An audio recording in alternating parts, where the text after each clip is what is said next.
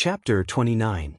Halfway through, the chaos pearl in Feng Zichen's body suddenly became restless, forcing him to stop. Sensing something, he followed the chaos pearl's guidance and arrived at an island.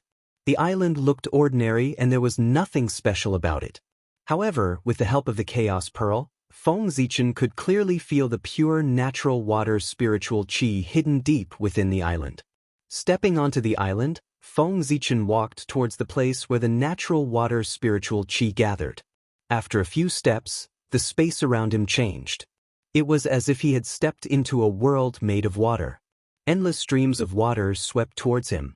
Natural spiritual water, formed by natural water spiritual qi, could weaken one's cultivation. Knowing how terrifying this water was, Feng Zichen did not dare to let it get close to him. He quickly activated the Chaos Pearl. The Chaos Pearl flew into the air and shone brightly. It swallowed all the incoming natural spiritual water. At that moment, there was no more natural spiritual water coming towards him. Holding the Chaos Pearl, Feng Zichen circled around the natural spiritual water. He was sure of one thing. He was in a huge formation, the natural water formation. Realizing this, Feng Zichen was not shocked. Instead, he was overjoyed. There must be a natural item hidden in a place protected by a natural spiritual formation. Since this item could be sensed by the Chaos Pearl, it could only be a fragment of a natural spiritual treasure. After circling around for a long time, Feng Zichen realized that he could not break the formation in a short time. Worried that he would miss the opportunity to enter the U-Dragon Gate, he did not hesitate anymore. He activated the Chaos Pearl and slammed it against the formation. Boom, boom, boom. Violent vibrations spread for thousands of miles, attracting the experts of the Water Tribe who were passing by. They all rushed over to check out the situation. No one was in charge of the natural water formation, so it was no match for the chaos bead operated by Feng Zichen. After several collisions, the formation was broken, and a blue bead flew out and fell into his hand. "Junior, put down the spiritual treasure." Suddenly, a voice rang out. At the same time, a giant claw appeared above Feng Zichen's head and clawed at him. Smiling faintly, Feng Zichen used the 5 monarchs technique. In an instant, the 5 qi inside his body soared and materialized into the silhouette of the 5 monarchs. They formed a 5-colored canopy that blocked the giant claw. Then, with a flick of his finger, starlight fell from the sky, forming 4 sword rays that slashed the giant claw into pieces. After the sword light shattered the giant claw, it hovered in the air for a moment before slashing at a figure that suddenly appeared in front of it. "A mere heavenly immortal wants to hurt me? What a joke!" When he saw Feng Zichen's attack, the newcomer laughed with disdain, and then he emanated the pressure of a mysterious immortal that pressed down towards Feng Zichen. He completely disregarded the attacks of the 4 sword rays. Seeing this, Feng Zichen used the upright shadowless spell and his body turned from solid to illusory. He hid in the void and was immune to all attacks. When the sword light neared the person, it suddenly transformed into the appearance of the 4 symbols sacred beasts. They formed a 4 symbols formation, trapping the person within and shooting out tens of thousands of sword qi. Damn it, what kind of divine ability is this? The newcomer was trapped in the sword formation. While resisting the sword qi, he tried to break free from the formation. However, the 4 symbol sword formation was supported by the power of the 4 symbols and could not be broken unless one was a golden immortal. No matter what he did, he could not shake the sword formation at all. At this moment, Feng Zichen saw the appearance of the newcomer clearly. He was a middle-aged man in a black robe with a slightly rough face. Coupled with his demonic aura, he gave off a ferocious feeling. That demon was trapped in the formation. Seeing that he could not break the formation, he was furious. He transformed into a black snake that was 10,000 feet long and almost broke the sword formation. After the black snake revealed its true form, its strength increased greatly. When the sword qi hit its body, it made clanging sounds and could no longer cause any damage to it. With a roar, streaks of black light gushed out from the black snake's body, causing the 4 symbol sword formation to shake and almost collapse. Seeing this, Feng Zichen raised his hand and 2 more sword lights condensed. One was as sacred as the heavens and turned into the shape of the Gauchian. The other was as steady as the earth and turned into the shape of the soaring serpent, falling into the four symbols sword formation. With the help of the two sword lights, the sword formation changed again and evolved into the 6 directions of heaven and earth, forming the hexagonal sword formation. The moment the formation was formed, endless sword chi swept out from the 6 directions of heaven and earth. In just an instant, the black snake screamed. Its physical body was shattered and its true spirit dissipated. It was killed by the sword formation. Then, Feng Zichen used the flying shadow technique and disappeared into the void. He completely disappeared and rushed towards the dragon palace. In the void, Feng Zichen took out the Khanate spiritual treasure he obtained from the Khanate water spirit formation. At this moment, he finally had the time to look at the spiritual treasure. The Khanate water spirit pearl was a superior grade Khanate spiritual treasure with 30 Khanate divine seals. It was similar to the chaos bead. In the past, when Pangu opened the sky and evolved earth, fire, water and wind, when the chaos bead was broken, a few of the fragments were tainted with a trace of the origins of the 4 spirits and formed the 4 spirit pearls. The Khanate water spirit pearl was one of them. It was said that when the 4 spirit pearls were combined, they would form a supreme-grade Khanate spiritual treasure, the world bead. Feng Zichen did not know whether it was true or not and did not intend to know. After all, no matter how good the world bead was, it could not compare to the chaos bead. Now, it was more important to restore the chaos bead. Ever since he obtained the Khanate water spirit pearl, the chaos bead had been restless and wanted to devour it. If not for the snake demon's attack, the chaos bead might have finished its upgrade. He threw the Khanate water spirit pearl into the chaos bead. The chaos bead trembled violently and streaks of chaos airflow attacked the Khanate water spirit pearl. The Khanate water spirit pearl shone brightly and Khanate water spirit chi flowed out to block the chaos airflow. Unfortunately, even though they were both superior grade Khanate numinous treasures, the chaos bead was a chaos cardinal treasure and its quality was extremely high. How could the Khanate water spirit pearl compare to it?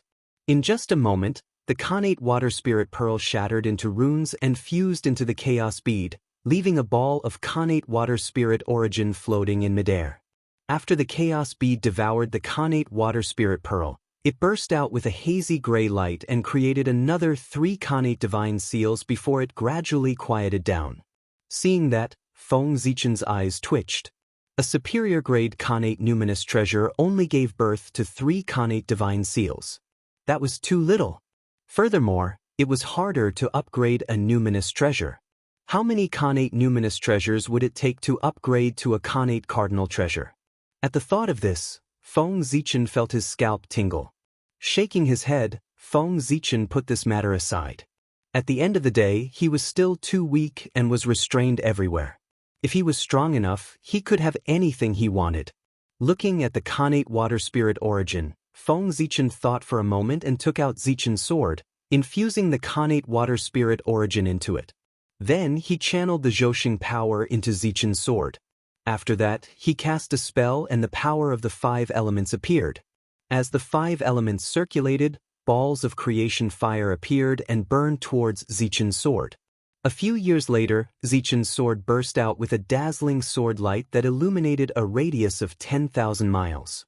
A murderous aura swept out. After this refinement, the quality of Zichen's sword increased greatly and became a middle-grade Khanate numinous treasure with 24 Khanate divine seals. It even shone with Khanate divine light. This was the sign of going against the Khanate heavens. Chapter 30. However, it was extremely difficult for a spiritual treasure to go against the Khanate spirit. It was even more difficult than for a natural spiritual treasure to go against the Khanate spirit. A ball of Khanate water spiritual origin only gave Zichen's sword a chance to go against the Khanate spirit. Who knew how many hardships it would have to go through to become a Khanate spiritual treasure? In the untainted world, only the Khanate supreme treasure in Nua's hands, the cauldron of heaven and earth, had the ability to go against the Khanate spirit. Other than that, no one had ever heard of anyone else who could refine a Khanate spiritual treasure. This showed how difficult it was to refine a connate spiritual treasure after birth. Even so, Feng Zichen was still very satisfied. With this bit of connate spiritual light, the power of Zichen's sword had increased greatly. It could suppress magic treasures of the same level. So, what was there to be dissatisfied with? It took a lot of time to refine Zichen's sword. Now, it was closer to the opening of the Dragon Gate. Afraid that he would miss the opening of the Dragon Gate, Feng Zichen jumped into the water and used the abyss shrinking technique. The bottomless abyss was like a flat ground, and the distance of 10,000 miles was like a short distance. He shrank the ground into an inch and traveled 10,000 miles in one step. He sped towards the Dragon Palace. A few days later, in the depths of the East Sea, a crystal palace stood in the deep sea. It shone brightly like a big sun, illuminating the surrounding sea area. Another transparent light curtain enveloped the entire crystal palace, isolating it from the outside and preventing the seawater from entering. He took out a white dragon scale and touched the light curtain. After a flash, the light curtain opened up a passage. After Feng Zichen walked in, it closed again. This dragon scale was given to him by Ao Shui. Long before the Water Dragon King, Ao Shui had secretly given him a dragon scale. It was an old scale that she shed when she transformed into a 9-clawed cloud dragon. Although the Water Dragon King had given him a dragon scale, he had lived with Ao Shui for 100 years. He had only met the Water Dragon King once. How could he trouble him? After entering the territory of the Dragon Palace, Feng Zichen touched the dragon scale lightly. An invisible wave spread out, spreading towards the depths of the Dragon Palace. Then he stood there and waited silently. At this moment he felt a little frustrated. After all, he hadn't seen Ao Shui for almost 2,000 years. He didn't know if Ao Shui still remembered him. While Feng Zichen was worrying about his gains and losses, somewhere in the Dragon Palace, Ao Shui was lying on a cloud bed with blank eyes. No one knew what he was thinking. Suddenly, a familiar wave of energy came. Ao Shui was stunned at first, then overjoyed. It turned into a 9-clawed cloud dragon and flew out. "Your Highness, where are you going?" Outside the palace, a gorgeous woman hurriedly asked when she saw Ao Shui rushing out. "My friend is here. I'll go pick him up." Ao Shui identified the location and flew towards Feng Zichen. "Sigh. Princess, wait for me." Seeing Ao Shui flying out of the Dragon Palace without looking back, the woman was worried about Ao Shui's safety. She turned into a ray of light and chased after Ao Shui. At the same time, a short elder with a turtle shell on his back followed quietly. The two of them seemed to have merged with the Tao. Their bodies shone with the light of the Tao. They were experts in the Tai Jingxian realm. In the past, Ao Shui received the help of the Nether Dragon Venerate during the war between the three races. His bloodline returned to its ancestral form and he turned into the form of the ancestral dragon. After returning to the dragon tribe, his status naturally increased. He was second only to Daluo Jingxian. To prevent Ao Shui from suddenly disappearing from the Dragon Palace like last time, the Dragon Tribe specially sent 2 Tai Jingxian to protect Ao Shui. After revealing his true form, Ao Shui sped up. In a short while, he arrived near Feng Zichen. "Zichen, why are you only here now? The Dragon Gate is about to open. I thought you weren't coming." Before Ao Shui arrived, his voice could be heard from afar. "There was an accident on the way and I was delayed. Otherwise, I would have arrived long ago." Feeling Ao Shui's familiar tone and familiarity, Feng Zichen was very happy. He smiled and went up to him. However, just as he arrived beside Ao Shui, Feng Zichen felt 2 powerful divine senses sweeping towards him. They were trying to spy on him. His merit divine light automatically appeared and blocked the 2 divine senses, preventing them from spying on him. "How dare you? I already said that he is my friend. How dare you do this?" Before Feng Zichen could say anything, Ao Shui flew into a rage and scolded the woman and elder who had just appeared. One had to know that spying on someone with one's divine senses was no less than a provocation. It was a very offensive action. The 2 of them scanned Feng Zichen with their divine senses so brazenly. It was obvious that they did not take him seriously. Naturally, Ao Shui was very angry. "Princess, please forgive us. We have crossed the line." The two of them smiled bitterly and bowed to Ao Shui. Then, they said to Feng Zichen apologetically, "Fellow Taoist, please don't be angry. We have crossed the line." Little did they know that the two of them were complaining in their hearts. They thought that with their Tai Jingxian cultivation, they could spy on a small cultivator in the heavenly immortal stage silently. Who knew that a small heavenly immortal stage cultivator would have so much merit protection? They were exposed immediately. "It's fine," Feng Zichen replied expressionlessly. The two of them were Ao Shui's guards. Although he was unhappy with their behavior, he still had to care about Ao Shui's reputation. He could not scold them. "You think it's over just because I'm not angry? Get out of here. Go to the Dragon Palace to receive your punishment." Feng Zichen had his scruples, but Ao Shui did not. After punishing the two of them, Ao Shui turned into her human form and led Feng Zichen to the Dragon Palace. Compared to 2,000 years ago, Ao Shui had grown up a lot. She looked like she was 12 or 13 years old. On the way to the Dragon Palace, Ao Shui kept talking to Feng Zichen. It was obvious that she had been bored in the Dragon Palace all these years. Dragon Palace, in front of the Water Dragon Palace. This was the palace of the Water Dragon King. Because he was the son of the Dragon Sovereign, he could have his own palace in the Dragon Palace.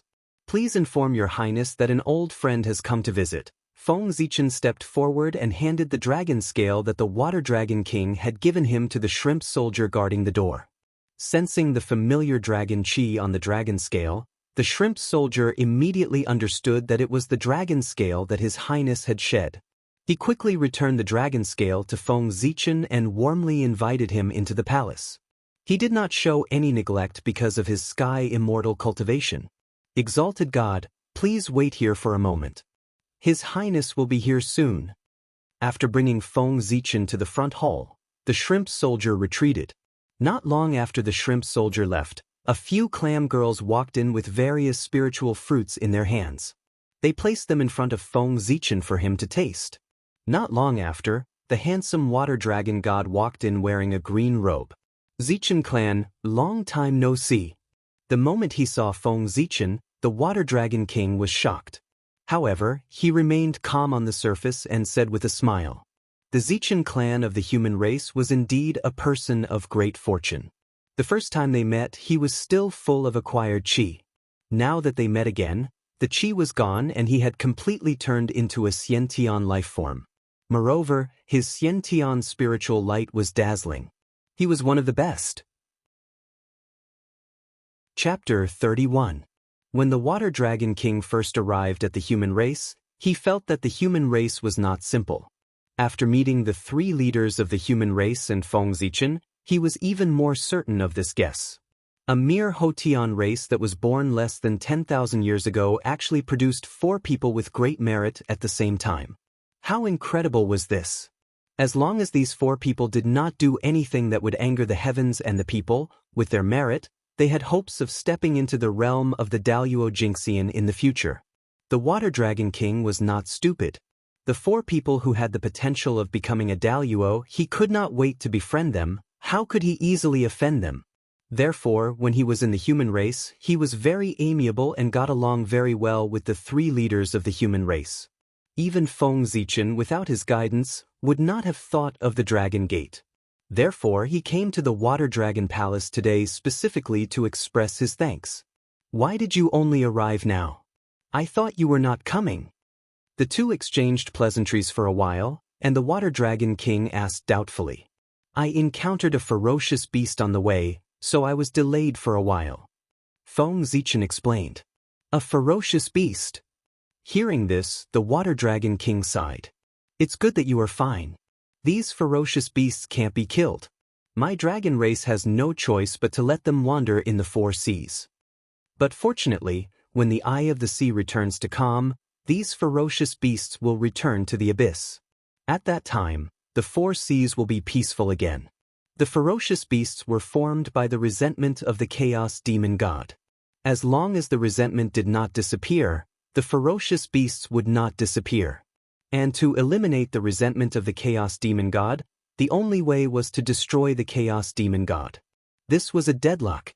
Who would choose to destroy the world they relied on for survival for a petty disease? Therefore, the ferocious beasts were put on hold. I obtained this item in the East Sea. It is useless to me, but it is compatible with the Dragon Lord. I will give it to the Dragon Lord. Seeing that the atmosphere was a little gloomy, Feng Zichen took out a stream of innate water spirit origin chi and handed it to the Water Dragon King. After the Chaos Bead devoured the connate water spirit pearl, apart from the connate water spirit origin, there was still quite a lot of origin chi left. Although this item was precious, it was useless to Feng Zichen. It was better to take some out as a gift. No, this item is too precious. I cannot accept it. Seeing this item, Water Dragon King repeatedly refused. Natural origin energy, also known as natural ancestral energy, contained a trace of the origin energy of the Grand Tao, and it could help one comprehend the Tao. Apart from the creation of heaven and earth, a Daluo Jinxian had to spend 100 years to condense a strand of innate chi of origin. From this, one could see how precious it was. If it wasn't for Dragon Lord, how would I know about the Dragon Gate? Dragon Lord, please do not delay. Water Dragon King walked the path of the great Tao of water, and the innate water spirit chi would be of great help to him. He was not very resolute to begin with, but after Feng Zichen repeatedly sent him off, he accepted it with some reluctance. Since that's the case, I'll accept it shamelessly. I will remember your kindness, fellow Taoist. A strand of innate water spirit chi of origin could save Water Dragon King tens of thousands of years of cultivation. A strand of innate water spirit chi of origin could even help him comprehend the great Tao of water. Even the dragon tribe did not have many treasures like this. Feng Zichen was greatly indebted to him for giving this item to him.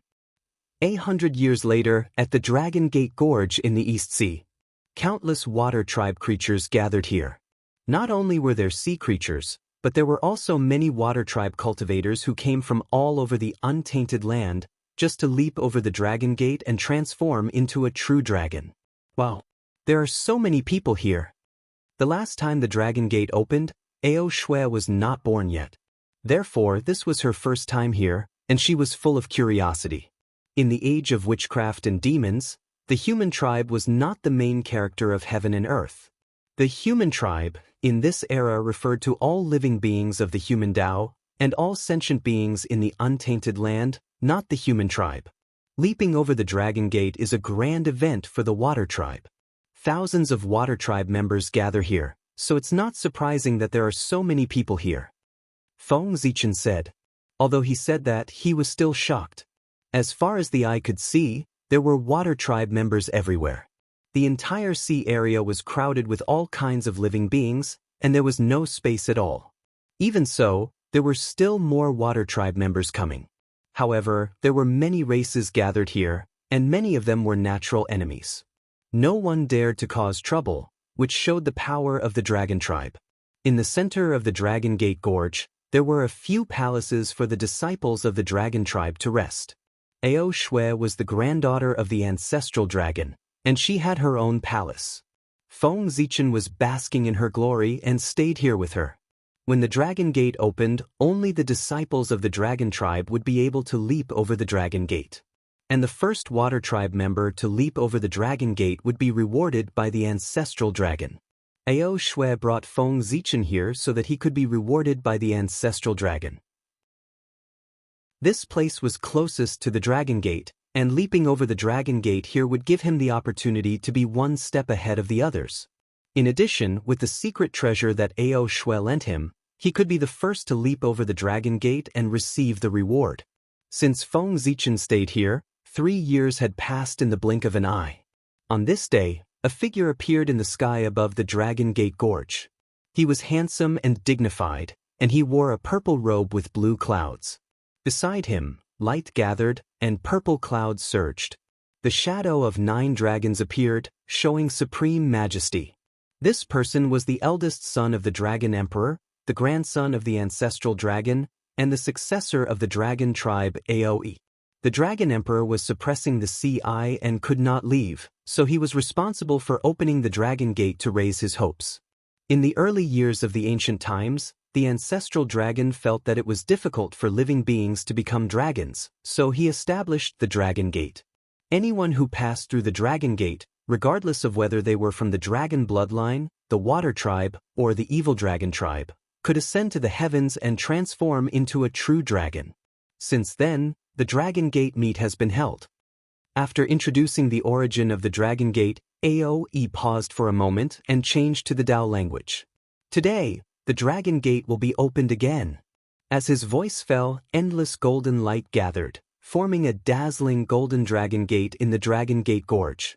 As the Dragon Gate appeared, an earth-shattering dragon roar was heard. Then, an extremely rich Constellation wood essence sprinkled from the Dragon Gate into the bodies of the Water Tribe members below. This was the grace of the ancestral dragon. There were countless Water Tribe members, so naturally, not everyone could pass through the Dragon Gate.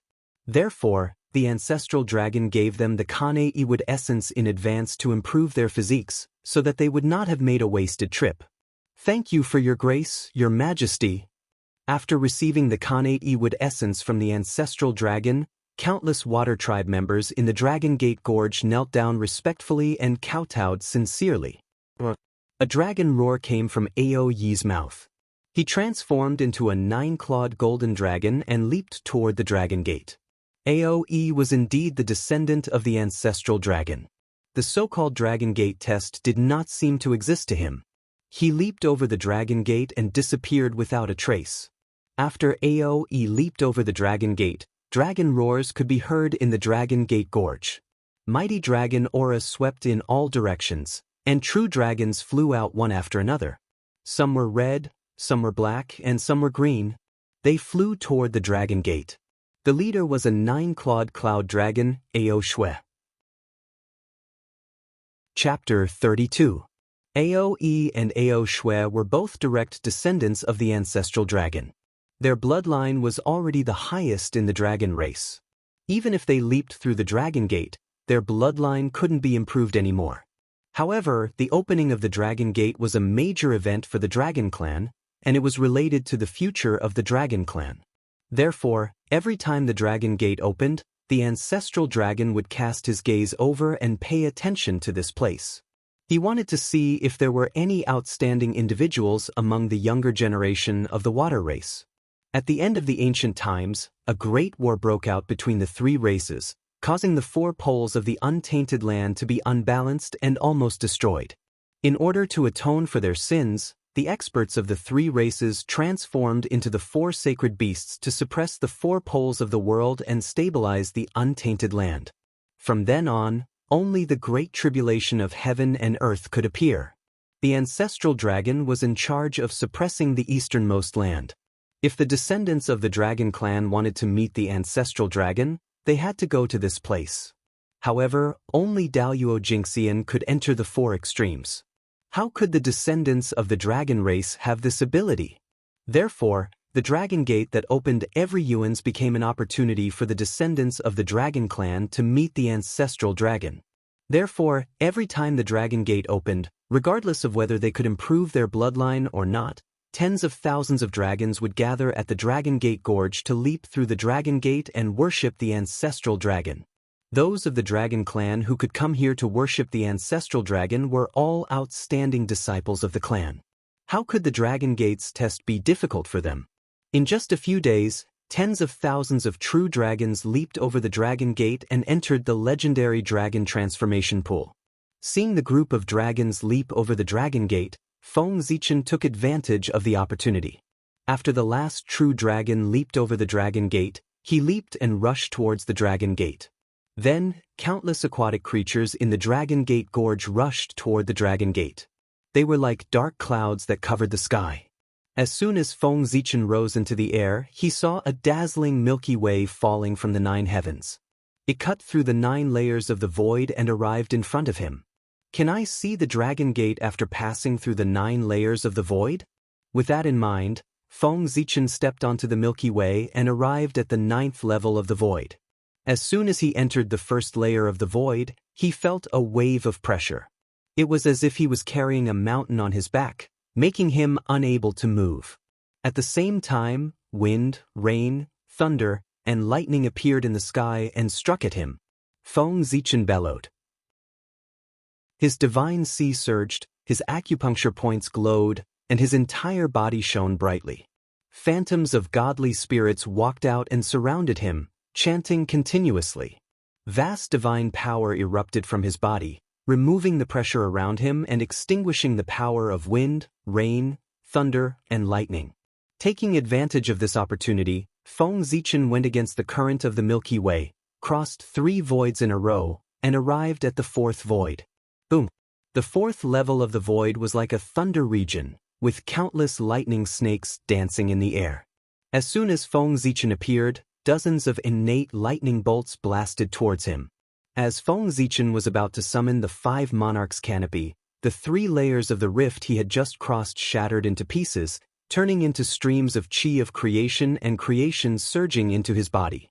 Seeing this, Feng Zichen let go of his defense and allowed the innate lightning to strike him. The power of lightning destroyed life, and the creation qi gave birth to life. One was destruction, and the other was creation. The 2 forces went back and forth in Feng Zichen's body, giving birth to a mysterious power. Under the effect of this mysterious power, every inch of his flesh was glowing, and countless innate runes were born, and the shadows of the sun, moon, and stars appeared.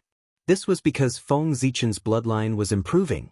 It was transforming into a starry great path body, which made his connection with the stars in the sky closer. In the boundless starry sky, Zhouxing's qi of origin fell into Feng Zichen's body, helping him evolve his bloodline and evolve into the starry Dao body. A few days later, when he felt that the lightning could no longer harm him, Feng Zichen opened his mouth and sucked in all the lightning bolts into his stomach, refining them into pure innate essence.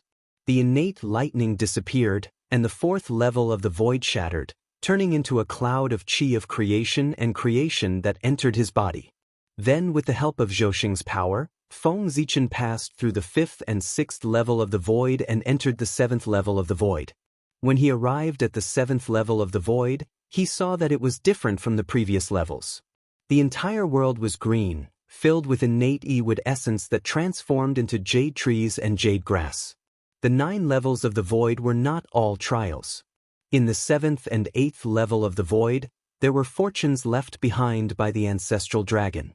Baptized by wind and clouds, born from lightning, this was the meaning of the first 6 levels of the void, and it was also the path one must go through in order to transform into a dragon. Breaking through 6 levels of the void in a row would definitely wear out or be injured. The ancestral dragon left the innate wood essence here for him to recuperate and face the final test in the most perfect state. Feng Zichen was not only unharmed, but also gained a lot of benefits along the way. Naturally, he did not need the innate wood essence and walked straight to the 8th level of the void. The last 3 levels of the void were different from the first 6 levels of the void. They were not formed by the innate qi of creation and were real. They would not be shattered because of Feng Zichen's departure. In the 8th level of the void, there was a giant tree rooted to the sky. Its crown was so big that it covered the entire sky. Endless innate wood essence fell from its body and scattered in all directions. On the tree, there was a giant azure dragon coiled around it, emitting innate wood essence qi. This was the supreme grade innate spiritual root, Jianmu. The azure dragon coiling around it was not a living creature, but a transformation of the innate wood essence. Any Tai Jingxian who came here would be able to become a Daoyuo Jingxian immediately after refining it. However, Feng Zichen did not dare to have the slightest intention of peeking at this item. Not to mention that this tree was the ancestral dragon's supreme treasure, he might not be able to walk out of here alive after touching it. This item was a sacred item that suppressed the East Pole. Once something happened to it, the East Pole would lose its balance. Under the monstrous negative karma, even the entire human race would not be able to bear it. However, even if he could not take the tree away, he could take something from it. Everyone who came here proved their excellence and had the potential to become a dragon. This was the reward that the ancestral dragon gave to those who came here. As for what one could get from the Jianmu, It all depended on one's luck. Some people got leaves, some got spirit fruits, some got branches, and so on. Feng Zichen came to the Jianmu's side and touched the tree trunk gently. A green spirit fruit appeared in his hand. A spirit fruit? The spirit fruits produced by the Jianmu had different effects. Some could give one a small divine power, while others could increase one's cultivation level. If one did not eat it, one would never be able to guess its effect. After looking at it for a moment, he could not see its effect. He could only see that the spirit fruit contained a huge amount of power. Without hesitation, Feng Zichen put the spirit fruit into his mouth. Thinking about it, with his luck, the spirit fruit he got must be a top-grade spirit fruit. The spirit fruit melted in his mouth and turned into a warm current in his body that spread to his limbs and bones. Hiss! Wherever the warm current passed, it was as if a knife was cutting, and a tearing pain spread throughout his body. Feng Zichen could not help but gasp. Then, green dragon scales appeared on his skin. His limbs were transforming into dragon claws. His forehead also bulged as if dragon horns were growing out. His tailbone was also trembling violently as if a tail was growing out.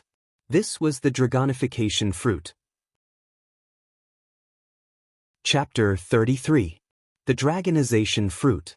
This was a sacred item that the water tribe yearned for even in their dreams. After eating it, there was no need to leap through the dragon's gate to become a real dragon. Unfortunately, what Feng Zichen wanted was the body of an innate demon, not a real dragon. The dragonization fruit was useless to him. Channeling all his spiritual energy, he suppressed the effects of the dragonization fruit.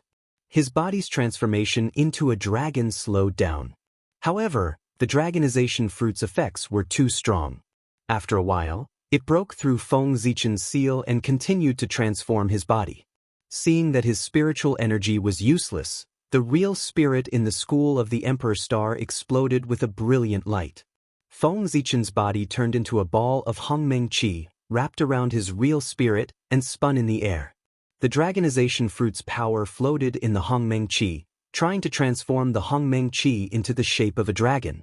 Then, the Hongmeng Qi gave birth to the Yuan, Ini, Sankai, Fengxiang, Wuxing, Liuha, Qiyao, Bagua, Jiugong, and Shifeng. As the Hongmeng Qi evolved, the dragonization fruit's power slowly merged with it. In the end, it completely merged with the Hongmeng Qi and could no longer cause any waves. Then, the Hongmeng Qi twisted and turned back into Feng Zichen's body. After his body was restored, Feng Zichen suppressed his real spirit and walked towards the 9th level. After consuming the dragonization fruit, his strength increased greatly and he was on the verge of a breakthrough. However, now was not the time for a breakthrough. He could only suppress it for now. When he leaped through the dragon's gate, that would be the best time for a breakthrough. In the 9th level, the vast Milky Way fell from the 9 heavens. With a majestic force, it crushed down on Feng Zichen, trying to knock him down from the sky. At the end of the Milky Way, there was a huge door. It shone with the light of creation and the light of Tao. The Dragon's Gate, the Real Dragon's Gate.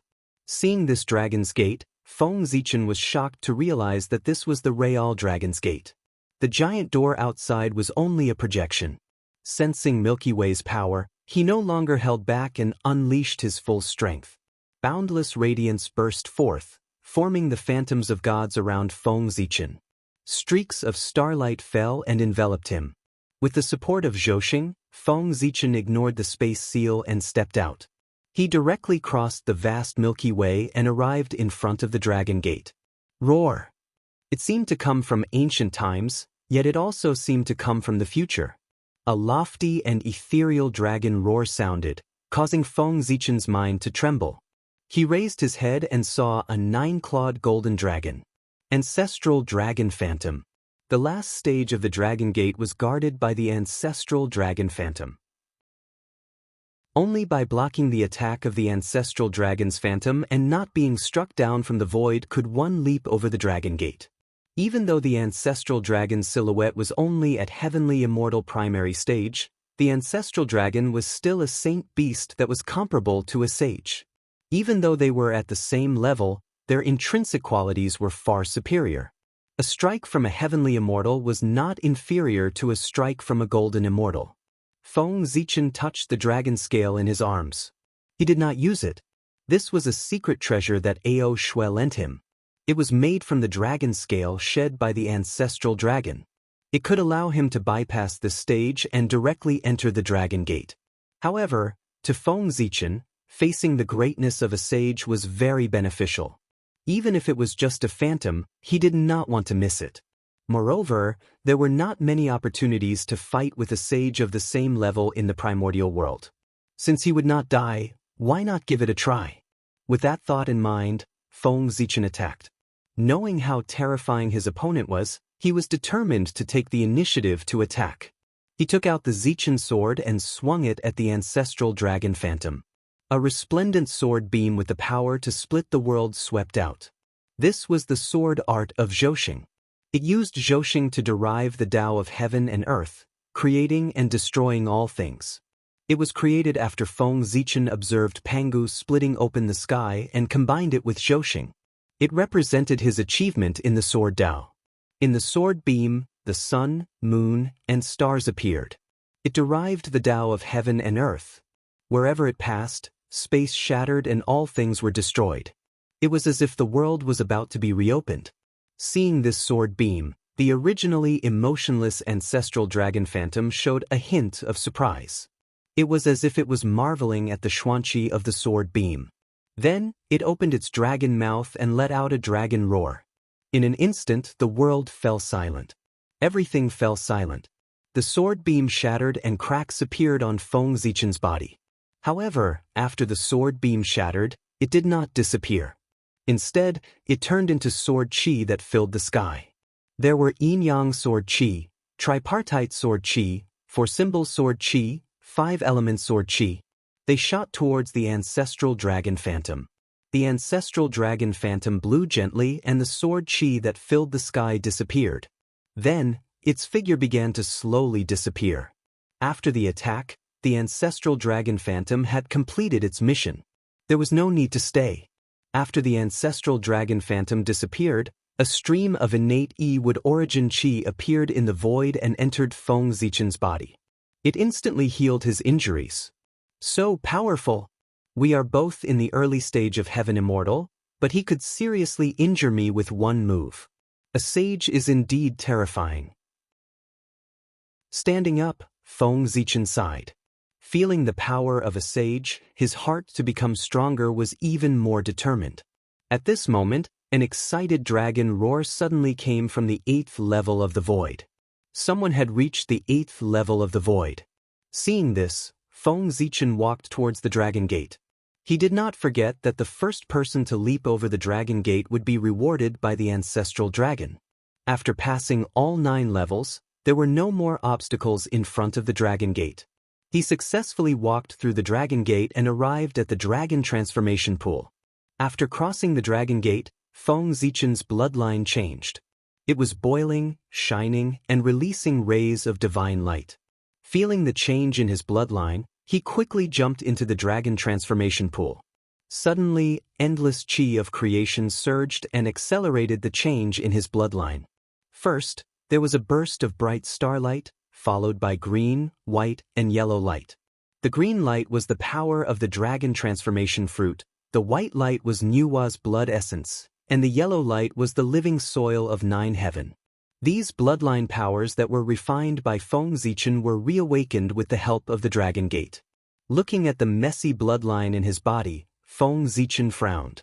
Immediately he activated the star bloodline with all his strength, trying to force out the other 3 bloodlines. Nuwa's blood essence and the living soil of 9 heaven were rootless trees.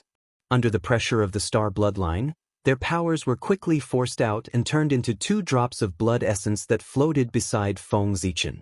Only the azure dragon bloodline produced by the dragon transformation fruit was strengthened by the dragon transformation pool and fought with the star bloodline. This showed on Feng Zichen's body. He turned into the azure dragon body one moment and then into the Taoist body the next, switching back and forth between the two. After an unknown period of time, the 2 bloodlines gradually reached a balance, turning into the shape of a dragon's head, human body, and dragon tail. It was as if heaven and earth were created. An inexplicable Taoist rhyme was emitted from this body. According to legend, when Pangu was born, 9 changes occurred in one day. He was like a god in the sky and a saint on the earth. The shape of a dragon's head, human body, and dragon tail was one of them. It was the great Tao body. After achieving the Taoist body, Feng Zichen fell into an epiphany. In the school of the Emperor Star, the true spirit shone brightly and produced endless great Tao runes. Chapter 34. Suddenly, the heavenly Tao space appeared in Feng Zichen's sea of consciousness. His true spirit flew out of the school of the Emperor Star, broke through layers of space, and arrived at the 7th level of the heavenly Tao space. He, who was already on the verge of a breakthrough, no longer suppressed his cultivation with the help of the dragon transformation pool.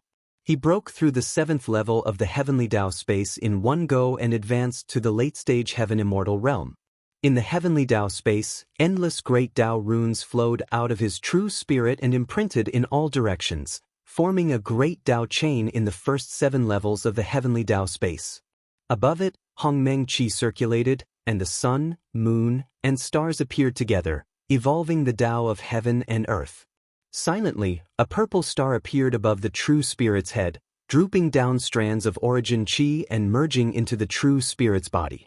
In an instant, purple light lingered around the true spirit, giving birth to all kinds of connate runes, emitting a supreme and extremely noble aura. This was the projection of the Emperor Star. It had sensed that Feng Zichen's strength had improved greatly, so it had specially manifested in the heavenly Tao space to help him evolve his true spirit and transform into a connate godfiend. The godfiend lineage did not cultivate the essence soul. They only wanted the true spirit to be immortal and indestructible. Compared to the essence soul, the true spirit had more magical uses. It was more compatible with the great Tao, easier to comprehend the Tao, faster to cultivate, and more powerful. However, everything had its pros and cons. The true spirit had so many advantages, but the disadvantages were also very obvious. Before becoming a golden immortal, the true spirit was weak. When fighting with others, the slightest carelessness would cause the true spirit to be damaged and the great Tao to be severed. When Feng Zichen refined his clone, if it wasn't for the Hongmeng Tao seal, which could use the power of the great Tao to split yin and yang and split the true spirit into 2, how would he have refined his clone? How would he dare to use half of his true spirit to refine a clone? Wouldn't that be severing his own great Tao? After becoming a golden immortal, the true spirit would be immortal, and there would be no danger of the Tao being severed. Even so, it was still extremely troublesome if the true spirit was damaged. Only Daluo, whose true spirit was immortal and indestructible, could unleash the power of the godfiend lineage as he wished. After an unknown period of time, Feng Zichen had stabilized his realm and woke up from his meditation. With a flash of purple light, the body of the Great Path was refined by him, and he returned to his human form. The form of a dragon's head, a human's body, and a dragon's tail. Although it was a body of the Great Path and was infinitely mysterious, the human form was also a body of the Great Path. Moreover, it was more suitable for Feng Zichen.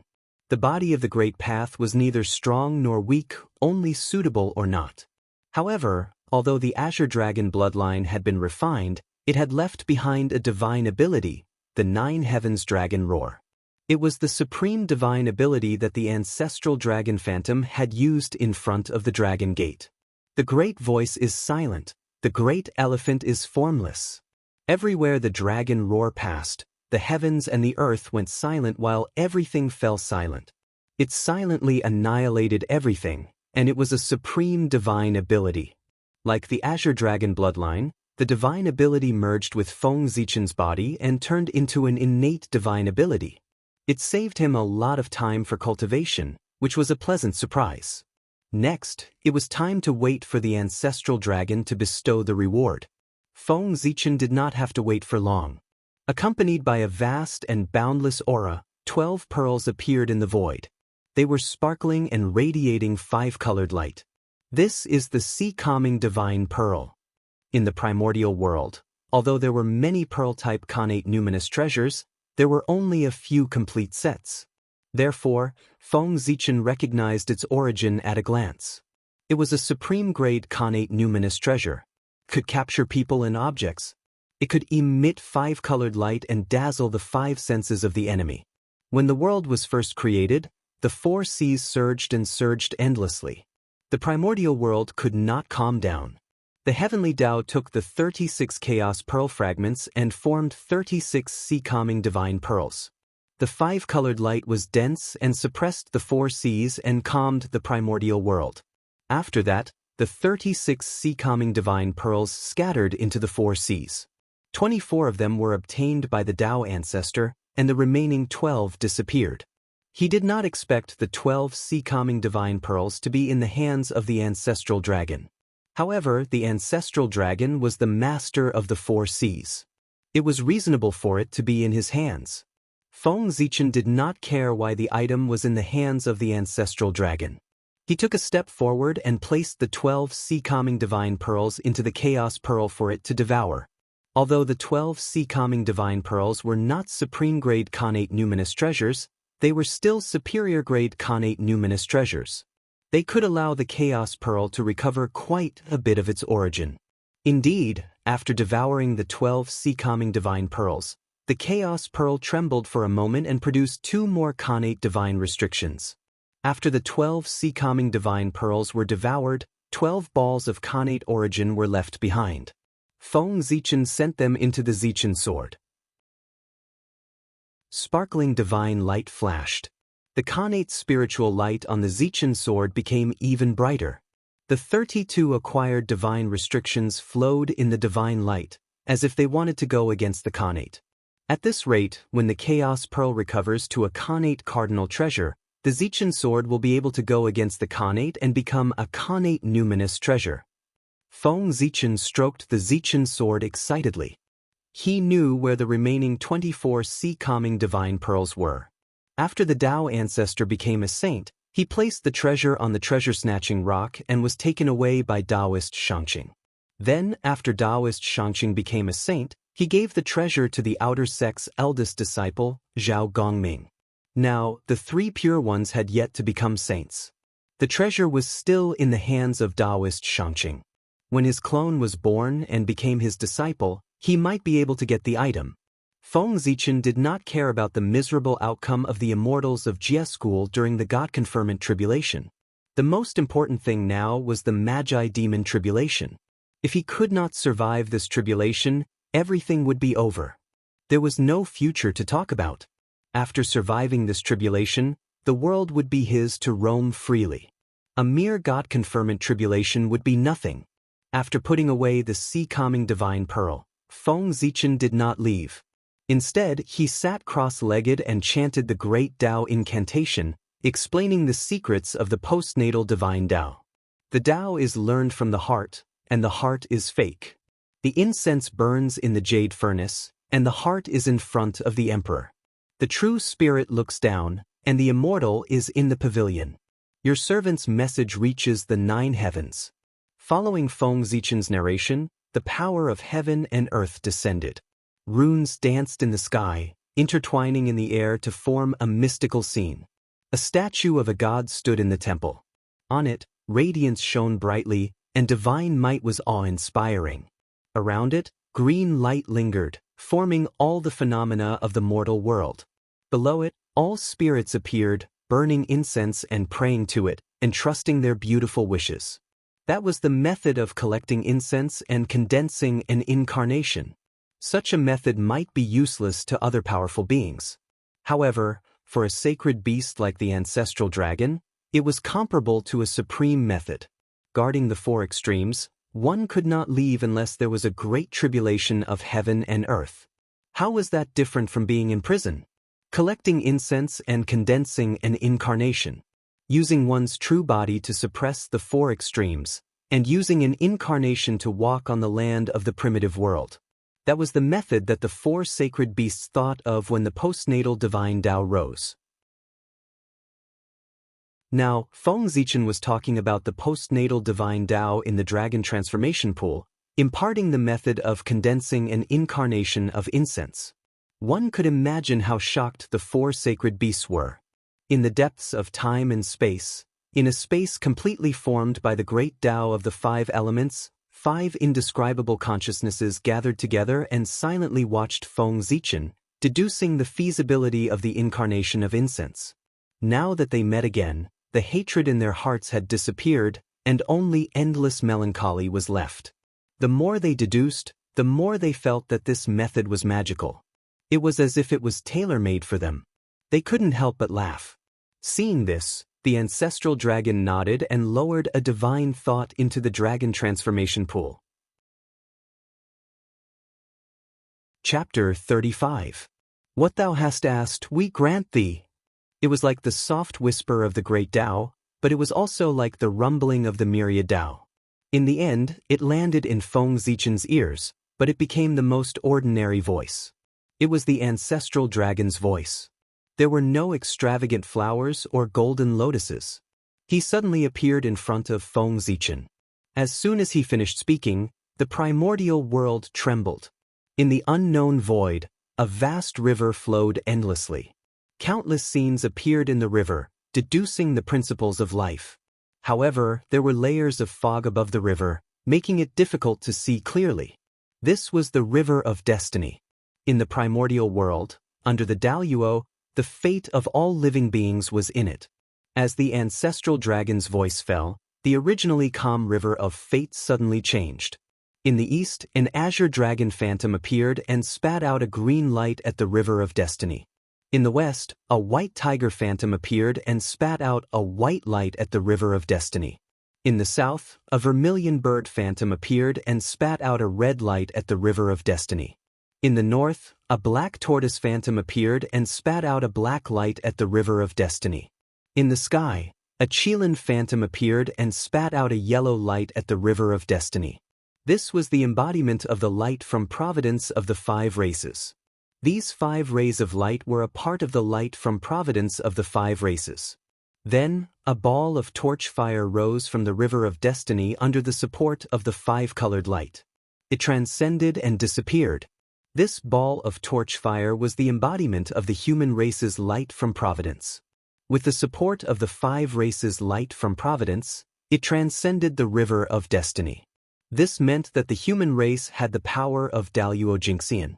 From then on, in the primordial world, the human race's leader could display the power of Daluo Jingxian with the support of the human race's light from providence. The changes in the river of destiny naturally could not escape the senses of the mighty figures of the primordial world. Immediately, gazes looked over through the heavy fog. However, the 5-element sacred beasts worked together and moved extremely quickly. By the time they looked over, the light from providence of the human race had already transcended, and the river of destiny had returned to calm. The mighty figures searched the river of destiny for a moment and did not find anything unusual, so they retreated one after another. Only Her Highness Nuwa, who was connected to the destiny of the human race, understood what had happened. In Emperor Nvua's palace, Nuwa frowned and pondered for a while. Then, she waved her hand and covered the fortune of the human clan. Therefore, no one could find out the anomaly of the human clan.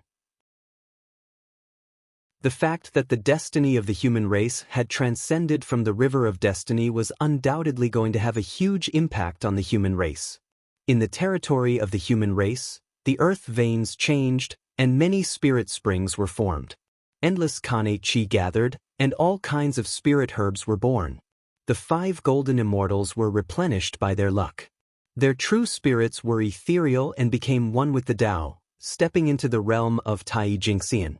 There were even a few Xian immortals who suddenly fell into a state of enlightenment and stepped into the golden immortal realm. Inside the ancestral hall, the 3 leaders of the human race who were in seclusion suddenly felt a supreme power descend upon them, almost raising them to the level of Daluo. Unfortunately, when the human race's fate was divided into 3 parts, this power was also divided into 3 parts. It could only raise them to the extreme state of Tai, but could not bring them any further. In Zichen's cave, several earth veins gathered and formed 5 mountains, releasing rich connate 5 elements Qi. Tens of thousands of postnatal humans took this opportunity to open the divine sea and step into the door of cultivation. For a time, all kinds of miraculous things happened among the human race, causing the strength of the human race to increase greatly. As the number of the human race increased, the East Sea gradually could not meet the needs of the human race. In order to survive, the human race had to go out of the East Sea and develop outward. However, in the untainted land, the shamans and demons were fighting for hegemony, and the ferocious beasts were running rampant. With the current strength of the human race, it was difficult for them to establish a foothold in the untainted land. Therefore, Feng Zichen taught the 5 elements sacred beasts the method of condensing the incense incarnation, asking them to protect the human race and strengthen the strength of the human race. After confirming that the incarnation method could indeed restore their freedom, the 5 elements sacred beasts gladly agreed to his request. Therefore, the scene just now happened. In the dragon transformation pool, after ancestral Gragon finished speaking, he threw a ray of 5-colored light at Feng Zichen. Then he disappeared silently just like how he came. The 5-colored light fell into Feng Zichen's hand and turned into a 5-colored jade stone. Connate 5 elements origin? When the jade stone was in his hand, Feng Zichen felt the connate 5 elements origin chi rushing towards him. He suddenly realized that this was not a jade stone, but a small ball of connate 5 elements origin chi. This ball of 5 elements origin chi was a supreme treasure to the Tai Jingxian who cultivated the Tao of 5 elements. After refining this item, he only needed to cultivate in seclusion for a few million years to prove his Tao, Daoyuo. Although Feng Zichen was not a Tai Jingxian, this item was still very useful to him. Back in the Purple Mansion state, he had found the Tao embryos formed by 15 connate godfiends. They were all connate spirit treasure embryos. Feng Zichen had originally planned to bring these connate spirit treasure embryos to Ziwei Mountain and use the chaos energy to mature them. However, plans could not keep up with changes. In the subsequent trip to the 3 Immortal Island, Feng Zichen obtained several top-grade connate spirit treasures. As a result, he looked down on these connate spirit treasure embryos. Then he used the chaos bead to shatter the connate spirit treasure embryos, took their origin, and combined it with the chaos energy to refine them. In the end, the 15 connate spirit treasure embryos were refined into 3 chaos origin chi embryos, which emitted the aura of yin-yang, tri-talent, and 5 elements Tao. These 3 chaos origin chi embryos had powerful origins and were dazzling with connate indestructible spirit light. They could all nurture superior grade connate spirit treasures. However, the increase in level meant that the time it took for them to be born was greatly extended. For the tri-talent origin chi embryo, Feng Zichen still had the connate tri-talent formation, which could help it evolve quickly. However, he did not have the corresponding origins for the yin-yang origin chi embryo and 5 elements origin chi embryo, so there was nothing he could do. Now that he had the connate 5 element origins, as long as he fused them into the 5 elements origin chi embryo, the connate spirit treasure nurtured by it would not only be born in 10,000 years, but its quality would also be improved. Then, Feng Zichen fused the connate 5 element origins into the 5 elements origin chi embryo. Rays of 5-colored light were emitted from the origin chi embryo, and countless connate runes flowed on its surface. One could vaguely see a 5-colored ring throbbing in the 5 elements origin chi embryo. Connate 5-element ring? Feng Zichen guessed when he noticed the appearance of the connate spirit treasure within the 5 elements origin chi embryo. After doing all this, he walked towards the exit. Since everything was done, there was no point in staying in the dragon transformation pool anymore. It was time to leave. When he arrived at the exit of the dragon transformation pool, a dazzling dragon path appeared in front of Feng Zichen. The dragon path meandered for 30,000 miles, and there were many jade lotus flowers covering the white jade tiles. This was a path specially prepared for true dragons. Well, those who could come here were those who had made the great leap and transformed into true dragons. This dragon path was prepared for them. He was probably the only one who refused to transform into a true dragon. With that thought, Feng Zichen stepped onto the dragon path. Chapter 36. After walking out of the dragon path, he was no longer in the Dragon Gate Gorge but in a magnificent hall. Why didn't you transform into a dragon after leaping over the Dragon Gate? As soon as he entered the hall, Aoe, who was lying on the main seat, questioned him. Instantly, everyone's eyes turned to look at him. Feng Zichen was a little embarrassed. He couldn't possibly say that he didn't like the true dragon's body. Wouldn't he be beaten to death on the spot? He also forgot that those who could walk out of the dragon transformation pool were all true dragons. He came here in his human form, so he was naturally a little eye-catching. After thinking about it, Feng Zichen activated the Ziwei Emperor energy in his body and transformed into a purple divine dragon, surrounded by purple gas. The Ziwei star was the Lord of the Stars, and its starlight had supreme dragon power. Feng Zichen could use this to transform into a true dragon, which was enough to pass off as a real one. Seeing this, Aoe snorted and looked away. Feng Zichen silently came to a corner and looked at the dragons in the hall. For a moment he was filled with emotions. Compared to the Dragon Clan in the future, the Dragon Clan now was really much stronger. These descendants of the Dragon Clan probably didn't expect that soon the Dragon Clan would face a great calamity and completely decline. Dijun, who couldn't touch the Eldritch world, turned his attention to the Four Seas and asked the Dragon Clan to belong to the Demon Clan.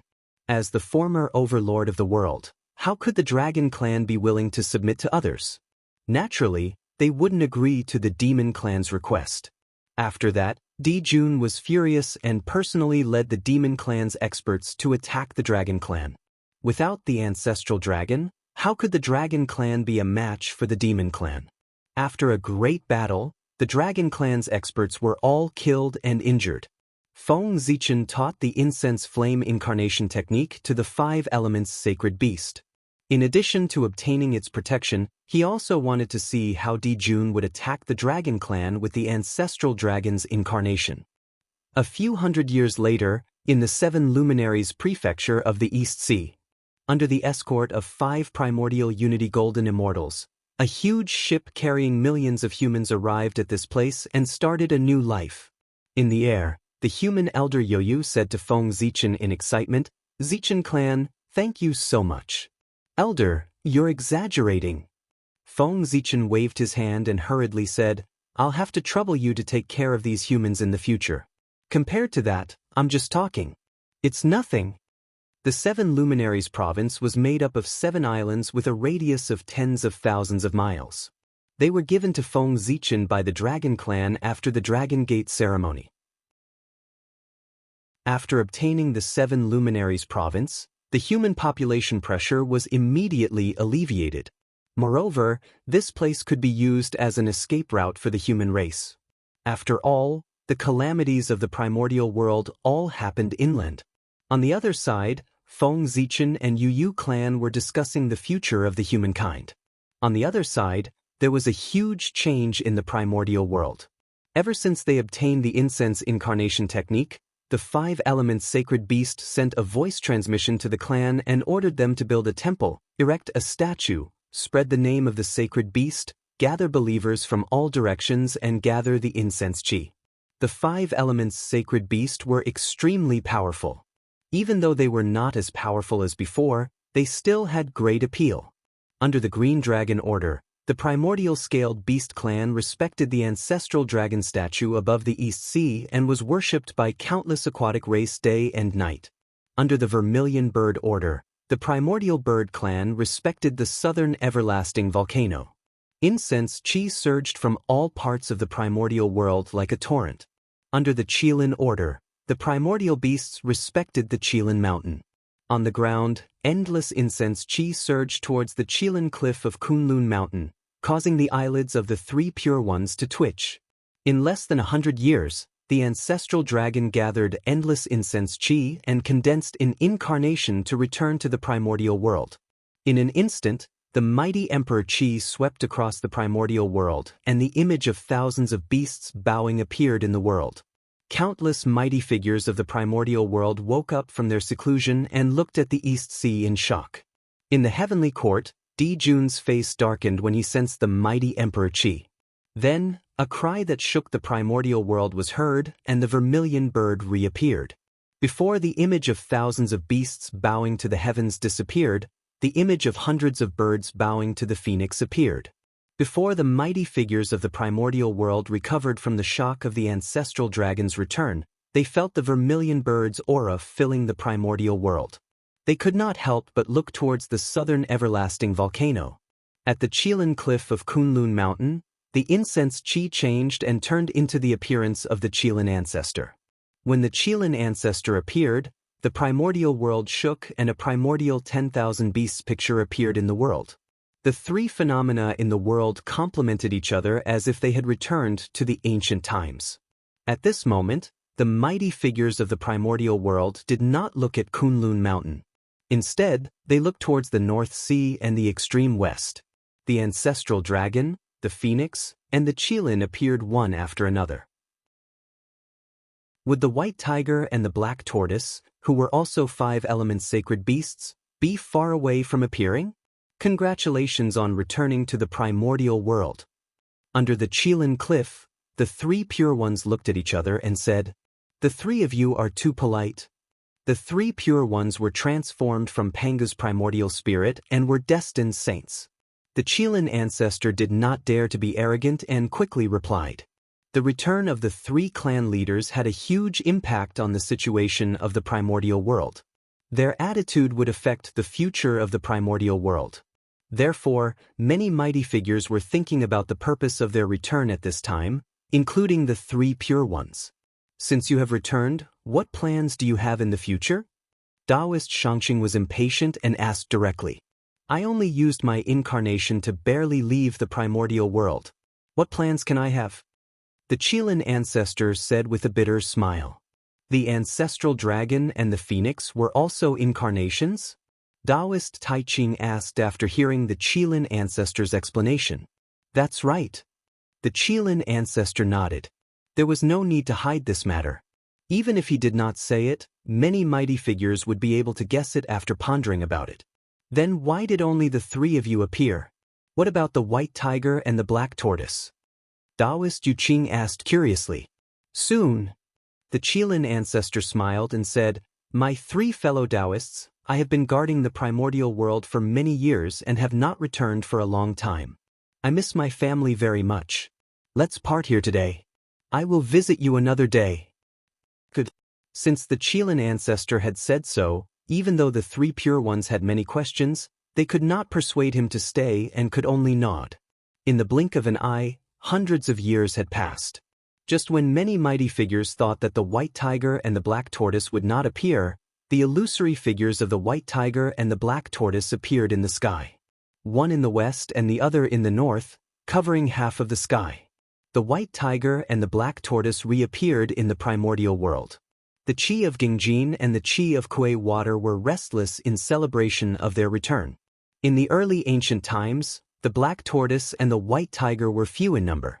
They belonged to the lineage of scales and the lineage of beasts. Therefore, they were not like the clan leaders of the 3 clans who had endless living beings to provide them with the Qi of incense. They were unable to condense their incarnations in a short period of time. Fortunately, the ancestral dragon and the Chilan ancestor did not forget their past friendship and shared their Qi of incense with them to help them condense their incarnations. The return of the 5 elements sacred beasts awakened the ambitions of many schemers. At that moment, there were undercurrents in the primordial world.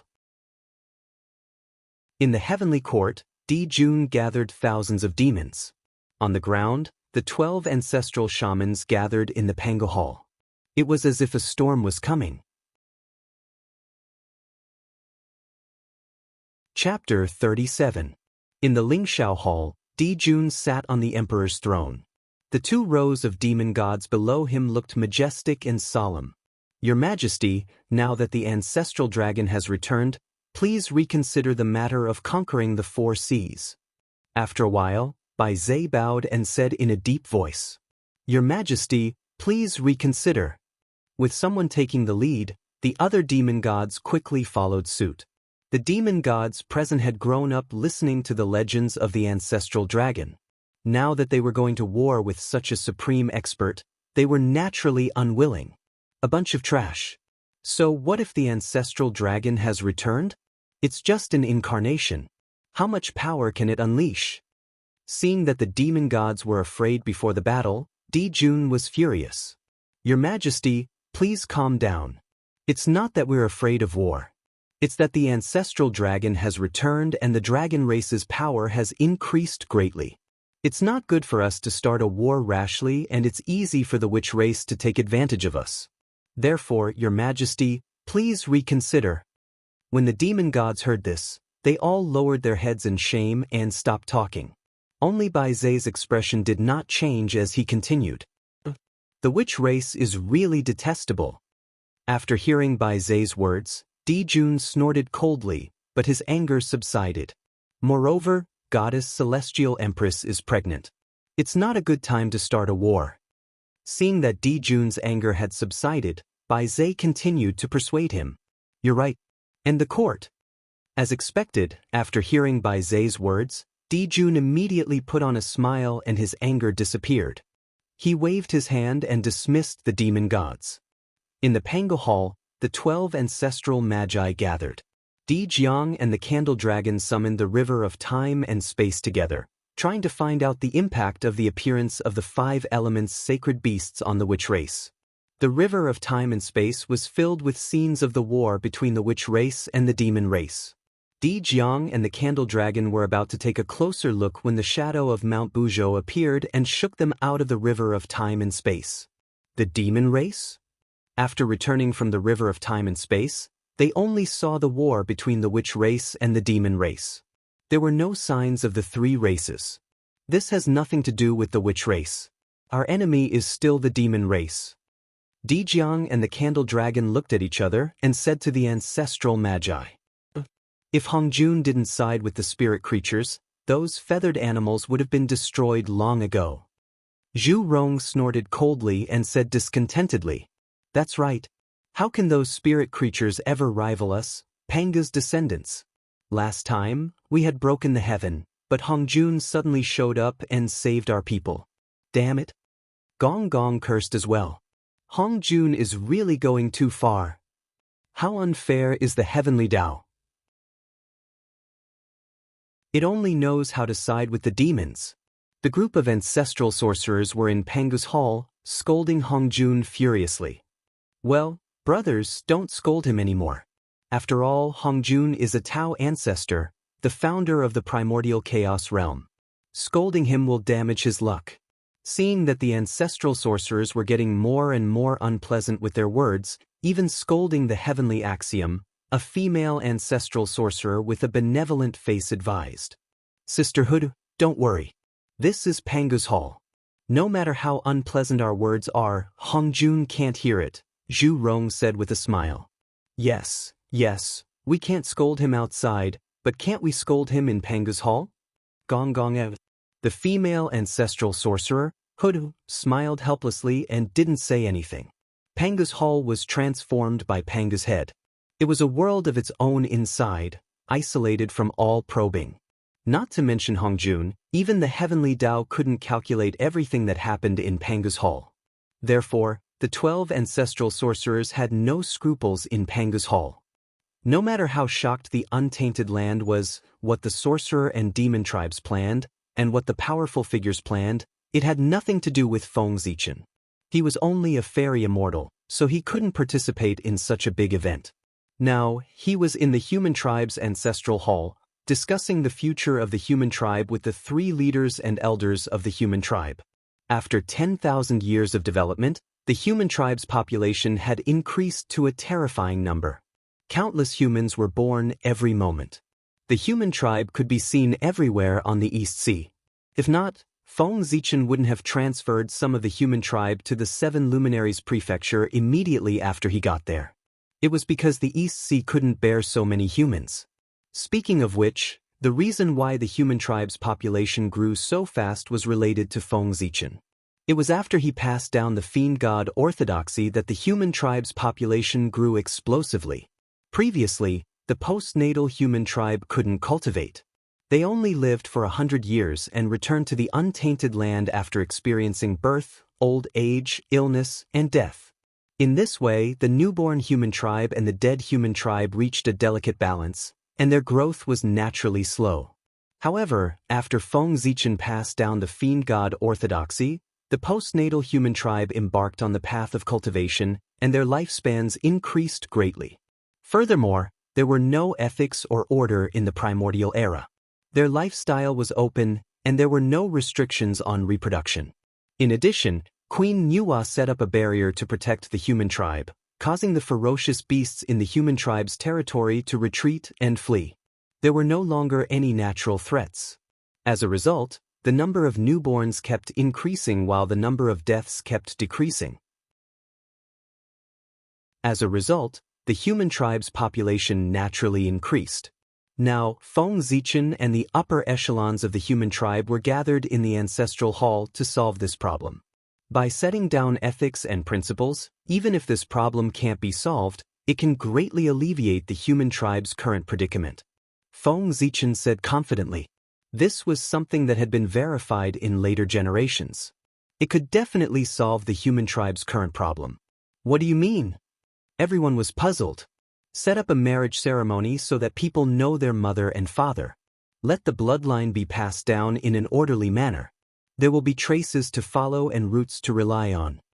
After saying this, Feng Zichen stopped and gave everyone time to think. To put it bluntly, this was the change from a matriarchal society to a patriarchal society. It was inevitable. This is a good idea, but the human tribe has a large population. How can it be implemented? Although everyone agreed with Feng Zichen's idea, they felt that it was too difficult to implement and was somewhat unrealistic. With surnames as tribes, clans as bloodlines, and names as homes, the entire human tribe will be divided into 3 levels. This way, it will be much easier to manage. Feng Zichen had long expected this problem and also thought of a solution. According to his idea, the human tribe would be divided into 9 tribes, which would be ruled by 9 Tai-Jinxian. Each tribe would set up a large branch, which would be ruled by human golden immortals. Each branch would set up a large family, which would be ruled by human mystic immortals. Such a division would be like a country, and it would be much more convenient to manage the human tribe. In later generations, these things were all done by Fuxi. It was his contribution to becoming the heavenly emperor of the human tribe. Now, Feng Zichen had said it in advance. As for whether the heavenly Tao would find trouble with him, Feng Zichen was very sure that it would not. Before Fuxi, the human tribe had lived in the primordial world for hundreds of thousands of years. How could it not give birth to an advanced civilization?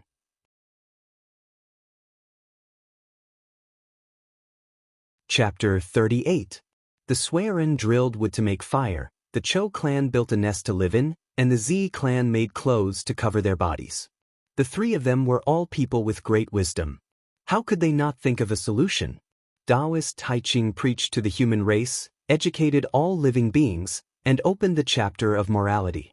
Could it be that he could not enlighten a few people with great wisdom and think of a solution? When the human race traveled the primordial world, the top mighty figures of various paths sent human beings to listen to the Tao. Were they all trash?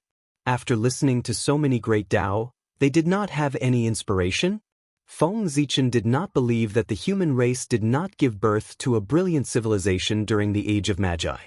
If the human race was really ordinary, why would the heavenly Tao choose them as the protagonists of the world? Why would Taoist Taiching preach to the human race? In the primordial world, there were races stronger and more talented than the human race.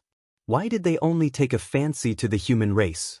Why did the human race, which had no advantages, receive the favor of the heavenly Tao and the saints? Was it because the human race was born with a Tao body? Stop joking. After obtaining Panga's memories of opening the sky from the chaos bead, Feng Zichen understood that apart from looking like a Tao body, the human race had nothing to do with a Tao body. They did not have any charm of a Tao body. Was it because the human race was weak and easier to control? There were many races stronger than the human race in the primordial world, but there were also many races weaker than the human race. Why did he not choose them? Solo human? To be able to become the protagonists of the world in the future, The human race must have something special that attracted the attention of the heavenly Tao and the saints, allowing them to push the human race to the throne of the protagonist of the world. It was creativity. The harsh living environment, the worries of birth, old age, illness, and death, and the pain of hunger and cold. Under all kinds of pressure, the human race erupted with unparalleled creativity. One miracle after another appeared in their hands. With insignificant qualifications, they cut through thorns and endured hardships to establish themselves in the primordial world. How could such a human race not create a brilliant civilization? How could they not attract the attention of the heavenly Tao? Unfortunately, in order to refine the wu-slaughtering sword, the demons massacred the human race wantonly, causing the human race to almost be exterminated. There was a gap in civilization. That was why there was the 3 emperors rule of the world and 5 emperors rule in the future. Therefore, when Feng Zichen spoke of advanced knowledge, he was not worried that the heavenly Tao would find trouble with him. This was an inevitable process of the human race's development, and he was just saying it out loud. Moreover, the heavenly Tao is fair. Why would it punish you for doing something that is beneficial to the heavens and earth? Even if one was not chosen by the heavenly axiom, as long as one did what the heavenly axiom wanted to do, one would become the chosen one. Dividing the tribes wasn't something that could be done overnight. It involved many aspects. They also needed to decide on the family name and decide on the marriage ceremony. This involved many other issues. As a result, the experts of the human race became abnormally busy, and they were overwhelmed with work all day long. In comparison, Feng Zichen was much more relaxed. He was in closed-door cultivation in order to attain the mysterious immortal realm as soon as possible. As all-mouthy king, his words were clear and logical, but his actions were. Therefore, after deciding on the general direction, he handed these things over to Suiren and asked them to adjust themselves, while he found an excuse to go into seclusion. In the blink of an eye, 3,000 years had passed. East Sea, Penglai Island, a sudden change occurred. A strange fragrance suddenly bloomed from the depths of Penglai Island, and an extremely strong spiritual light shot into the sky. The sky within 1,000,000 miles of Penglai Island changed color, and auspicious clouds shrouded it. Streaks of immortal light fell from the 9 heavens and turned into rain. Endless creation chi spread out and covered the entire Penglai Island. The flowers, trees, insects, fishes, birds, and beasts on the island were all enlightened by the spiritual rain and bowed towards the depths of Penglai Island. At the same time, an extremely majestic voice sounded in the sky above Penglai Island. "Thy name is Xian Qing." As soon as the voice finished speaking, a figure surrounded by immortal light walked out from the depths of Penglai Island. He wore a crown of yin and yang, and was wearing a robe of 9 heavens clear air. He held an immortal seal in his hand and stepped on a 12th-grade white lotus. The birth of the Khanate god-fiend was celebrated by the Tao of the heavens and earth. In an instant, the Tao of the heavens and earth appeared, and countless innate talismans danced in the air. Flowers fell from the sky, and golden lotuses bloomed on the ground. Innate formation patterns appeared in the sky above Penglai Island, blocking all kinds of phenomena and isolating it from the outside world. No one in the Eldritch world noticed the abnormality. It's been thousands of years. He's finally born today. Xian Qing? No, Feng Zichen mumbled. This person was Feng Zichen's divine fiend avatar. After thousands of years, Feng Zichen's divine fiend avatar was finally born. He was born with the cultivation of a golden deity and was even given the name Xian Qing by the heavenly axiom. When the divine fiend avatar was born, Feng Zichen's original body sensed it. Countless insights about the golden deity stage flowed into his mind. His true spirit trembled and let out a dazzling light. Countless true runes of the great Tao appeared and disappeared on his true spirit, intertwining with the rules of the great Tao and imprinting them on his true spirit. A mysterious Tao light rose from his true spirit and shone in all directions. Under the illumination of the mysterious Tao light, his true spirit was transforming and growing, resonating with the Tao in the void. A mysterious and ethereal Tao rune was emitted from Feng Zichen's body. Suddenly, his true spirit moved and entered the 9 layers of the heavenly axiom, merging with the Xian deity Dao fruit. Feng Zichen had stepped into the Xian deity stage with the help of his divine fiend avatar. After merging with the Xian deity Dao fruit, his true spirit's momentum did not decrease. It crossed the 3 layers of the heavenly axiom and entered the 12th layer of the heavenly axiom. Only then did his true spirit stop. It deduced the Hongmeng stars and the Tao of heaven and earth and imprinted them in the void. Xian, the heavens. Xian deities could keep their promises and communicate with the heavens. After stepping into the Xian deity stage, they could communicate with the heavens and earth. Their every move would be supported by the power of heaven and earth, and their power would multiply. It was very different from the heavenly immortal stage. In the boundless starry sky, the Emperor Star dropped even more chi of origin into the 12th layer of the heavenly axiom. It condensed around Feng Zichen's true spirit and turned into a palace of the Emperor Star that was filled with the true meaning of the Great Tao. This palace of the Emperor Star was different from the one in Feng Zichen's Sea of Consciousness. It seemed to have a real body and emitted rich power of the Great Tao. It was not like the palace of the Emperor Star in his Sea of Consciousness. It was just a projection and only had a trace of the Great Tao's charm left. The palace of the Emperor Star was connected to the Emperor Star and was supported by its power. It emitted endless light, suppressing all Tao and destroying all Tao. The true spirit resided in it and was protected by it. It was difficult to be hurt by external forces and unpredictable. When fighting with others, he did not have to worry about his true spirit being damaged or his Great Tao being severed. He also did not have to worry about being seen through and falling into a trap. After his clone was born, he did not leave the Penglai Immortal Island. Instead, he went into seclusion to cultivate. The Penglai Immortal Island was too far away from Mount Kunlun. There were many demons and ghosts on the way, and it was extremely dangerous. Moreover, the 3 pure ones often traveled in search of the opportunity to become saints. They might not be on Mount Kunlun at this time. It was better to wait until the 3 pure ones became saints and the primordial world stopped fighting. It would be safer to go and acknowledge him as his master.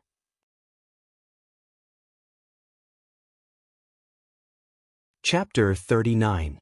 After making the arrangements for his clone, Feng Zichen did not come out of seclusion.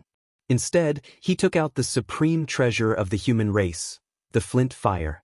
He planned to use it as a foundation to forge an inherited treasure for the human race. The flint fire, also known as the torch fire, was created by Swearin drilling wood. It was the first fire of the human race, the fire of their civilization, and the fire of their heritage.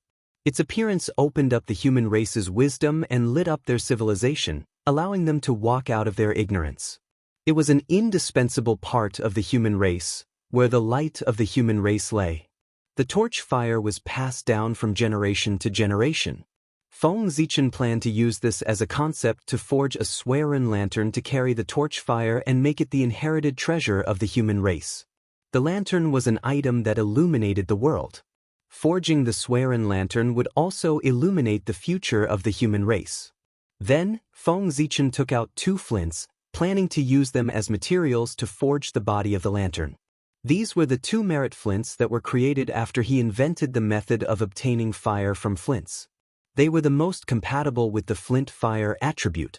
Throwing the merit flints into the air, Feng Zichen activated the power of heaven and earth. Runes of the Great Tao appeared and danced around the merit flints. Then he took out a streak of Hongmeng origin chi from the Hongmeng Dao seal, a streak of chaos origin chi from the chaos bead, and a streak of Khanate star origin chi from the school of the Emperor Star. The 3 streaks of origin chi turned into a raging fire.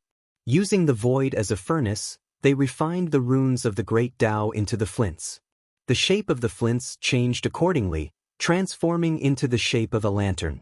This refining method was created by Feng Zichen after he studied the Khanate divine restriction. By refining the power of heaven and earth into a spiritual treasure, it would be endlessly powerful and spiritually powerful. The power of heaven and earth was vast and boundless. It was not easy to refine it into a spiritual treasure. If it could be done so easily, This refining method would have been spread throughout the Eldritch Wilderness and become the mainstream of the refining lineage. Feng Zichen would not have to discover it. The origin chi of Hongmeng was the source of all Daos. The origin chi of chaos was the beginning of all chi. The origin chi of the innate stars was the essence of heaven and earth. It was with the power of these three that Feng Zichen was able to refine the power of heaven and earth into Feng Zichen and create a spiritual treasure. Otherwise, he would be powerless in the face of the powerful power of heaven and earth. Unfortunately, these three chis were too rare. Only one could be born every tens of thousands of years. The next time he wanted to use this method to refine a spiritual treasure, he would have to wait tens of thousands of years. After the lamp was completed, Feng Zichen turned the faith power of the humans into the lamp oil and placed Exenhua into the lamp. Henceforth, as long as the human race was not exterminated, the flames would not stop burning. After the Swearin lantern was successfully refined, it shone brightly with the radiance of the human Tao. Dense chi of merit flowed within, forming 40 acquired divine seals. Looking at the Swearin lantern, Feng Zichen was very excited. Although this treasure was only a supreme-grade acquired spiritual treasure, the Swearin lantern was connected to the fate of the human race. As the human race grew stronger, it would become a supreme acquired spiritual treasure. The Swearin lantern spun in the air for a moment and turned into a ray of light, completely merging into the fate of the human race and becoming a part of it. The Swearin lantern was not a treasure of a person, but a treasure of an entire race. In the future, as long as the human race had the human race in their hearts, they would be able to connect with the fate of the human race and summon the projection of the Swearin lantern to kill enemies, defend themselves, and comprehend the Tao.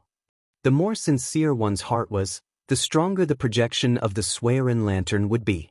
After doing all this, Feng Zichen nodded with satisfaction, got up, and walked out. After 3,000 years of development, the human race was no longer the same as before. With the ancestral hall as the center, 8 huge cities were built in all directions, controlled by the 8 tribes. These 8 huge cities were all located on the Dragon Vein. Feng Zichen had traveled all over the East Sea and used the purple star's purple star to measure the earth veins. The chi of the Dragon Vein merged with the fate of the human race, giving birth to 8 kings' chi. Feng Zichen used the 8 kings' chi as the foundation to set up a formation to receive the purple star's chi, strengthening the fate of the human race and giving birth to the Emperor's chi. The purple star was the ruler of the stars and its main destiny was the Emperor's chi. Its starlight was the Emperor's light, and it had the ability to destroy everything. The Dragon Vein was the earth vein that received the purple star's chi. Therefore, the dragon chi it gave birth to had the ability to suppress everything. Wherever the purple star went, the stars would follow. When the purple star's chi fell on the human race, the stars would follow suit. At that time, the human race would give birth to many geniuses with star fate, and the strength of the human race would slowly increase. If one was lucky enough to give birth to an emperor's chi, the human race would give birth to an emperor who would lead the human race on the road to prosperity. Standing in front of Zichen's grotto heaven, Feng Zichen's left eye was as bright as the sun, with Fusang swaying faintly. His right eye was as bright as the moon, with Laurel vaguely appearing. As the sun and the moon shone together, he raised his head to look at the human race's ancestral hall. This was the sun-moon divine eye. In the past, when Pangu opened the sky, his body turned into all things. His left eye was the sun, and his right eye was the moon. Feng Zichen's eyes evolved into the shadow of the sun and the moon, which meant that he was transforming into Pangu's body.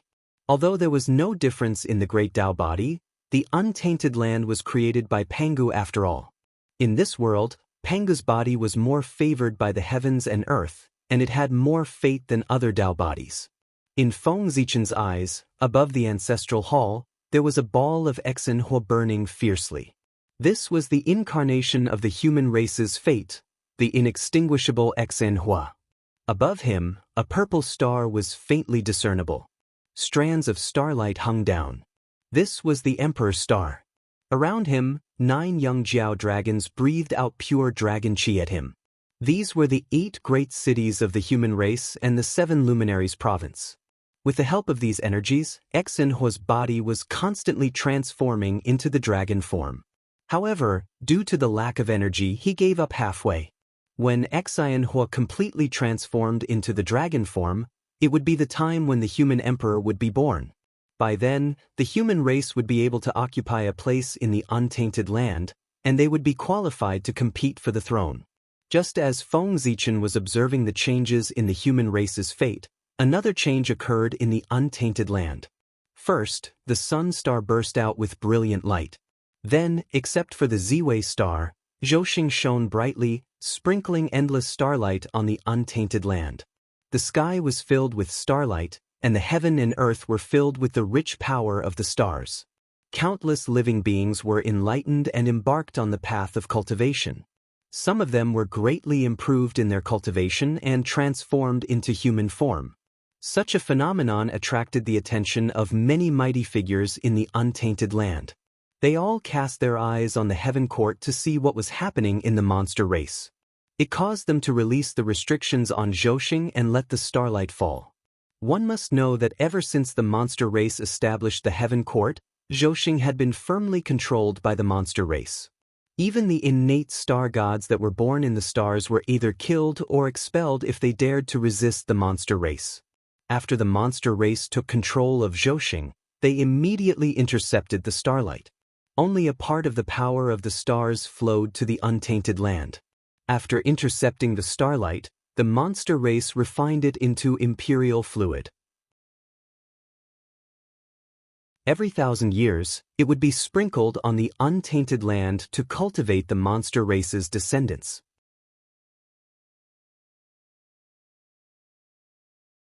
Chapter 40. In ancient times, the sun, moon, and stars were extremely resplendent, and endless starlight shone down. At that moment, the power of the stars was like rain on the primordial world, as if it was covered in a layer of blurry starlight. Bathed in endless starlight, in such a unique environment, all living beings in the primordial world gained intelligence. Their cultivation advanced rapidly, and countless immortals were born. However, after the demons grasped Zhouxing, they sealed the starlight and intercepted the power of the stars, causing the power of the stars that filled the entire primordial world to decrease sharply. The ancient cultivation environment was not reversed. Such actions had severed the path of the great Tao of countless living beings. The demons were powerful. The living beings of the primordial world did not dare to say anything. They could only hide their resentment in their hearts. However, the heavenly Tao was fair. The demons did not care about the living beings of the primordial world and secretly intercepted the power of the stars, cutting off the cultivation path of all living beings. They naturally had endless negative karma. The heavenly Tao recorded all of that and left it for future settlement. The karma with the living beings of the primordial world was huge. When the demons were strong, they had endless luck and could be fearless. However, if the demons declined, how could they repay such karma?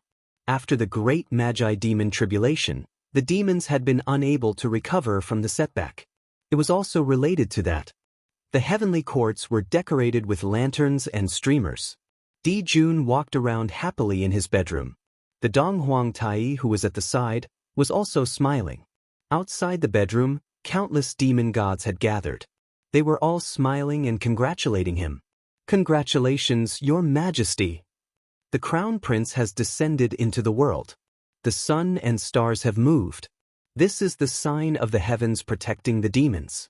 We congratulate Your Majesty." In the hall, Emperor Jun was even happier after hearing this. He immediately said, "Don't worry about it. Today, I have a descendant. This is a joy for the heavenly courts and the demons. I should congratulate the world." At that point he paused and ordered, "From today onwards, remove the restrictions of Zhouxing and let it shine on the primordial world for 1,000 years. I will pray for my son." As soon as he finished speaking, the demon gods bowed in unison. "Your Majesty is wise." Seeing how happy Di Jun was, the Donghuang Tai shook his head and smiled. He did not look like a heavenly emperor at all. He took a step forward and said, "Big brother, now that your nephew has been born, why don't you let me teach him?" Compared to Dijun, although Tai's status was lower, his strength was the strongest among the demon clan. Even in the entire untainted world, other than the saints, no one dared to say that they were stronger than Donghuang. Moreover, Tai had always been in charge of training heavenly soldiers in the celestial court. Many of the new generation of demon gods in the celestial court had been taught by him. From this, one could see Tai's ability to nurture his disciples. However, upon hearing Donghuang Tai's words, Dijun, who was in a state of extreme excitement, suddenly froze. After a long while, he said hesitantly, "The child is still young. Let's talk about the future in the future." Tai's ability to teach his subordinates was unquestionable. However, his methods were too cruel. Having seen how Tai trained his subordinates, Dijun naturally did not want his newborn child to suffer. Seeing that Tai still wanted to say something, Dijun quickly interrupted, "Second brother, since you like children so much, why don't you have one yourself? Which goddess do you fancy? I'll get your sister-in-law to act as a matchmaker. With your status and strength, I don't think anyone can refuse you." However, Donghuang Tai did not buy it. He said with a cold face, "Big brother, don't change the topic. I'm discussing my nephew with you." Without waiting for Dijun to reply, a cold female voice sounded, "In that case, I'll leave it to you, little uncle." It was Shiha who had heard the conversation between the two brothers and walked out of the inner room. "Very good." Seeing Shiha come out, Donghuang Tai stood up and bade farewell, leaving the place to the couple. "Your Majesty is so muddle-headed. Countless living beings in the untainted world want to be taught by little uncle personally, but you're still hesitating. Why don't you know what to say?" As soon as Donghuang Tai left, Shiha complained to Dijun, "Why aren't you recuperating in the back? Why did you come out?" Dijun laughed awkwardly and stepped forward. In order to give birth to the 10 golden crows, Shiha's origin had been greatly damaged and was extremely weak. She could not use even 1% of her strength. This was also because Daluo had proved it forever and did not lose his realm. Otherwise, such consumption of origin would definitely cause him to fall from the quasi-sage level to Daluo Jinxian. That was also the reason why the 10 golden crows, although born from the womb, were all golden immortals and were not inferior to connate godfiends. "I'm here to talk to your Majesty about serious matters. I have lost a lot of my origin and need to return to the lunar star to cultivate in seclusion to make up for the loss of my origin. I'm afraid I can't stay in the heavenly courts." At this point, Shiha said seriously, "During the time that I'm not around, your Majesty, please don't start a war with the Magi." Shiha had to seal the lunar star when she went into seclusion. Zhouxing's array would not be complete, and the demons would not be a match for the Magi. Dijun nodded solemnly to express his understanding. He even personally escorted Shiha back to the lunar star. After that, Dijun held the Heavenly Court's grand meeting in the name of the Crown Prince and invited the mighty figures of the primordial world. Among them were the 5-element sacred beasts that had just entered the world. The sudden return of the 5-element sacred beasts was a blessing or a curse for the Heavenly Courts. It was a good opportunity to invite them over and test the situation. Feng Zichen was very busy now. He had just come out of seclusion and thought that he would be able to relax for a while. Unexpectedly, Zhouxing shone brightly and endless starlight shone down. With the help of this, the living beings of the primordial world broke through one after another.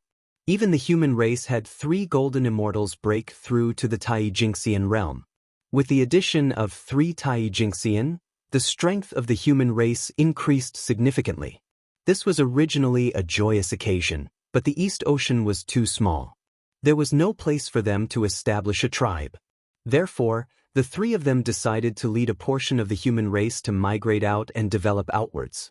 After all, if they stayed on the East Ocean, when would the human race become stronger? This plan was unanimously agreed to by the human race. They also set up a rule. In the future, if a Tai Jinxian was born, if they wanted to establish a tribe, they had to leave the ancestral land and develop outwards. Now, Feng Zichen was busy with the migration of the human race.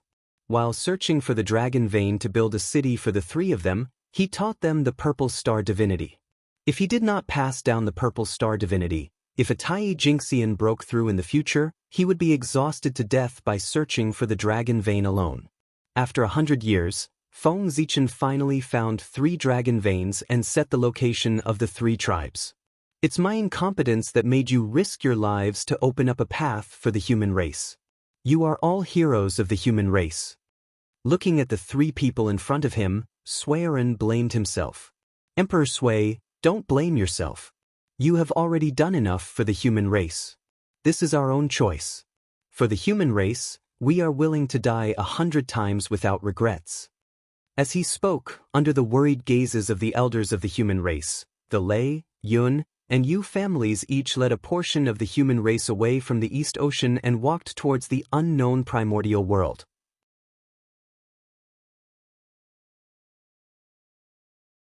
Chapter 41. Ever since the Lei family, Yun family, and Yu family led a portion of the human race out of the ancestral land, the atmosphere of the human race had become much gloomier. However, this also stimulated many of the clansmen, forcing them to work hard in their cultivation and strive to become stronger as soon as possible to get rid of the weak human race.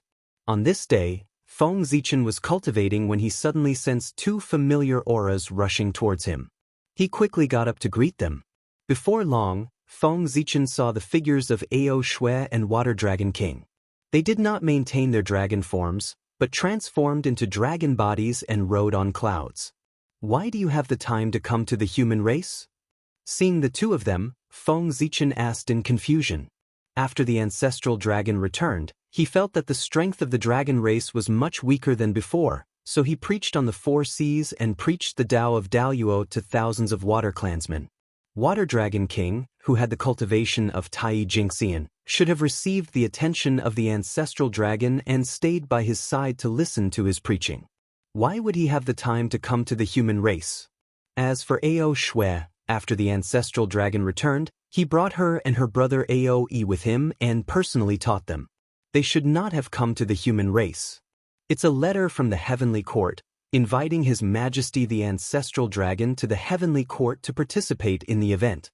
His Majesty the Ancestral Dragon is not interested, so he sent the 2 of us as representatives to the heavenly court to participate in the event. Seeing the confusion in Feng Zichen's eyes, Water Dragon King took out a golden invitation and explained.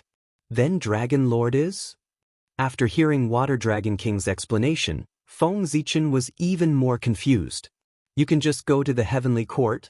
Why did you come to the human race? It's His Majesty the Ancestral Dragon's orders. Before leaving, His Majesty specially asked me to ask if you are willing to go. After explaining, Water Dragon King said with some envy. His Majesty the Ancestral Dragon is very concerned about you. This is the treatment of a dragon's descendant. How enviable! That's right. Grandfather has been praising you in front of me and my elder brother. He often says things like, the Zichen clan of the human race has a limitless future, and no dragon in the entire dragon race can compare to you. Ao Shui said sourly. In the end, she even threatened Feng Zichen like a child. My big brother has secretly told me many times that the next time I see you, I must teach you a lesson. Let's see what's so special about the human Zichen clan. Feng Zichen smiled bitterly and shook his head. It seemed like the creation of the post-celestial divine Tao had a huge impact on the ancestral Gragon. However, he was also a little proud. The ancestral dragon was an ancient overlord, and even he was praising him. It could be seen how extraordinary he was. How about it? Are you willing to go to the heavenly court with me? Seeing that Feng Zichen was silent, the Water Dragon King asked. Go, why wouldn't I go? Feng Zichen replied affirmatively. Then, he said a little embarrassedly, Dragon Lord, can you wait for me for a while? This trip to the heavenly court will probably take 1,000 years. I have to arrange some matters in the clan. Of course. I will wait for you for 100 years.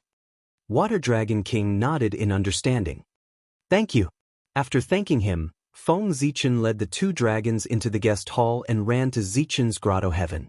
There was nothing for him to deal with in the human race. This was just an excuse for him to delay time. The heavenly court was the closest place to Zhousing. It was very beneficial to Feng Zichen, so he had to go. However, if he swaggered in like this, he would probably be killed by the demon immortals guarding the gate as soon as he arrived at the southern heaven gate with his emperor star power. Therefore, Feng Zichen planned on disguising himself, concealing this purple star stellar power in his body. Arriving at Zichen's grotto heaven, Feng Zichen sat down cross-legged and took out the incense qi that he had accumulated over the years. Since he returned to the human race, he had taken back his divine Tao incarnation and turned it back into a cloud of incense qi. After thinking for a moment, Feng Zichen summoned the Swearin lamp and burned it at the incense qi. The torch fire was not blazing. On the contrary, it was just a small flame that emitted a faint glow. However, when the torch fire came into contact with the incense qi, it ignited the entire cloud of incense qi. A single spark could start a prairie fire. Although the torch fire was just a small flame, it was the fire of the human Tao, an inextinguishable fire. There was nothing in the world that could not be burned. Sizzle! Sizzle! Under the burning of the torch fire, wisps of seven-colored mist flew out from the incense qi and floated in all directions. The seven-colored mist was illusory and hazy, emitting the feelings of joy, anger, sorrow, fear, love, evil, and desire, triggering all kinds of emotions in Feng Zichen. In an instant, Feng Zichen's thoughts flew in a mess, and his eyes gradually glazed over. At this moment, the Hongmeng Dao seal flickered continuously, waking him up. Coming back to his senses, Feng Zichen broke out in cold sweat.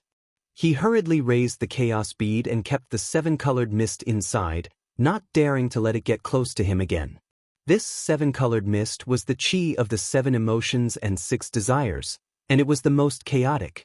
As the saying went, the seven emotions hurt the spirit, and the six desires confused the heart. As a matter of fact, Feng Zichen was careless and almost fell in.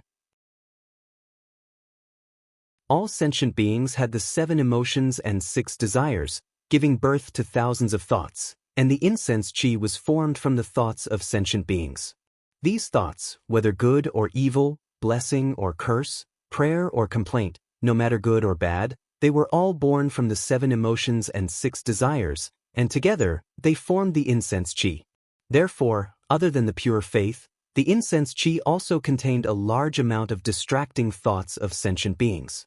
Using the incense qi for a long period of time to cultivate would cause one's mind to be unstable, and it would be easy for one to go berserk. This was the reason why the incense qi was said to be poisonous. Feng Zichen originally only planned to purify the incense qi and cultivate a fake yuan shen. He did not expect torch fire to be able to purify the distracting thoughts of sentient beings. This was really an unexpected surprise. A few months later, the distracting thoughts of sentient beings in the incense qi were completely purified by torch fire, leaving only a pure ball of essence floating in the air. This was a crystal-like object. It was filled with a sense of beauty, as if it was the most beautiful thing in the world. It did not have any attributes, but it could be transformed into any attribute. It was really a magical object. Holding it in his hand, Feng Zichen understood its essence. It was formed from the essence of sentient beings. It contained unimaginable power. It could turn the impossible into the possible, distort the rules, and create things out of nothing. As long as there were enough incense crystals, it could create all kinds of postnatal objects, even life. He reached out his hand, and the incense crystal was ignited. Rays of light were emitted from its body, surging into Feng Zichen's psyche ocean, forming an illusory human figure. When the incense crystal was completely burned, the human figure in his psyche ocean had completely solidified. This was the yuan shen that Feng Zichen created with the incense crystals. It had the same aura as him, as if it was cultivated by him. Feng Zichen took out the Nuwa's blood essence that was forced out from the dragon transformation pool and injected it into the yuan shen.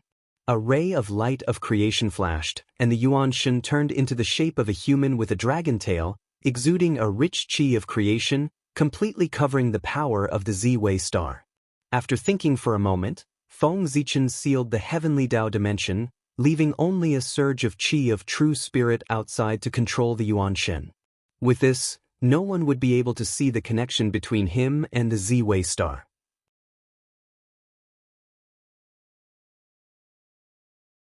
Chapter 42. After doing all this, Feng Zichen calculated the time. He realized that only 20 years had passed, and there were still 80 years left before the 100-year deadline. There was still a lot of time left. He was not in a hurry to come out of seclusion.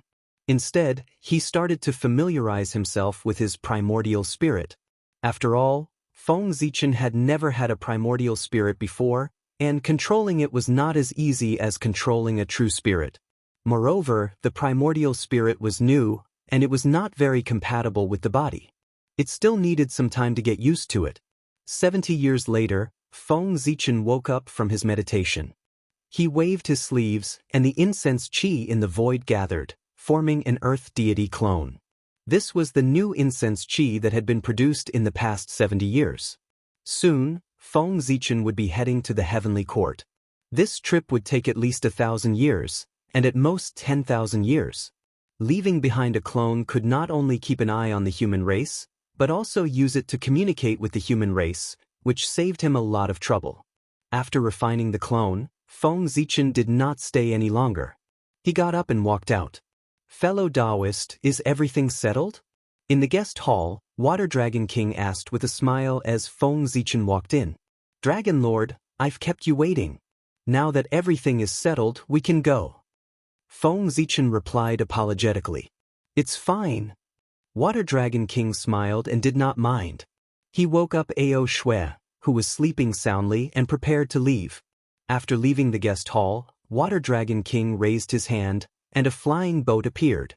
The flying boat was about 300 feet long, and it was completely white as if it was made of white jade. On the boat, spiritual light shone brightly, and dense Khanate qi lingered around it. There were even Khanate runes on it. One could tell at a glance that it was not an ordinary item. This is the cloud-soaring boat, a superior-grade Khanate spirit treasure. Seeing the surprise in Feng Zichen's eyes, Water Dragon King explained proudly. The East Sea was extremely far from the heavenly court. Even if Water Dragon King had the cultivation of Tai Jingxian, it would take him thousands of years to reach the heavenly court. Moreover, he had to bring along Feng Zichen and Ao Shui. With this in mind, the ancestral Greygons specially took out the cloud-soaring boat. On the one hand, it was for them to use as a means of transportation. On the other hand, it was to show the prestige of the Dragon Clan. After the three of them boarded the Cloud Ascension vessel, the Water Dragon Monarch activated the Cloud Ascension vessel. Buzz. The Cloud Wave boat swayed for a moment, and emitted a green light. The runes on the boat seemed to come alive, and they danced around the boat.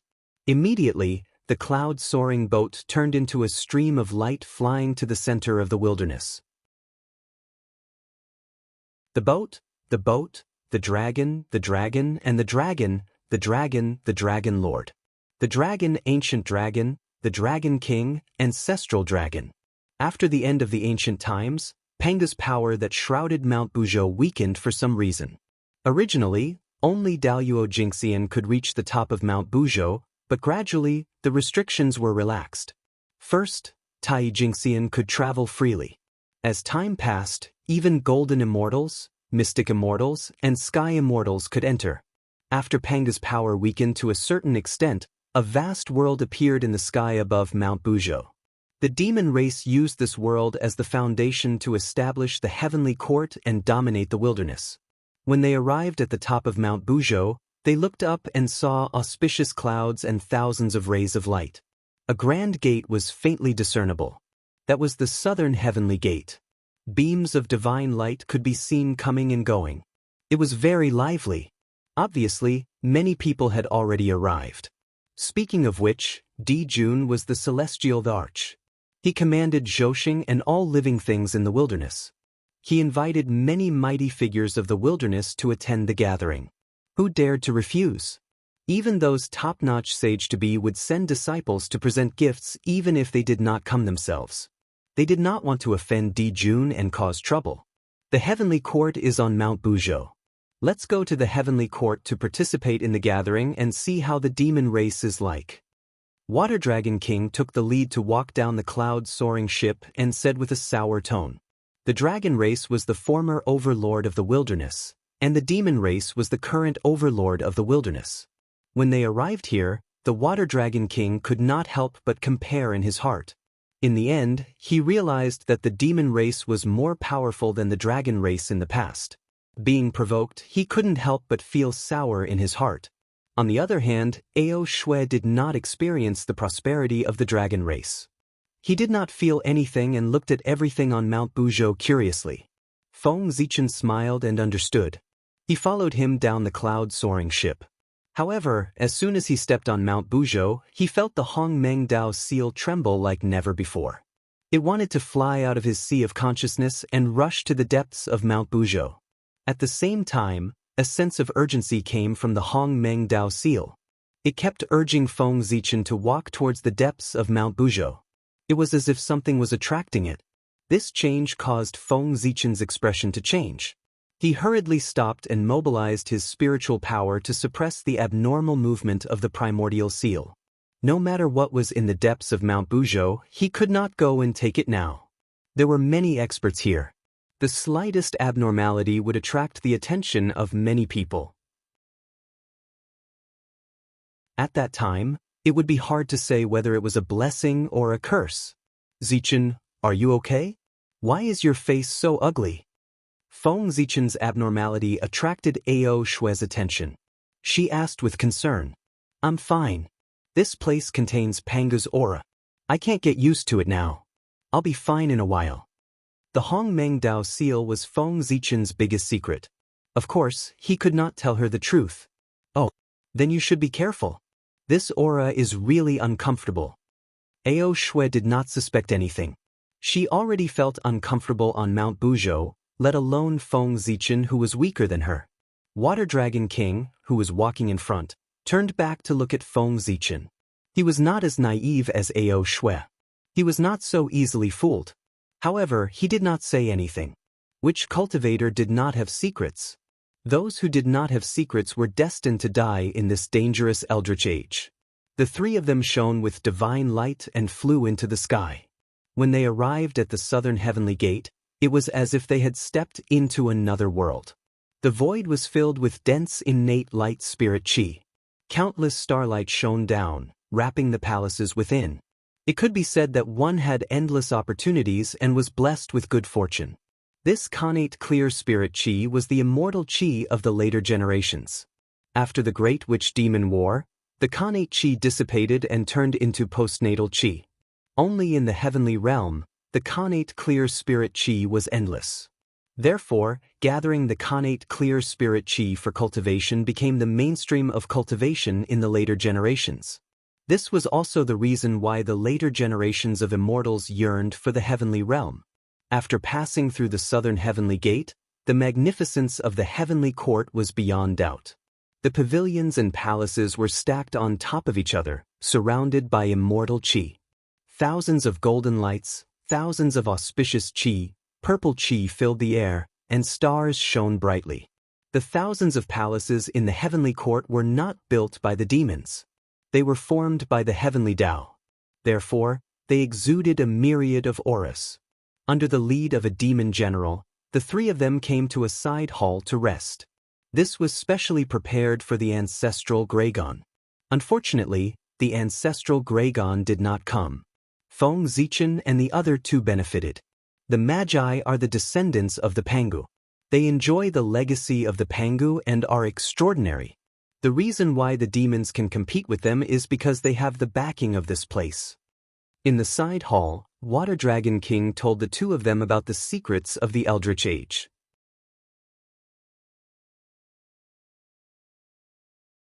Chapter 43. The Heavenly Court is located in the center of the primordial world. It is the place where all living things operate and manage all living things. Zhouxing's luck is on the top, and the luck of the 8 directions is gathered below. It is also favored by Mount Buzhou. It is the number 1 sacred ground in the primordial world. It is because the demons occupy this place that they are able to obtain the support of the boundless luck. That is why dozens of demon gods are born one after another to contend against the Magi. Hearing Water Dragon King's words, Feng Zichen's mind was filled with thoughts. Zhouxing was extremely important to the demons. It was simply their foundation. Therefore, as long as Di Jun did not die, Feng Zichen would not be able to attain the Tao of the stars. After all, as long as the Polaris star did not appear, Di Jun could continue to command the stars in the sky as the Lord of the Sun and receive boundless fortune. If Feng Zichen attained the Tao, it would cause the Emperor's star to appear. Zhouxing would spontaneously move closer to the Emperor's star and withdraw its luck to the Emperor's star. How could Di Jun not be angry when the strength of the demons was greatly reduced? At this point, the demons would definitely kill the Emperor's star at all costs. Even if the saints came, they would not be able to save Feng Zichen in the face of the furious demons. However, after the Magi and demons' calamity, the top experts of the Magi and demons would perish together and fall into a deep sleep. Although top experts like Di Jun should have left behind countless backup plans to ensure that they could return in a short period of time. However, it was not easy to eliminate the top experts of the primordial world. How could the saints let them return so easily? They would definitely set up layers of obstacles to delay their return. It would be best if they never returned. At that time, it would be Feng Zichen's chance to attain the Tao. A few years later, Ao Shui and Water Dragon King went to the Lingshao Hall to participate in the meeting. Feng Zichen had a problem with his body and stayed in seclusion in the hall. This was not his excuse. There was really something wrong with his body. Ever since he came to the heavenly court, Feng Zichen felt that there was something calling out to him in the boundless starry sky, causing him to feel uneasy. Ao Shui and Water Dragon King noticed his abnormal mood and were worried about his health, so they let him rest here. As for the thing that was calling out to him, Feng Zichen initially thought that it was the North Star. But after thinking about it, he rejected the idea. Within the space of the heavenly Tao, the true spirit was connected to the Emperor Star. If the Emperor Star wanted to call out to him, it could have directly sent down a strand of starlight from the heavenly Tao space. There was no need to go through so much trouble. However, the boundless starry sky was an important place for the demon race and was isolated by the heavens. Without Di Jun's permission, no one was allowed to enter. Even if Feng Zichen wanted to explore the starry sky, he did not have the ability to break through the sky screen. But if he didn't investigate, that thing would keep calling out to Feng Zichen, making it impossible for him to calm down. Just like that, Feng Zichen, who had been in seclusion for several months, couldn't help but come out. He planned to relax in the heaven realm and get rid of his depression. As the center of the primordial world, the heaven realm was huge. It was countless times larger than the major kiliocosm created by the saints. The heavenly court was located in the center of the heaven realm and occupied an extremely small part. Unlike the 33 levels of heaven in the future, the heaven realm had not been affected by the battle between the shamans and demons and had not been destroyed. It was still a whole and was divided into 9 fields. There were 9 fields in the sky, which were called the center and 4 corners. The center was called June Sky, the east was called Song Sky, the northeast was called Change Sky, the north was called Xian Sky, the northwest was called Yu Sky, the west was called Hao Sky, the southwest was called Zhu Sky, the south was called Yen Sky, and the southeast was called Yang Sky. As Di Jun ruled over the Great Sky, the heavenly court conference was held in the Great Sky. Feng Zichen was currently in the Great Sky. After leaving the heavenly court, Feng Zichen casually found a direction and began to fly aimlessly. Now that the mighty figures of the primordial world were gathered in the heavenly court, who would dare to cause trouble in the heaven realm? Thus, the defenses in the heaven realm were a little lax. Feng Zichen flew in the Great Sky for many years and no one came to check. On this day, Feng Zichen, who had been flying for an unknown period of time, suddenly felt the clear spirit qi around him turn into clear spirit qi. Only then did he realize that he had left the central Great Sky and arrived in the eastern heaven. Back when the demon race established the heavenly court, the demons were led by Di Jun and respected him as the heavenly emperor who was in charge of the heaven realm. They respected Fuxi as Emperor Shi, who was in charge of the Eastern Heaven. They respected Tai Yi as the East Emperor, who was in charge of the Yang Sky in the southeast. They respected Kun Peng as the Demon Master, who was in charge of the Xian Sky in the north. The Eastern Heaven was Fuxi's territory. Stopping in his tracks, Feng Zichen sized up his surroundings. Only then did he realize that this was not the Heaven Realm but the place where the Heaven Realm and the Great Sky intersected. He was delighted. At the place where the 9 heavens intersected, the Khanate Chi was chaotic, causing the sky to be unable to cover this place. Thus, there was no sky barrier here and one could directly face Zhoushan. Normally, there would definitely be heavy guards here and no outsiders would be allowed to take half a step closer. But at this moment, all the demon gods of the Heaven Realm were heading to the Lingshao Hall to participate in the banquet. As a result, the Heavenly Court's defenses were lax, allowing Feng Zichen to barge in by accident. Feng Zichen looked up and saw the starry sea shining brightly with thousands of stars shining on it. 365 stars exploded with dazzling radiance. These 365 stars were not formed by Pangu's hair, but by the spirit of Pangu's acupoints.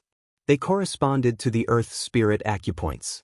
Thus, it had supreme power and was the main star of the primordial world. However, in the center of the stars, where the Emperor star was, it was enveloped by endless Khanate Tao patterns, causing the Emperor star to disappear from the starry sky.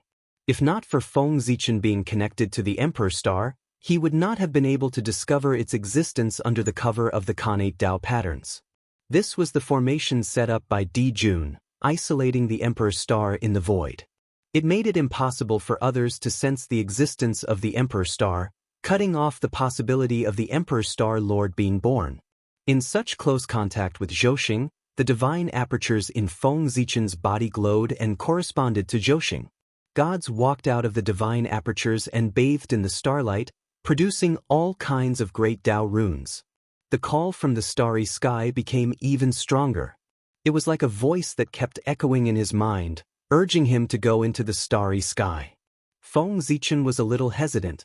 The defense of this place was lax. It was not like there was no one guarding it. If he stepped into the starry sky, the demon generals guarding this place would be able to sense that someone had intruded even if they were blind. At that time, it would be difficult for him to escape even if he got the treasure. While Feng Zichen was still weighing the pros and cons, the treasure in the starry sky could not wait any longer. Seeing that he had not stepped into the starry sky, it swept up a stream of Khanate star origin chi and flew towards him. Seeing a stream of light flying towards him, Feng Zichen subconsciously caught it. He felt something warm in his hand. Looking down, he saw a pearl wrapped in a stream of innate star origin chi, spinning in his hand. Oh no! Seeing this pearl, Feng Zichen realized what had happened. He roared in his heart and turned to run. He did not even have time to check the origin of the pearl.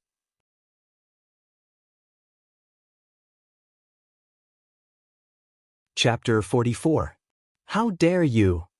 You're courting death. Before Feng Zichen could move, he heard several shouts. At the same time, several beast claws appeared in the void and clawed at him. Sensing the Tai Jingxian aura from the beast claws, Feng Zichen heaved a sigh of relief. Fortunately, all the demon immortals at the level of Daluo Jingxian had gone to the Lingshao Hall to participate in the banquet. There were only a few Tai Jingxian standing guard here. Feng Zichen hurriedly raised his merit spirit light and turned it into a cauldron to protect himself. Then he fled toward the sky. Making a move against the demon race in the demon race's base camp was truly courting death. Did he really think that the 5 demi-sages, 10 demon immortals, and dozens of Daluo Jingxian were easy to bully? Feng Zichen was fast, but the demon generals were even faster. Several beast claws flashed with sharp light, creating pitch-black cracks in the void. They carried the power of the great Tao and struck the merit spirit light heavily. The merit spirit light was formed by Feng Zichen's merit. It was extremely powerful. It could even block a Daluo Jingxian's attack. How could a mere Tai Jingxian's attack break through it? After the beast claws hit the merit spirit light, Strands of Xianhuang qi fell from the cauldron and flew toward the beast claws, shattering them into pieces. Merit spirit light. What a rich merit spirit light. Who is this person? He actually has so much merit spirit light? Demon General Wu Meng said in shock when he saw the cauldron formed by the merit spirit light. That's not important. Not only did he barge into the intersection of the 9 heavens, he even dared to steal the Khanate star origin energy. Does he think that he can do whatever he wants with the protection of merit?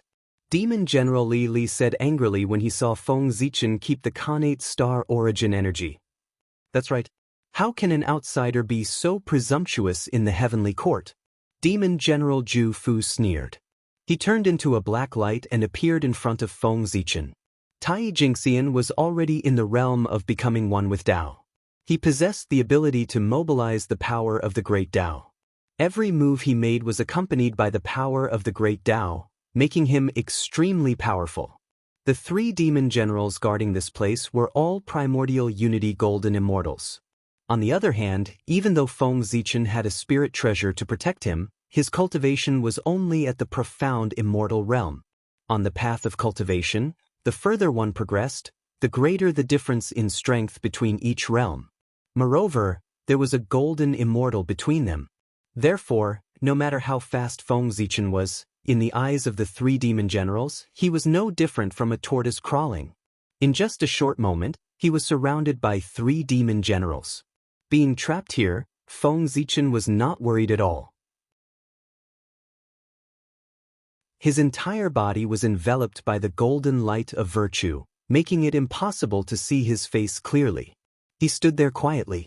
No matter how the 3 demon generals tried, they were unable to break through his defense. Where did this ant get so much merit aura? The 3 demon gods surrounded Feng Zichen for a long time and used all kinds of divine abilities, but they did not cause any ripples on the merit aura at all. They could not help but feel stifled. Damn it. The 3 of us Tai Jingxian joined forces, but we can't do anything to a profound immortal. If news of this gets out, how can we still stand in the heavenly court? A few more great divine abilities were used, but the merit aura did not even shake and blocked them. The more Wu Meng thought about it, the more aggrieved he became. He completely exploded. His body swayed, and he transformed into a fiery red monkey that was 100,000 feet tall. With a roar, Wu Meng took out a mace that was surrounded by flames. It emitted thousands of rays of light and smashed towards Feng Zichen. Immediately, the space began to tremble as if it could not withstand the power of the mace and was about to shatter. On the mace, the fire was unknown. It emitted an aura that could burn everything. It distorted the void and ignited the laws. Unfortunately, the defense of the merit aura was Dao Yuo's level. No matter how strong Wu Meng's power was, it was only Tai Jingxian, far from Dao Yuo's realm. It could not break through the defense of the merit aura. Tai Jingxian and Dao Yuo Jingxian were only 1 realm apart, but the difference was like heaven and earth. Tai Jingxian could only borrow the power of the great Dao, while Dao Yuo Jingxian was the embodiment of the great Dao. Tai Jingxian's true spirit was immortal and had an endless lifespan, while Dao Yuo Jingxian was immortal and indestructible. The difference between Tai Jingxian and Dao Yuo Jingxian could not be described with words.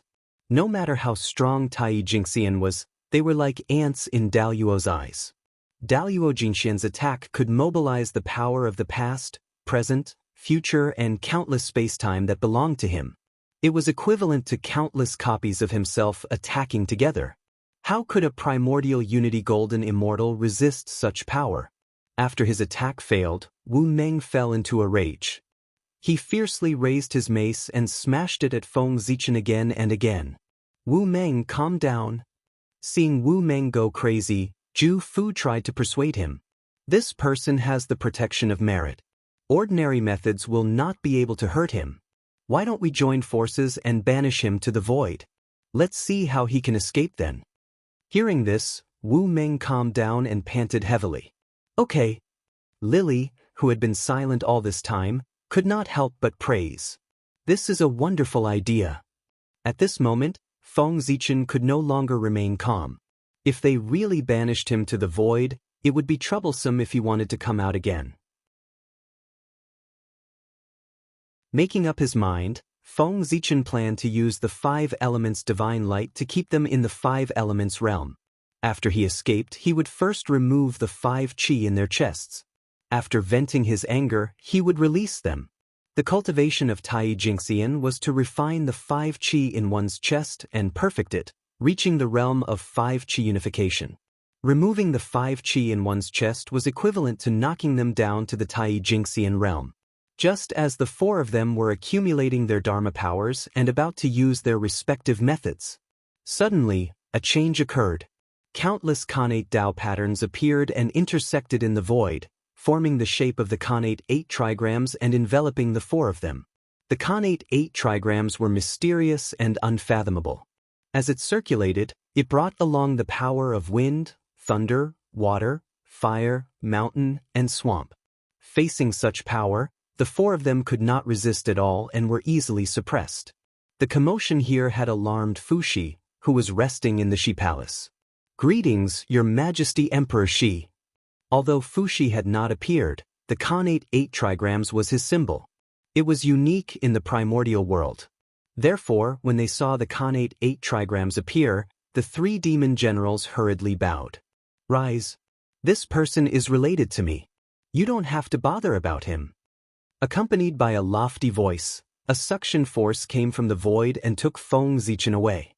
The 3 demons looked at each other and could not help but smile bitterly. This person was related to Emperor Shi. Why didn't he say so earlier? He had caused so much trouble for no reason. Under the guidance of this suction force, Feng Zichen entered an ancient palace, Emperor Shi's palace. "You human, you are really bold. You actually dare to come here to steal the Khanate star source energy. Do you want to die?" As soon as he landed, Feng Zichen heard Emperor Shi's teasing laughter and could not help but be stunned. In addition to obtaining the Khanate star source energy, he also obtained a pearl. Emperor Shi did not mention a word about this. Could it be that he did not notice? Thinking of this, Feng Zichen was a little excited.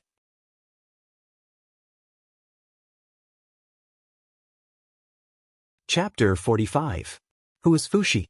He was a master of the Khanate 8 trigrams and was famous for his deduction skills. In the entire primordial world, Fuxi might not even be in the top 10. But in terms of deduction skills, Fuxi was definitely in the top 3. Even the sages would not dare to say that they could beat him in this aspect. Even if Fuxi had not reached the heights he would reach in the future, he had the strength of a late-stage sage to be. He was an existence that Feng Zichen could not imagine. But now, the pearl had appeared right under his nose, and he had not noticed. Of course, it was partly because Fuxi did not notice it, but to be able to hide it from such an existence, it also showed how extraordinary the pearl was. "Feng Zichen of the human race greets Your Majesty Emperor Shi." Although his mind was in a mess, Feng Zichen still maintained a calm expression and bowed respectfully to Fuxi. At ease. A breeze blew past and lifted Feng Zichen's bent waist, indicating that he had accepted his bow. Looking up, Feng Zichen felt that the light of the great Tao was shining in front of him. It was so bright that he could not look directly at it. Amidst the radiance of the great Tao, a pair of indifferent and distant heavenly eyes appeared. The scene of the birth and death of all things and the change of the great Tao appeared as it quietly looked down at him. Feng Zichen hurriedly lowered his head, not daring to look at it again. This was the light of the great Tao. If one fell into it, they would have the nightmare of Tao dissolving. Since my sister created the human race, this is the first time I have seen a human. Today, I see that the human race is indeed extraordinary. If you completely refine this light of merit, even if you can't become a Daluo, I'm afraid you won't be far away. After a while, Fuxi said with emotion, "Your Majesty, you must be joking. How can the cultivation level formed by the power of merit compare to the cultivation level obtained through hard work?" That's right. No matter how good the merit is, it can only increase one's cultivation level and not one's strength. In the primordial world, strength is the most important thing. Fuxi nodded, very satisfied with Feng Zichen's answer. "Thank you for your advice, Your Majesty." Feng Zichen thanked him. Fuxi said so much because he was afraid that Meng Qi would use the power of merit to increase his cultivation level and ruin his own cultivation path. The reason why he brought up the matter of merit was to remind him. Feng Zichen naturally wanted to thank him.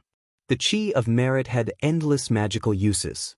Not only could it be used to refine weapons, it could also be used to increase one's cultivation. However, if one used the qi of virtue to raise their cultivation, they would only have a cultivation realm but not the corresponding strength. Among those in the same cultivation realm, they would be at the bottom. Such a cultivator would be able to defeat someone with a lower cultivation than him, but once he encountered a cultivator of the same cultivation level or a higher cultivation level, he would be powerless to resist. However, there were pros and cons and vice versa. Cultivators who used the land of virtue to increase their cultivation were also known as true immortals of fortune. His entire life would be free from calamities and disasters, never falling into calamities, not easily killed. Alright, the human race and I can be considered to be fated. Since you're here, I'll teach you the innate 8 trigrams, Tao, and you'll teach it to the human race, saving me the trouble of having to travel all the way to the human race. Fuxi chuckled and said to Feng Zichen. On behalf of the human race, Feng Zichen thanks Emperor Shi. When Feng Zichen heard that Fuxi was going to teach him the innate 8 trigrams, he was extremely excited. The innate 8 trigrams, Tao, was the Tao of heaven and earth. It explained the principles behind the operation of heaven and earth and contained the wonders of the universe's changes. If the humans were to obtain the innate 8 trigrams inheritance, they would be able to strengthen their foundations and produce a large number of experts. Fuxi did not react to Feng Zichen's gratitude. If it weren't for the fact that the human race was created by Nuwa, she wouldn't even look at a postnatal race like the human race, let alone pass down the innate 8 trigrams. After all, he was Emperor Shi of the Heavenly Court, a top-notch great divine ability cultivator of the primordial world. Then, Fuxi started chanting the incantations of the Tao of the innate 8 trigrams. Taiji gives birth to Yin and Yang give birth to the 4 symbols, and the 4 symbols give birth to the 8 trigrams. The 8 trigrams are Qian, Kuan, Jin, Sun, Qin, Li, Zhen and Dy, heaven, earth, wind, thunder, water, volcano and pond. Qian 1, Dy 2, Li 3, Zhen 4, Sun 5, Qin 6, Zhen 7, Kuan 8. Heaven and earth are fixed, mountains and lakes are connected, thunder and wind are weak, water and fire do not shoot. The 8 diagrams are wrong, those who count the past go smoothly, those who know the future go against it. Therefore, it is easy to count in reverse. Following Fuxi's preaching, thousands of Tao patterns appeared in Feng Zichen's sea of consciousness, forming the shape of the 2 elements. As the Yin and Yang revolved, the power of Tai Yin, Xiao Yin, Tai Yang, and Xiao Yang were born, forming the 4 symbols. In the end, the 4 symbols changed again, forming the power of heaven, earth, wind, lightning, water, fire, mountains, and lakes, forming the innate 8 trigrams.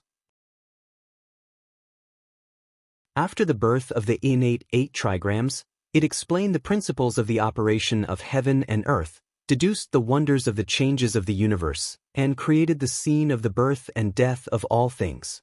In an instant, endless principles of the great Tao surged into Feng Zichen's mind, causing his primordial spirit to undergo all kinds of changes and emit a mysterious light. Now, Feng Zichen's true spirit was locked in the space of the heavenly Tao. Therefore, all the understanding of the great Tao was reflected on his primordial spirit. After obtaining the understanding of the innate 8 trigrams, his primordial spirit with a human body and a dragon tail suddenly twisted and jumped into the innate 8 trigrams. It received the baptism of the wind and thunder of heaven and earth, water and fire, mountain and lake. Within the innate 8 trigrams, it was as if chaos had yet to be divided. Suddenly, a ray of light appeared, cutting through the chaos, giving birth to all kinds of power between heaven and earth, and swept towards Feng Zichen's primordial spirit. Under the tempering of this power, the primordial spirit with a human body and a dragon tail was on the verge of shattering. At this moment, Nua's bloodline in the depths of his primordial spirit sensed the danger of his primordial spirit and trembled. It turned into a ball of creation chi, enveloping his primordial spirit and stabilizing his primordial spirit. Under the influence of the two forces, his primordial spirit gradually shed its acquired chi and transformed into an innate primordial spirit. Strands of innate light rose from his primordial spirit, and all kinds of mysterious runes appeared on his dragon scales. Just like that, an unknown amount of time passed. The primordial spirit with a human body and a dragon tail had completely transformed into an innate body. Feng Zichen also woke up from his enlightenment. The human race will never forget Emperor Shi's kindness in teaching me the Tao. As soon as he woke up, Feng Zichen bowed to Fuxi. Feng Zichen had gained a lot from listening to Fuxi's preaching in the palace. His acquired primordial spirit had completely transformed into an innate primordial spirit. His realm had also risen from mid-stage mystic immortal to perfected mystic immortal. However, his primordial spirit had been sealed, and he still needed to leave the heavenly court to transform. No need for formalities. Fuxi replied indifferently and waved his hand at Feng Zichen. Your fate with me has come to an end. You may leave. Feng Zichen wanted to continue speaking, but he felt a boundless force and then lost consciousness. So powerful! When he woke up again, Feng Zichen realized that he was already in Great Sky's palace. The might of a quasi-sage was truly incredible. He walked around the palace, but he didn't see Ao Shui and Water Dragon King. They hadn't returned yet. The Heavenly Court Grand Assembly took at least 1,000 years, and at most 10,000 years. Only 500 years had passed, so it was normal that they hadn't returned. With that thought, Feng Zichen took out the pearl he had obtained from the starry sky. He wanted to see what kind of treasure this was that it could hide from Fuxi's senses. After imprinting his consciousness on the pearl and obtaining its information, Feng Zichen frowned.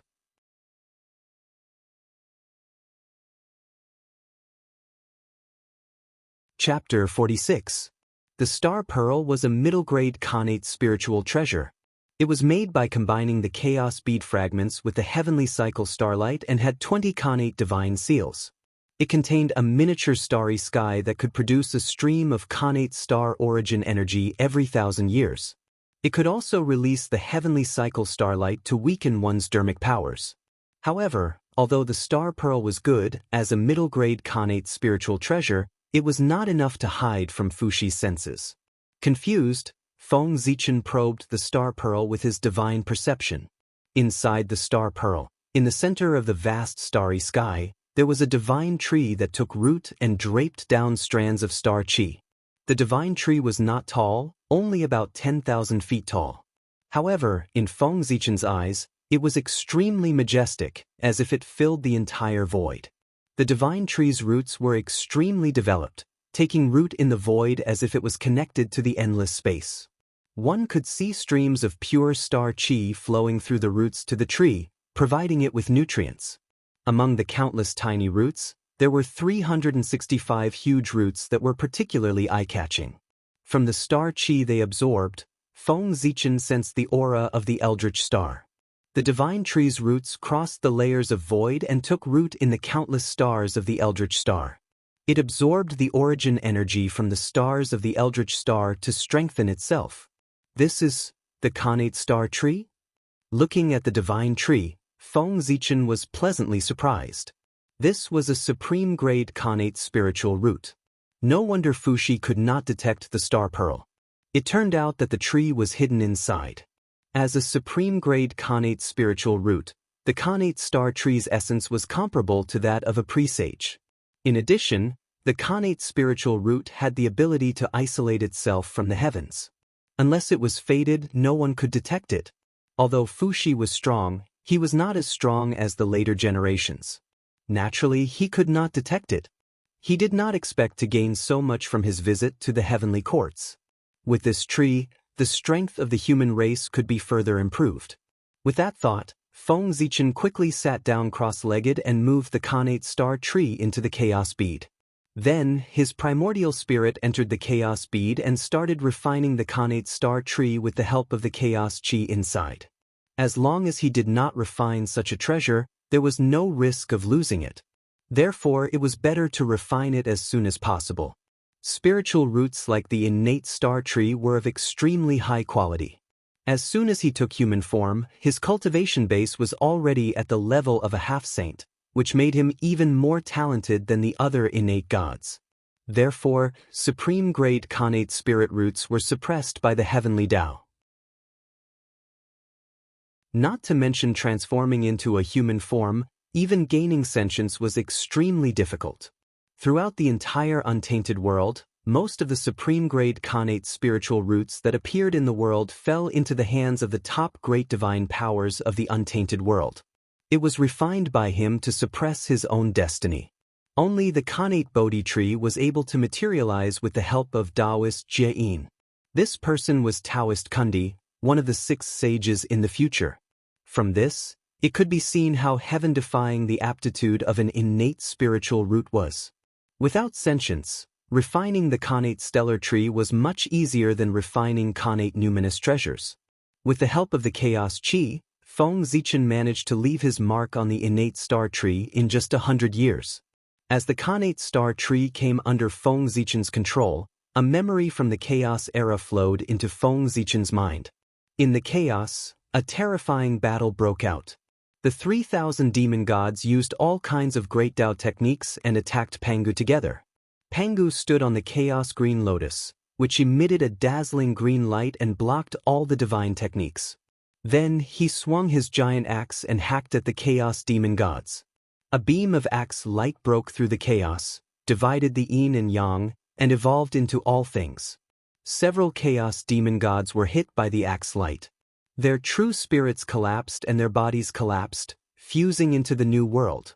One of the demon gods that was wrapped in starlight flew out a ball of origin and fell into the starry sky when his body was destroyed. Not long after, the chaos era was created. Pangu transformed into all things and Zhosheng was born. At this time, the chaos demon god's origin appeared in the starry sky. He took the opportunity to plunder Zhosheng's origin and strengthen himself. He wanted to transform into an innate god and descend into the chaos era. Suddenly, a beam of axe light appeared out of nowhere and slashed into the starry sky. Pangu! A sorrowful roar sounded. The star demon god's consciousness was wiped out. Only a ball of demon god's origin was left, fusing with Zhosheng's origin, turning into a seed and hiding in the starry sky. The scene ended here. After sealing the memories in the depths of his spiritual ocean, Feng Zichen let out a long sigh of relief. Watching a battle at the level of Daluo was a great opportunity accompanied by great danger. The slightest carelessness could lead to Tao destruction. Therefore, every time Feng Zichen watched a battle at this level, he only took a cursory glance and did not dare to delve too deeply into it. After transmitting the memories of the Chaos Era, the Khanate star tree shook.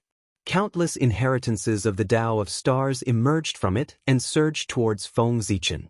These inheritances included not only the Tao of Zhosheng of the Chaos Era, but also the Tao of stars of the star demon god. For a moment, Feng Zichen was completely attracted by the Tao of stars and fell into a state of enlightenment. In the blink of an eye, thousands of years had passed. I didn't expect the Khanate star tree to be formed by the star demon god and Zhosheng's origin. It contains the Tao of stars. What a pleasant surprise! Waking up from his meditation, Feng Zichen's face was full of joy. After refining the Khanate star tree, its various functions and origins automatically appeared in Feng Zichen's mind. The Khanate star tree could absorb the endless power of the stars and carry a trace of Zhosheng's luck. Obtaining it could strengthen one's own luck and conceal one's fate. Every 1 yuan hui, 365 star fruits would be born, corresponding to the Chaos Era's main star. As long as one ate the star fruits, they could transform into the star body of the corresponding star and mobilize part of the star's power. Unfortunately, the Khanate star tree was only a seedling now. It could not do anything except strengthen one's own luck. Even so, Feng Zichen was still very satisfied. Not to mention the value of the supreme-grade Khanate spiritual root, just the inheritance of the Tao of Stars made this trip worth it. Moreover, there were so many more gains. With a wave of his hand, Zichen's sword appeared in his hand. Then, he took out the remaining star origin from the star bead after it was devoured by the chaos bead and inserted it into Zichen's sword. After absorbing the star origin, Zichen's sword was further improved. Zhouxing's shadow appeared on the sword, and the Khanate spiritual light shone brighter. Seeing this, Feng Zichen nodded in satisfaction. With the Zhouxing's shadow, Zichen's sword finally had the aura of an emperor's sword. Zichen, are you feeling better? Feng Zichen was about to test the power of Zichen's sword when Ao Shue's voice came from outside the hall, which made him stop what he was doing. He got up and walked out. I've been in seclusion for a while. I've made some gains. I'm fine now. Feng Zichen replied as he came to Ao Shue. Wow. You've broken through? How did you do it so quickly?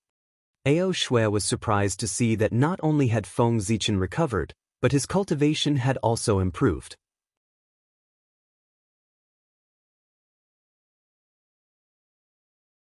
Chapter 47. Hearing Ao Shue's words, the Water Dragon King behind her also looked at Feng Zichen curiously. When they went to the Heavenly Court Conference, Feng Zichen was only at the mid-stage of the mystic immortal realm. He had only left for 1,000 years, and he had reached the mystic immortal realm. Such a cultivation speed was truly astonishing. No wonder Ao Shue and the others were shocked. It was a coincidence. Feng Zichen smiled and briefly recounted what had happened when he was listening to the sermon in the imperial palace of Xi. Fuxi had taken the initiative to teach him the Khanate 8 trigrams. He didn't learn it secretly, so there was no need to hide it. Moreover, if he said this appropriately, he could find himself a big backer. Why not? An existence like Fuxi could calculate 1,000 miles with a single step. If he passed the Khanate 8 trigrams to Feng Zichen, how could he not calculate the consequences of this action? However, since Fuxi didn't ask Feng Zichen to keep it a secret, it meant that he tacitly agreed that Feng Zichen was borrowing his name. As long as Feng Zichen didn't go overboard, Fuxi probably wouldn't care. Your luck is too good. You can run into Emperor Xi just by going out. That's the top great divine ability of the primordial world, one of the rulers of the heavenly court. Ao Shue was shocked, but she was also happy for Feng Zichen. After being in the heavenly court for so long, even if Ao Shue didn't know anything, under the influence of what she saw and heard, she also understood the division of power in the heavenly court. Naturally, she knew how powerful Emperor Xi was. Congratulations, fellow Taoist. You have gained the favor of Emperor Xi. Your future is limitless. Water Dragon King went forward to congratulate him. As he spoke, Water Dragon King looked at Feng Zichen with jealousy. When he was in the dragon race, he was favored by the ancestral dragon. When he came to the heavenly court, he was favored by Emperor Xi. It was really infuriating to compare oneself to others. Fortunately, he was able to cultivate to the Tai Jingxian realm. No matter how strong one was, one state of mind had to be like still water without ripples. Therefore, although Water Dragon King was jealous, he adjusted his emotions after a moment. He once again fell into a state of tranquility. Tai Jingxian realm was one with the Tao. Not chaotic in the heart, not trapped by emotions. Not afraid of the future, not thinking of the past. Not stagnant in material things, not perplexed by the heart, thinking and perplexed, acting and unruly. If a Tai Jingxian master was easily irritable and easily, suddenly, happy and suddenly, it was difficult to control state of mind. That meant that he had been bewitched by the tribulation aura and had fallen deep into the tribulation. He was not far from death. Dragon Lord, you must be joking. Emperor Xi was only able to pass down the way of the innate 8 trigrams because of the Holy Mother. I just happened to be there. I can't be considered Emperor Xi's favor. Emperor Xi's emperor, SSSS emperor, S emperor's emperor's emperor emperor, God. Taoist fellow is. Water Dragon King chuckled. He didn't believe it. If it was really for the sake of Nuwa, the human race had been born for so many years. Why didn't they pass it earlier or later? Why did they only pass it down now? However, Since Feng Zichen had said so, Water Dragon King naturally couldn't say anything. Zichen, what do you think this is? Ao Shui took out a hairpin surrounded by starlight and waved it in front of Feng Zichen. This is a Khanate spirit treasure? Feng Zichen was a little confused. He didn't remember Ao Shui having such a spirit treasure. That's right, this is the flowing light hairpin. It was born in the boundless starry sky and is a mid-grade Khanate spirit treasure. As it is waved, the flowing light follows. How is it? Does it look good? With that, Ao Shui waved the flowing light hairpin, and thousands of stars appeared. Like shooting stars, they dragged their tails and circled around the flowing light hairpin. It looks good. Feng Zichen replied speechlessly. A rich family was indeed a rich family. They were different from the poor. For a poor person like Feng Zichen, when he obtained a Khanate spirit treasure, he would pay attention to the function and power of the spirit treasure. However, Ao Shui didn't pay attention to the function or power of the Khanate spirit treasure. She judged it based on its beauty and ugliness. It couldn't be compared. It really couldn't be compared. This is the gift that the Heavenly Emperor gave me when I met him in the Lingxiao Hall. After showing off the flowing light hairpin for a while, Ao Shui remembered to explain the origin of this spirit treasure to Feng Zichen. Ao Shui was the granddaughter of the ancestral dragon and represented him. Naturally, Di Jun had to meet her personally to show the demon race's etiquette. At the same time, the ancestral dragon didn't come himself and sent Ao Shui. It was to show that he had no intention of participating in the battle between the Magi and the demons. He was only willing to guard the 4 seas and let Di Jun be at ease. Di Jun naturally understood this. Although he had lost the 4 seas, he had also ensured that the dragon race wouldn't side with the Magi. While he was in a good mood, he casually gave Ao Shui some small toys. That's right, small toys. Khanate spirit treasures like the flowing light hairpin could only be considered small toys to the demons who controlled the entire heaven realm and the boundless starry sky. As the center of the primordial universe, the heaven realm gathered the luck of the 8 directions and boundless creation. Even though it couldn't be compared to the entire primordial world, there were countless rare treasures in it. The boundless starry sky was where Zhouxing gathered. Under the illumination of Zhouxing, the number of creation could be imagined. Needless to say, the 365 main stars of the primordial world all had Khanate spirit treasures. Think about it, Di Jun, who had such a treasure land, wouldn't care about a middle-grade Khanate spirit treasure. Fellow Taoist, today's heavenly court meeting has ended. We should leave. After Ao Shui and Feng Zichen played for a while, the Water Dragon King spoke up. We're leaving now. I haven't had enough fun? Ao Shui had been in the Dragon Palace since she was young, apart from living in the human race for a period of time. It was not easy for her to come out. Of course, she did not want to go back so early. Princess, don't mess around. I still have to report what I saw in the heavenly courts to the Dragon Emperor. I can't delay. All right then. Hearing that her father was involved, Ao Shui did not dare to say anything else. On the other hand, Feng Zichen thought of the change in the Hongmeng seal when he stepped onto Mount Buzhou. He decided to stay here and investigate Mount Buzhou. In that case, Dragon Lord and Ao Shui can go back first. I want to go to Mount Buzhou to pay my respects to God Pangu. Feng Zichen smiled and said to the Water Dragon King. Fellow Taoist, are you not going back with us? This place is far away from the human race. With your speed, I'm afraid it will take you more than 10,000 years to return to the human race. The Water Dragon King looked at Feng Zichen in confusion. No, since I've come to the heavenly courts, I'll regret it for the rest of my life if I don't go to Mount Buzhou. As for returning to the human race, I can take this opportunity to travel the primordial world and increase my experience. Feng Zichen thought for a while and replied. Since fellow Taoist insists, I won't persuade you anymore. Although he did not understand Feng Zichen's thoughts, Water Dragon King knew that it was useless to persuade him, so he did not say anything else. Zichen, the primordial world is so dangerous. It's too dangerous for you to go back alone. It's better to go back with us. Anyway, Mount Buzhou is there. It won't run away. It won't be too late to come back when your realm is higher. Ao Shui persuaded with a worried expression.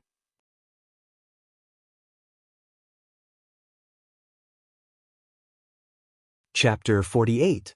Don't worry, I have the merit spirit aura to protect me. Even if a golden immortal of the great all-embracing heaven comes, I can still hold my own, Feng Zichen said to Ao Shui as the merit spirit aura rose. All right then.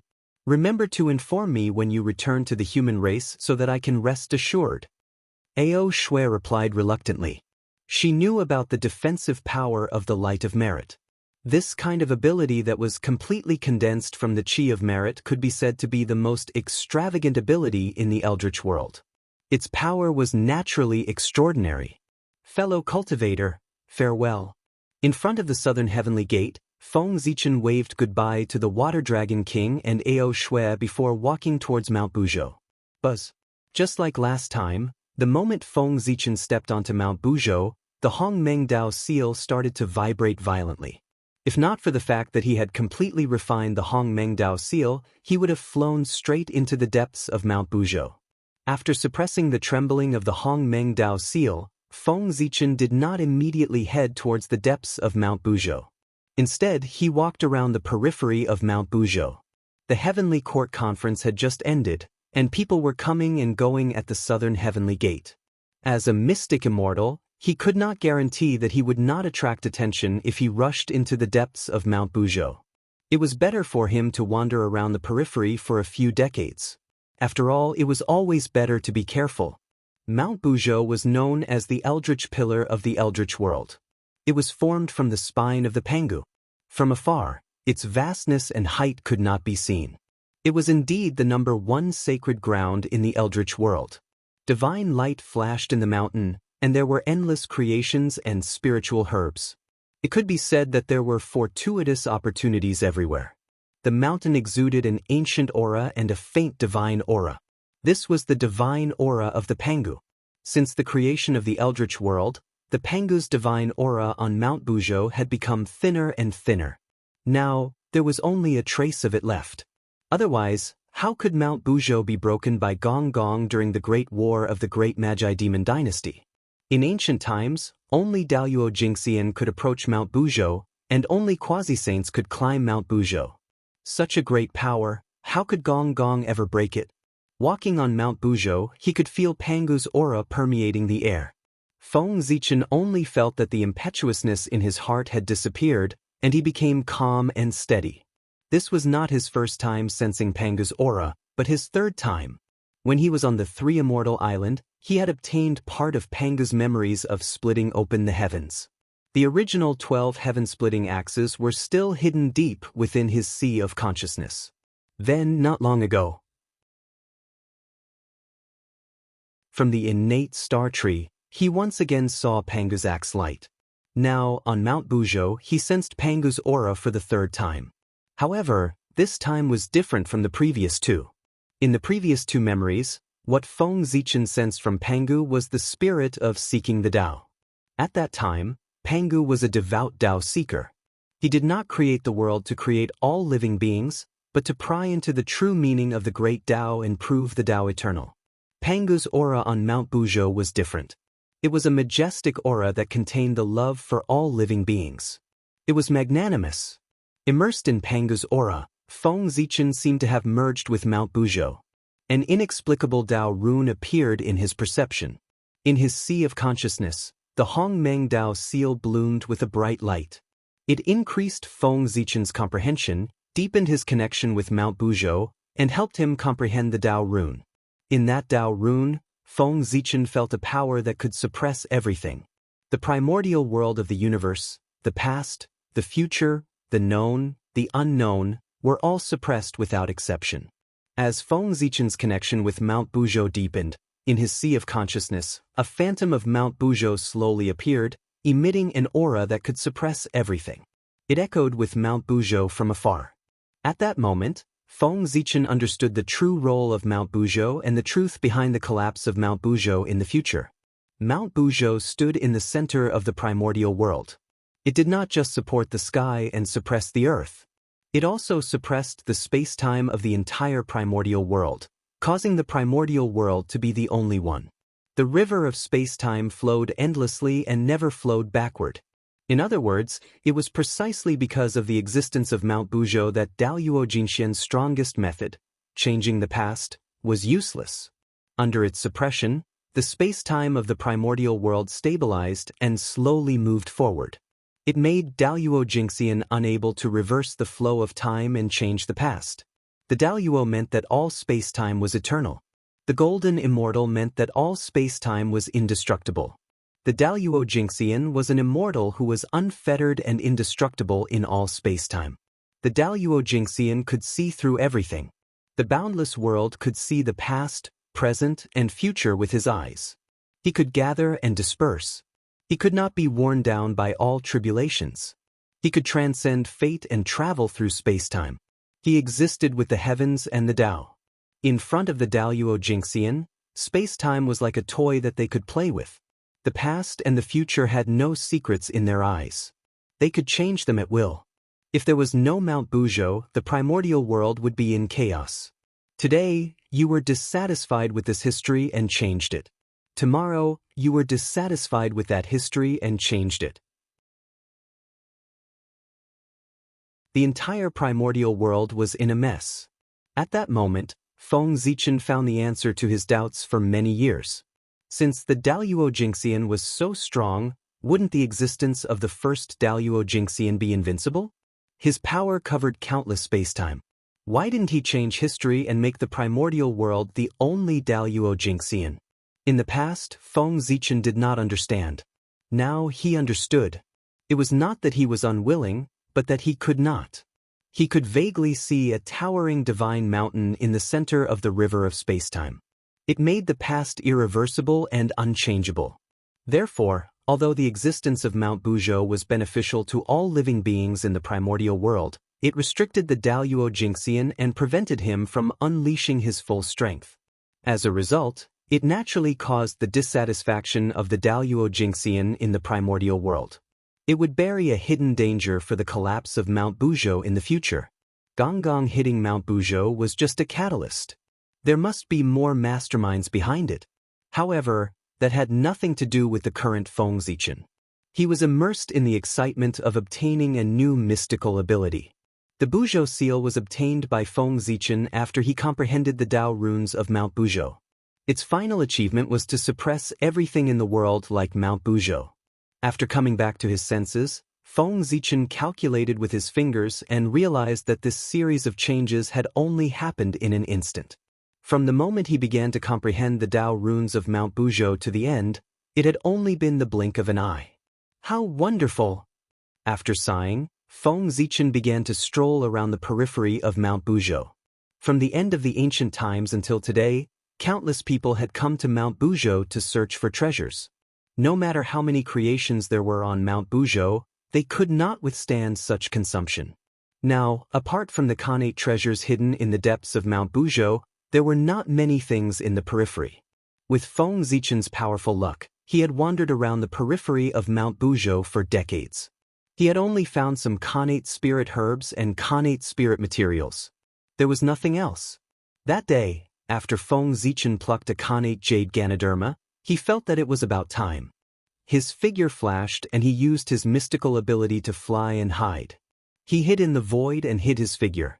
Then he followed the guidance of the Hongmengdao seal and walked towards the depths of Mount Buzhou.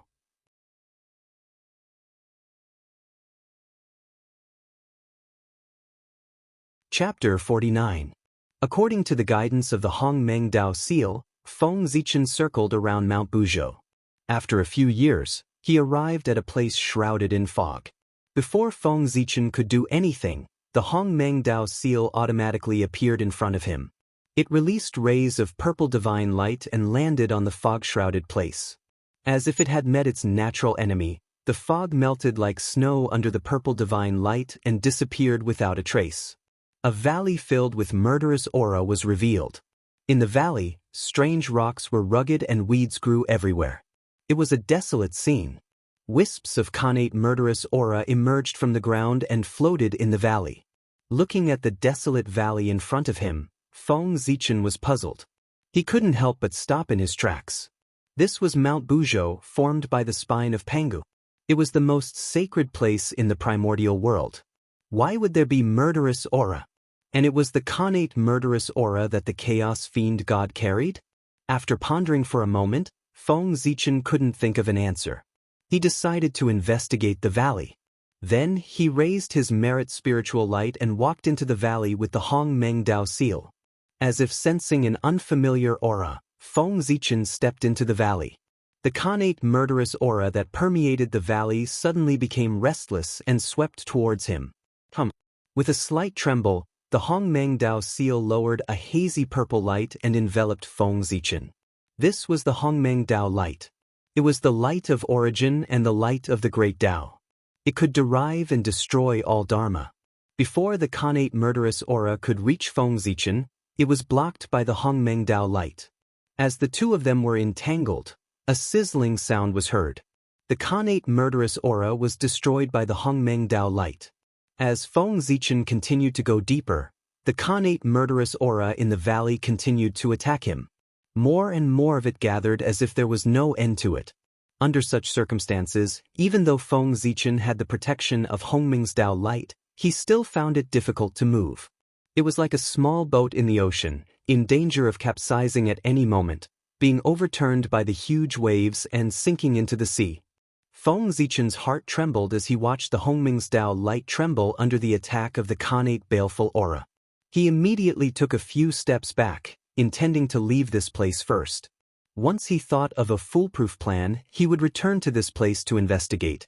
However, just as Feng Zichen retreated, a rock under his feet suddenly exploded.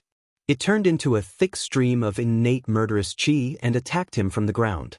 Then, the explosion of the stones seemed to have set off a chain reaction. The pebbles and weeds in the valley exploded one by one, turning into thick connate malice qi that attacked Feng Zichen from all directions. As it turned out, these stones and weeds had been infected by the innate baleful qi day and night and had long since merged with it. Today, after being stimulated by external forces, they exploded one by one, resulting in the current situation that Feng Zichen was facing. Again! The Hongming's Dao light flashed and destroyed the connate malice qi that came from the ground. However, before Feng Zichen could heave a sigh of relief, he saw countless streams of connate malice qi attacking him from all directions, and he couldn't help but groan in his heart.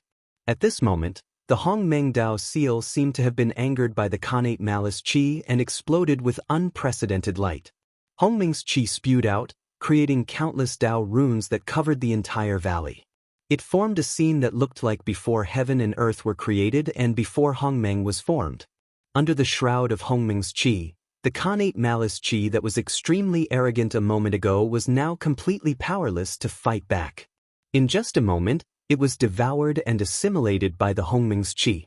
After the connate malice qi was completely devoured, the Hong Meng Dao seal spun, and the Hongming's qi that enveloped the entire valley began to shrink. In the blink of an eye, it shrank into a ball and returned to the Hong Meng Dao seal's body. As the connate malice qi disappeared, the true appearance of the valley was finally revealed. Empty, a vast expanse of emptiness. The gravel and weeds were all gone, and even the connate malice qi did not exist. Only the pitch-black mountain was left exposed. This valley had been completely corroded by the connate malice qi. Its black color was exactly the same as the connate malice qi. On top of the mountain, new connate malice qi was born. Reaching out to touch the ground, Feng Zichen felt a wisp of connate malice qi rising from the ground and flowing through his index finger into his sea of consciousness, trying to destroy his rationality. Quickly retracting his finger, Feng Zichen activated the Hongming's qi in his body to refine the connate malice qi that had entered his body. Oh my god! This connate malice qi is so strong that it can even corrode Mount Buzhou. Just now, Feng Zichen was certain that Mount Buzhou had been completely transformed into a malice stone and had become the carrier of the connate malice qi. Mount Buzhou was the backbone of the Pangu. Even if it was not as powerful as before, its great Tao was still there, and it was not something that a golden immortal could destroy. Only the Tai Jingxian could leave traces on Mount Buzhou. Even if the Daluo Jingxian came, It would take a lot of effort to destroy such a large mountain like this valley. The fact that the Khanate Malice Chi could corrode it to such an extent showed how powerful it was. Just as Feng Zichen was lamenting, the Hong Meng Dao seal paused and glowed slightly, urging him to rush into the depths of the valley. What kind of treasure is there in the depths of Mount Buzhou that attracted the Hong Meng Dao seal so much? Ever since he stepped onto Mount Buzhou, the Hong Meng Dao seal had been unusually active, constantly urging him to go into the depths of Mount Buzhou. Its eagerness was completely different from its cold attitude in the past. Feng Zichen could not help but be curious. Immediately, Feng Zichen released the suppression on the Hong Meng Dao seal and allowed it to fly into the depths of the valley, while he followed it. He wanted to see what kind of treasure it was that made the Hong Meng Dao seal so anxious. The area of the valley was larger than Feng Zichen had imagined. He thought that after walking so far with the Khanate Malice Chi, he was already close to the depths of the valley. He did not expect that he was only at the periphery. After a few days, Feng Zichen finally arrived at the deepest part of the valley, where a cliff was. At the bottom of the cliff, there was a deep cave entrance, and thick Khanate Malice Chi spewed out from it. Huge cracks started from the cave entrance and spread in all directions, covering more than half of the valley. Wisps of Khanate Malice Chi rose from it. This was the deepest part of the valley, and it was also the source of the Khanate Malice Chi. Looking at the Khanate Malice Chi that had almost turned into liquid, Feng Zichen stood at the cave entrance and hesitated for a moment. In the end, under the constant urging of the Hong Meng Dao seal, he gritted his teeth and rushed in. The Hong Meng Dao seal was his natal Dharma treasure, and it was bound to him for good or ill. It would definitely not harm him. Since it dared to let him rush in, it could guarantee his safety. As expected, the Hong Meng Dao seal released a layer of wave-like light, turning Feng Zichen into an illusory form and passing through the Khanate Malice Chi. He flew into the depths of the cave. 1 year, 2 years, 3 years, 10 years. The length of the cave exceeded Feng Zichen's imagination.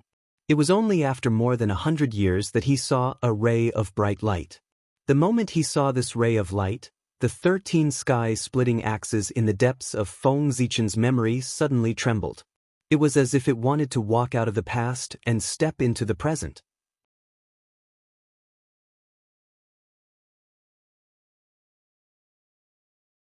Chapter 50. It was the light that could split the heavens and earth apart. It was the light of the axe that Pangu had swung. Feng Zichen's vision turned black, and he fainted. 13 streaks of axe light had broken through the seal that he had set and appeared in his sea of consciousness. Feng Zichen could not withstand the power of the axe light and fell into a coma. The Taoist rhymes of the axe light were extremely terrifying. Feng Zichen was only in the mystic immortal realm, and he could not even withstand one, let alone 13 streaks of axe light. If he had not fallen into a coma in time, he would have died under the Taoist rhymes of the axe light. After Feng Zichen fell into a coma, the Hong Meng Dao seal did not stop. It brought him past the axe light, through the layers of void, and arrived at a mysterious place. At this time, the axe light gradually calmed down and returned to the depths of his sea of consciousness. It was sealed by the chaos bead. My head hurts. After an unknown period of time, Feng Zichen was awakened by a sharp pain. He could not help but rub his head and complain. Where is this? After waking up, Feng Zichen realized that he was in a cave. The cave was extremely spacious. There were stalactites of different lengths hanging down from the ceiling, and water droplets were condensed. Divine light lingered below, and there were endless creations. There were also strands of chaotic vital energy in the air. The Hong Meng Dao seal shone slightly, and it reflected what he had experienced after he fell into a coma. It made Feng Zichen understand the cause and effect. This is the belly of Mount Buzhou.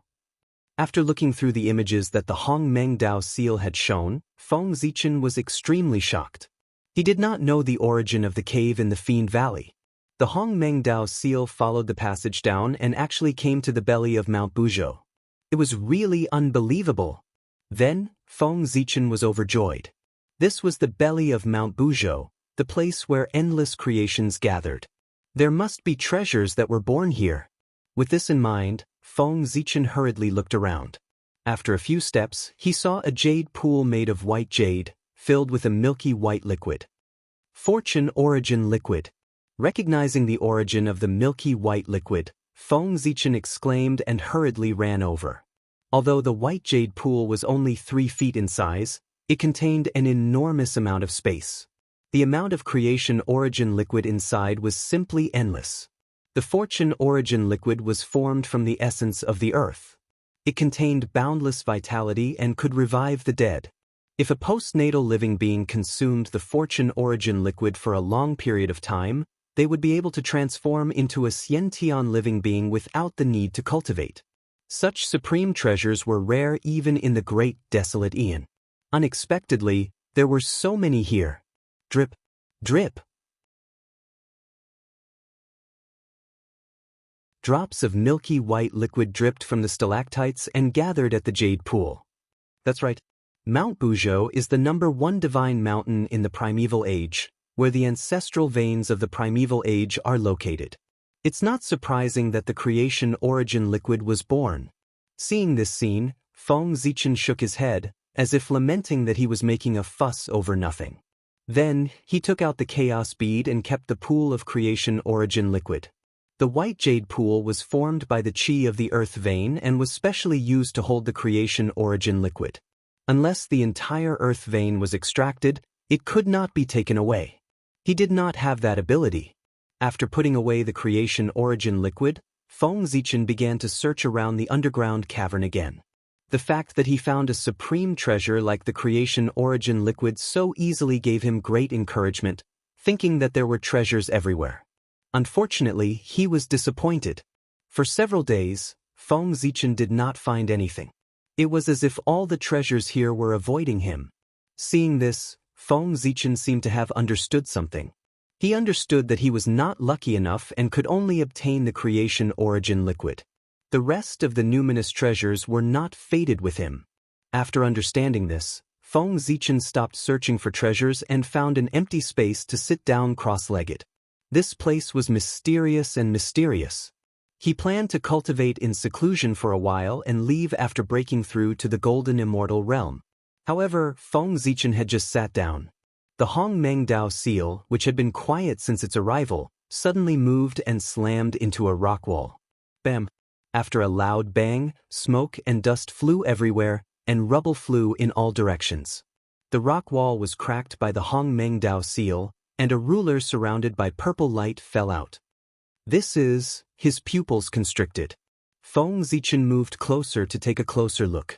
The ruler was less than a foot long, and it was surrounded by Hongmeng Qi. There was a faint purple light, and it carried the aura of the great Tao.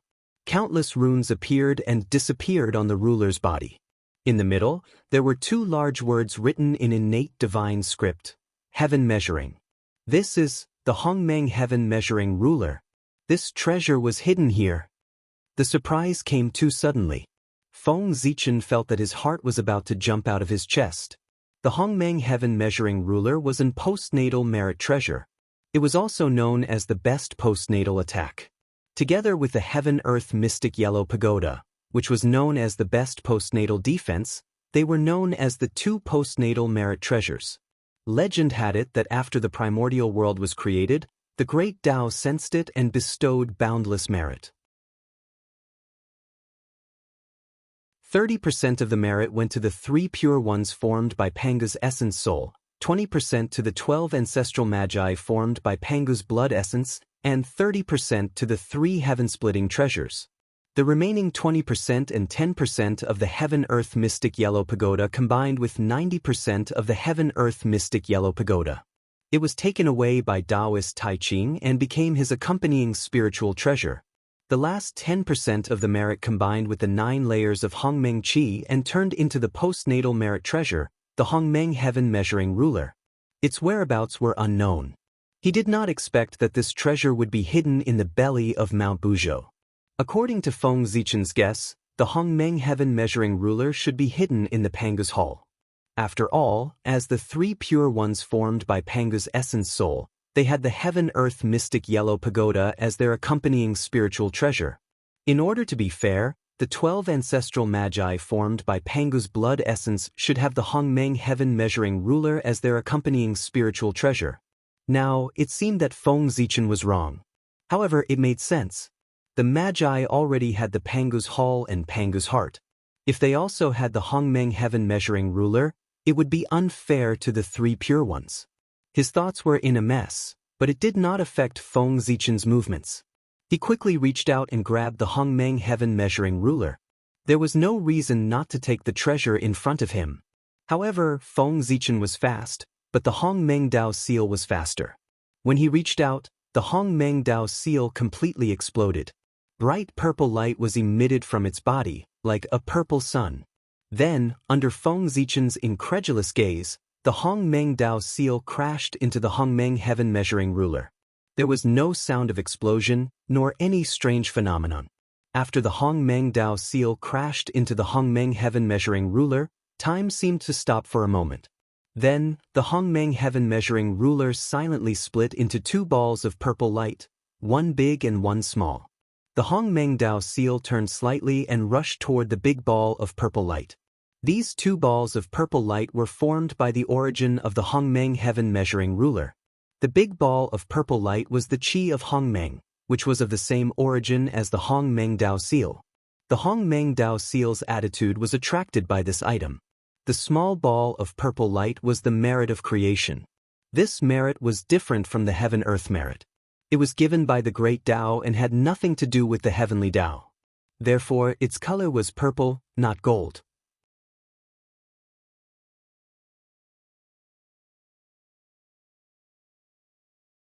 Chapter 51. In the cave, the heaven-splitting merit floated in midair and flickered with a gentle purple light. As the purple light circulated, the aura of the great Tao spread everywhere. All the Tao in the world congratulated and rumbled, displaying the aura of the great Tao. Is this the heaven-splitting merit? How fascinating! Feng Zichen's eyes were filled with intoxication as he looked at the heaven-splitting merit that was flowing with purple light. Its beauty could not be described with words. It was the beauty of the great Tao. It was the origin of the great Tao and contained all the secrets of the great Tao. It was a shortcut to the great Tao. The heaven-splitting merit was the #1 treasure of the primordial world. The reason why the three pure ones were the saints of heaven was that the three of them each had 10% of the heaven-splitting merit. Back then, in the Purple Cloud Palace, when the Tao ancestor distributed the positions of saints, he had once said, "The three pure ones have the heaven-splitting merit. As the saints of heaven, they can become saints. Nuwa can become a saint if she has great merit in the future. Jieyin and Zhuanti have some karma with me. They can become saints." If he could not see the importance of the heaven-splitting merit, the importance of the heaven-splitting merit was self-evident when the 6 saints became saints. Let's not talk about Nuwa becoming a saint for now. After the 3 pure ones established the sect, they immediately became saints.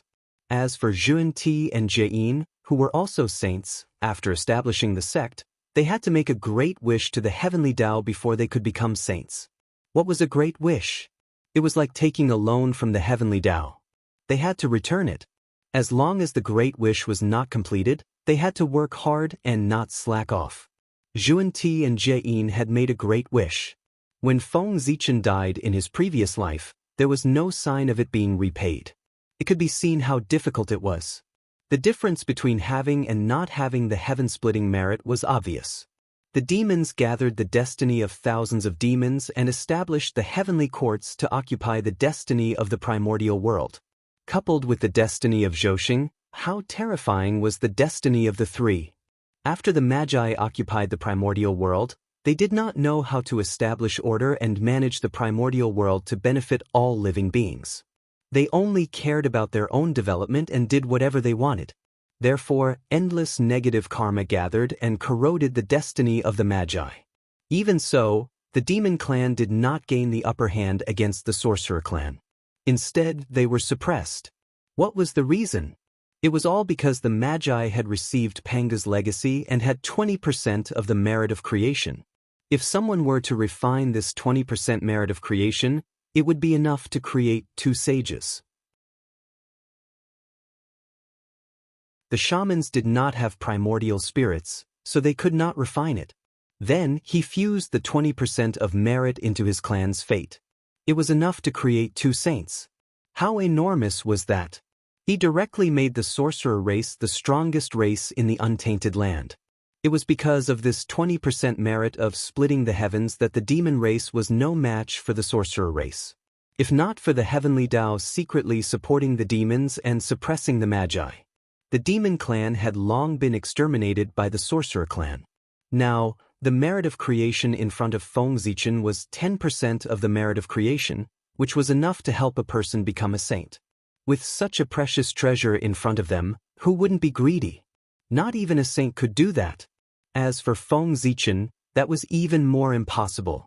Unable to suppress the excitement in his heart, Feng Zichen stretched out his trembling hand and grabbed the merit of creation. Before Feng Zichen could touch the merit of creation flew over and landed in his sea of consciousness as if it had guessed his thoughts. In an instant, a bright light illuminated Feng Zichen's sea of consciousness, and endless comprehension of the great Tao floated in his mind. It allowed him, who had just broken through to the perfected mystic immortal realm, to take another step forward and reach the golden immortal realm. He only needed to wait for his true spirit to recover before he could complete his breakthrough. However, the joy on Feng Zichen's face did not last long. In just a moment, his expression turned ugly. After the merit of creation entered his sea of consciousness, it did not fuse with his primordial spirit. Instead, it floated in the middle of his sea of consciousness and gradually fell silent. What's going on? Why can't I refine the merit of creation? Just as Feng Zichen was puzzled, a majestic and sacred aura appeared and sent him a message. It was Pangu's aura. The merit of creation belongs to someone else? Borrow my hand to bring the merit of creation out of this place and into the hands of the destined person? From the message sent by Pangu, Feng Zichen knew why he could not refine the merit of creation. It was prepared by Pangu for someone else. However, although he could not refine the merit of creation was stored in his sea of consciousness and could also assist Feng Zichen in his cultivation. Of course, the most important thing was that as long as Feng Zichen handed over the merit of creation to the destined person, his sin of breaking the Hongming's heaven-measuring ruler could be written off. The Hongming's heaven-measuring ruler was an acquired merit treasure with boundless merit. How could it be broken so easily? Feng Zichen was fine now because he was in the belly of Mount Buzhou, which could isolate the power of the way of heaven. Outside Mount Buzhou, there was a monstrous amount of negative karma gathering, waiting for Feng Zichen to come out so that the heavenly punishment could kill him and completely remove him from the primordial world. Now, Pangu promised that as long as he handed over the merit of creation to the destined person, he could be forgiven. Although he would lose the merit of creation, he would save his life. Of course, it was worth it. After all, no matter how good the treasure was, it was not as important as his life. As for how to find the destined person, Feng Zichen was not worried at all. Even if the destined person would appear in front of him when the time was right, there was no need to look for him. Otherwise, he would need to search all over the primordial world. How could he be considered the destined person? Clang! The melodious sound of the bell rang, like the first cry of the great Tao. It rippled and attracted Feng Zichen's attention. Where the Hongmeng Qi was, the Hongmeng Dao seal's figure had completely disappeared, leaving only a purple Dao bell that was bobbing up and down. The bell just now was from it. Seeing this, Feng Zichen was shocked. He hurriedly communicated with the Hongmeng Dao seal and heaved a sigh of relief when he found that the connection was still there. The Hongmeng Dao seal was his most precious treasure. It was of great help to him and had once guided him onto the path of Tao. He could not lose it. With a wave of his hand, the purple Dao bell flew over and landed in Feng Zichen's hand without any resistance. This bell was called Hongmeng Daozhong. It was formed by the Hongmeng Dao seal devouring the Hongmeng Qi. It could shatter the vacuum and destroy all Dharma. It was extremely powerful. Unfortunately, the Hongmeng heaven-measuring ruler only contained 90% of the Hongmeng Qi. It could not transform the Hongmeng Dao seal into a connate cardinal treasure. It could only transform into a supreme-grade numinous treasure with 45 connate divine restrictions. Although there was only one connate divine restriction missing, it was the difference between a numinous treasure and a cardinal treasure. One's power was in the sky while the other was on the ground. They could not be compared. The remaining 10% of the Hongmeng Qi has already scattered into the primordial world. It can't be found. Otherwise, you would have been able to advance to a connate cardinal treasure. Feng Zichen played with the Hongmeng Daozhong and said to it. He had just said it casually. He did not expect the Hongmeng Daozhong to answer. However, he did not expect the Hongmeng Daozhong to flash slightly and send him a message. The connate 5 Cosmos Qi? Feng Zichen frowned. This was the news that the Hongmeng Daozhong had sent him. After devouring the connate 5 Cosmos Qi, it could advance to a connate cardinal treasure. However, where could he find the connate 5 Cosmos Qi?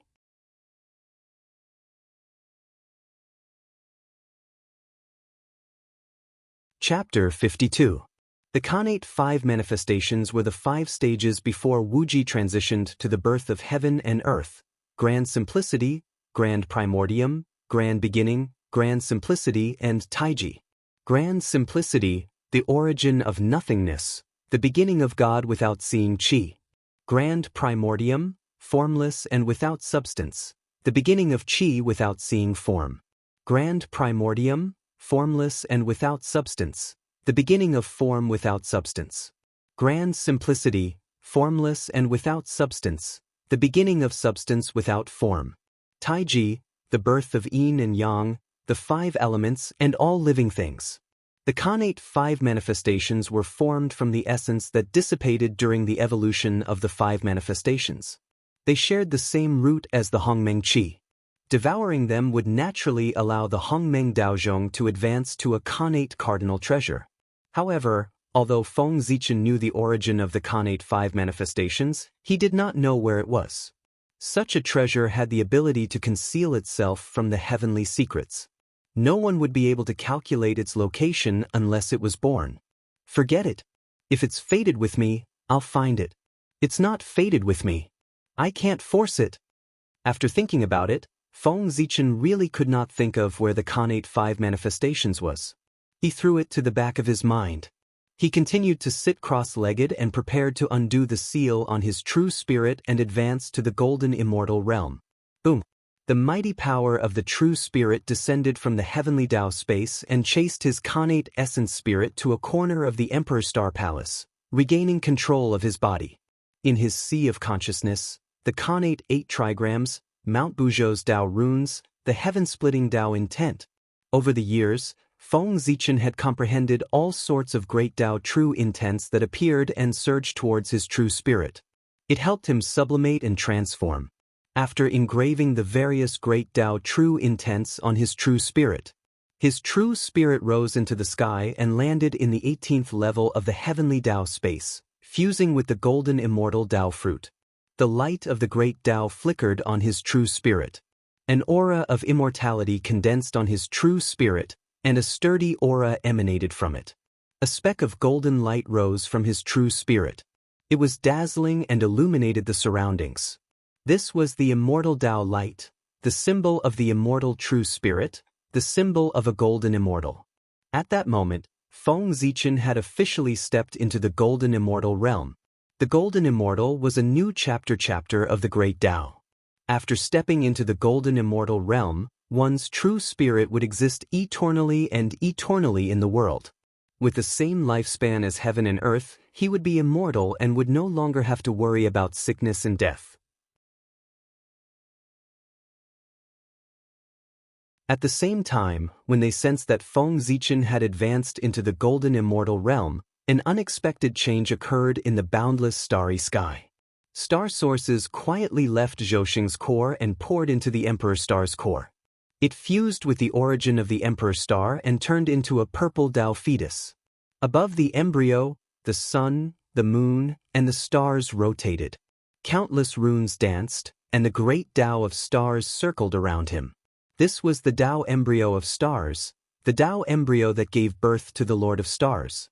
As soon as the star embryo of Tao was formed, Feng Zichen felt a guiding force coming from the Emperor Star.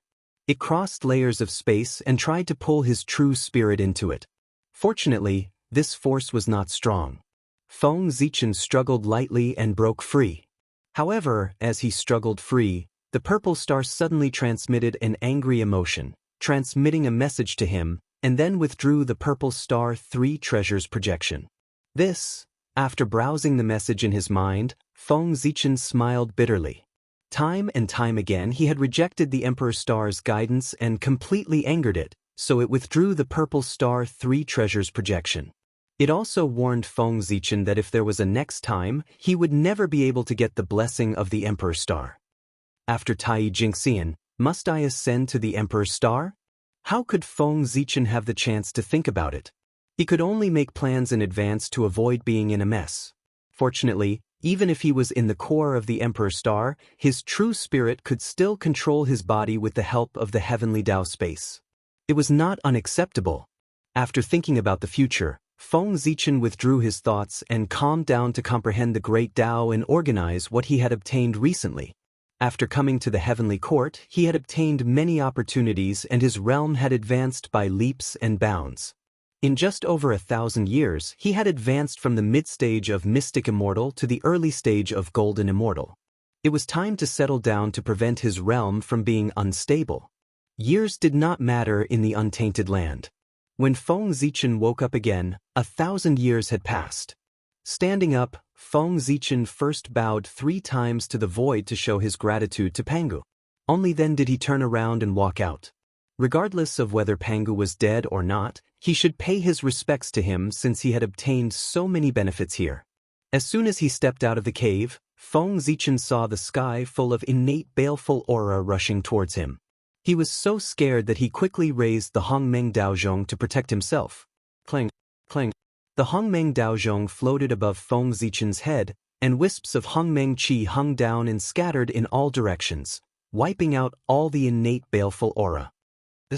Where did so much innate baleful aura come from?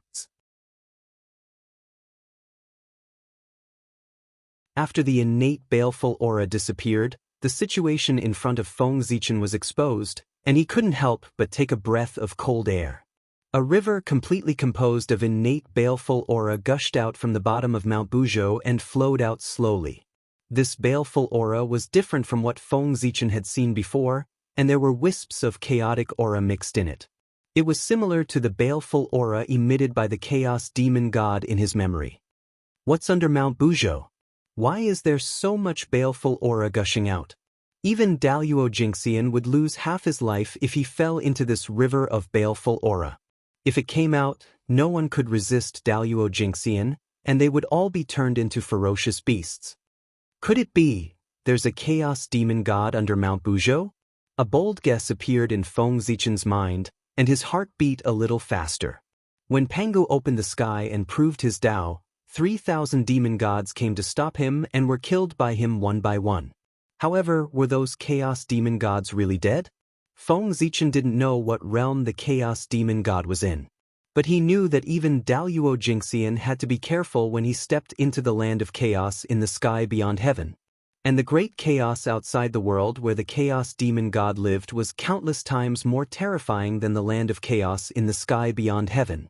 The chaos demon gods that could survive there, even if they were just born, had at least the strength of an ordinary Daluo Jingxian.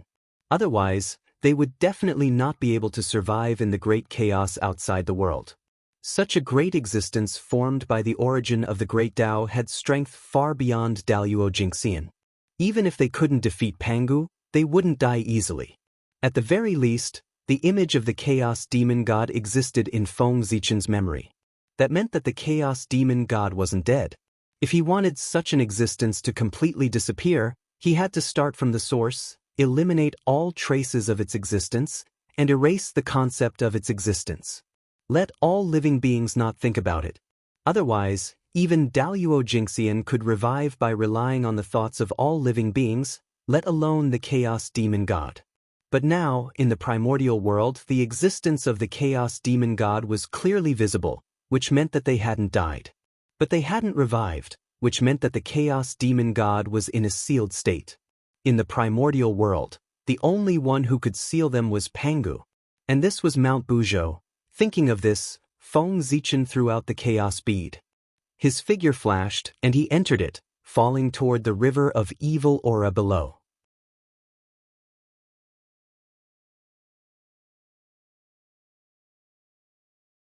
Chapter 53. The chaos bead was a treasure of the chaos in the past. It could even suppress the great chaos.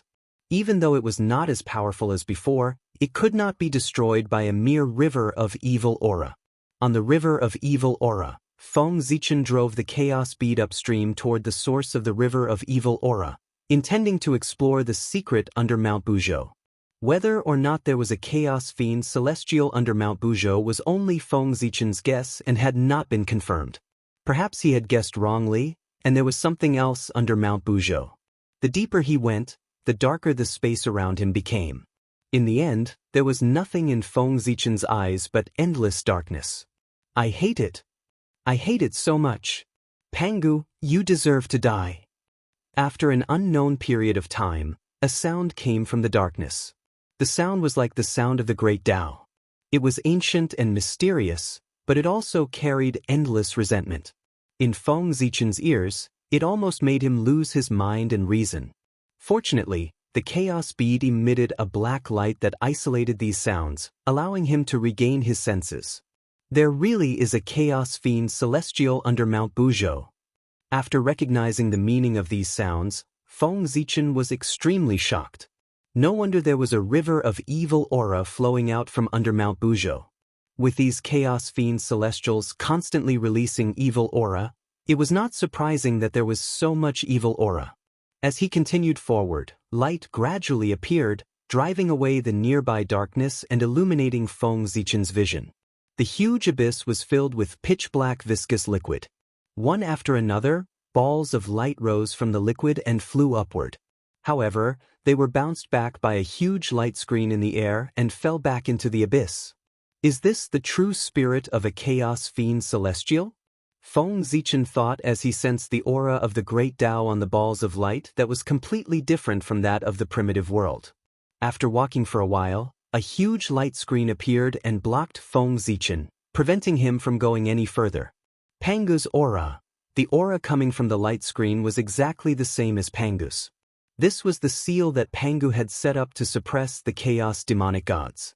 Feng Zichen silently took a few steps back, keeping himself away from the barrier so that he wouldn't be accidentally injured by it. After the light screen sensed his retreat, it slowly disappeared. After confirming the safe distance, Feng Zichen stuck his head out and looked at the sealed chaos demonic god. As chaos fiend gods transformed from the origin of the great Tao, they were carriers of the great Tao, and their every move contained the true meaning of the great Tao. Observing them was no less than facing the great Tao directly. It could be called a heaven-shaking opportunity. With Feng Zichen's current realm, he was unable to withstand the Chaos Fiend Celestial's Tao runes. However, he could use the Hongmeng Daozhong to record the Taoist rhyme for future study. Clang, clang, clang. The Hongmeng Daozhong floated in the air, branding the Chaos Fiend Celestial's figures one by one. Every time a Chaos Fiend Celestial's figure was branded, there would be a melodious bell sound. It was very happy. During this time, Feng Zichen used the power of the Hongmeng Daozhong to isolate his perception of the Great Tao and looked at the sealed Chaos Fiend Celestial's true spirits. Those Chaos Fiend Celestial's true spirits were all wrapped in Great Tao runes, making it impossible to see their faces clearly. One could only see a ball of bright light. If it were any other time, Feng Zichen would probably fall into enlightenment and die when he saw these Great Tao runes. But now, he was isolated from the Great Tao.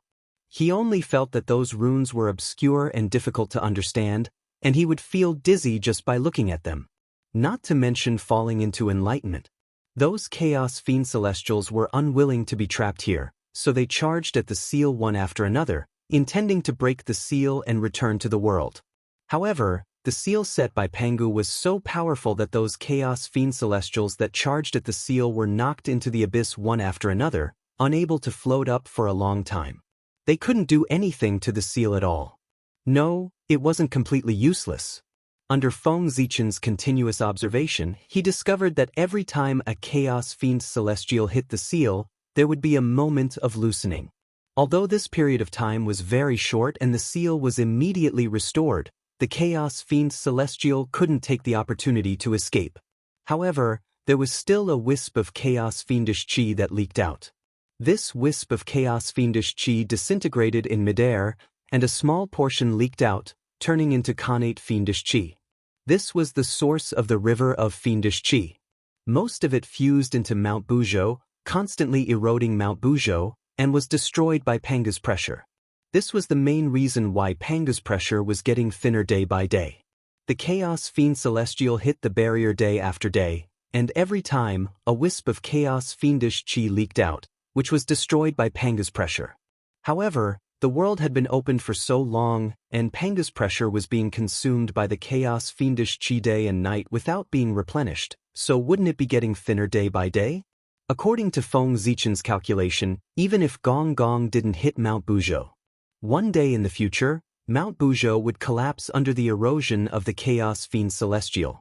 Suddenly, Feng Zichen's pupils shrank, and he said in shock, "What's that?"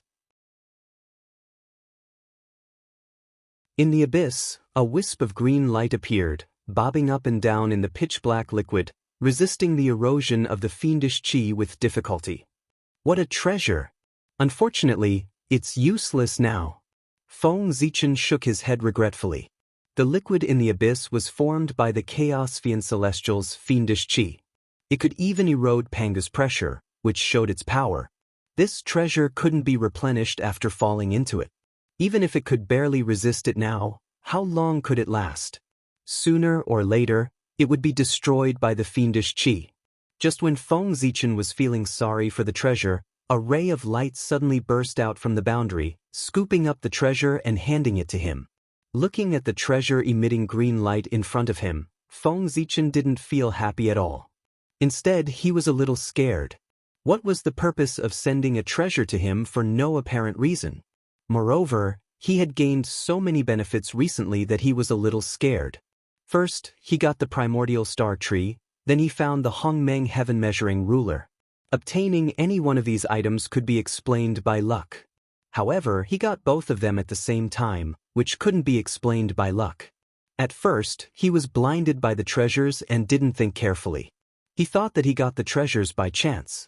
After all, the primordial star tree was related to the Tao of stars, and the Hongmeng Tao seal was attracted by the qi of Hongmeng. It was reasonable for him to get both of them. However, after thinking about it carefully, Feng Zichen broke out in a cold sweat. Both of them were supreme treasures of heaven and earth. It was already a blessing to get one of them. How could he have both of them at the same time? The primordial star tree was normal. The Hongmeng heaven-measuring ruler was hidden in the belly of Mount Buzhou. How could it be sensed by the Hongmeng Tao seal? It was obvious that someone deliberately released the aura of the Hongmeng qi to lure him to the belly of Mount Buzhou. What happened later also proved this point. Pangu wanted to use him to hand over the heaven-splitting merit to someone. Although it was a little troublesome, Feng Zichen felt that it was worth it to erase the karma of destroying the Hongmeng heaven-measuring ruler. However, what was with the treasure in front of him?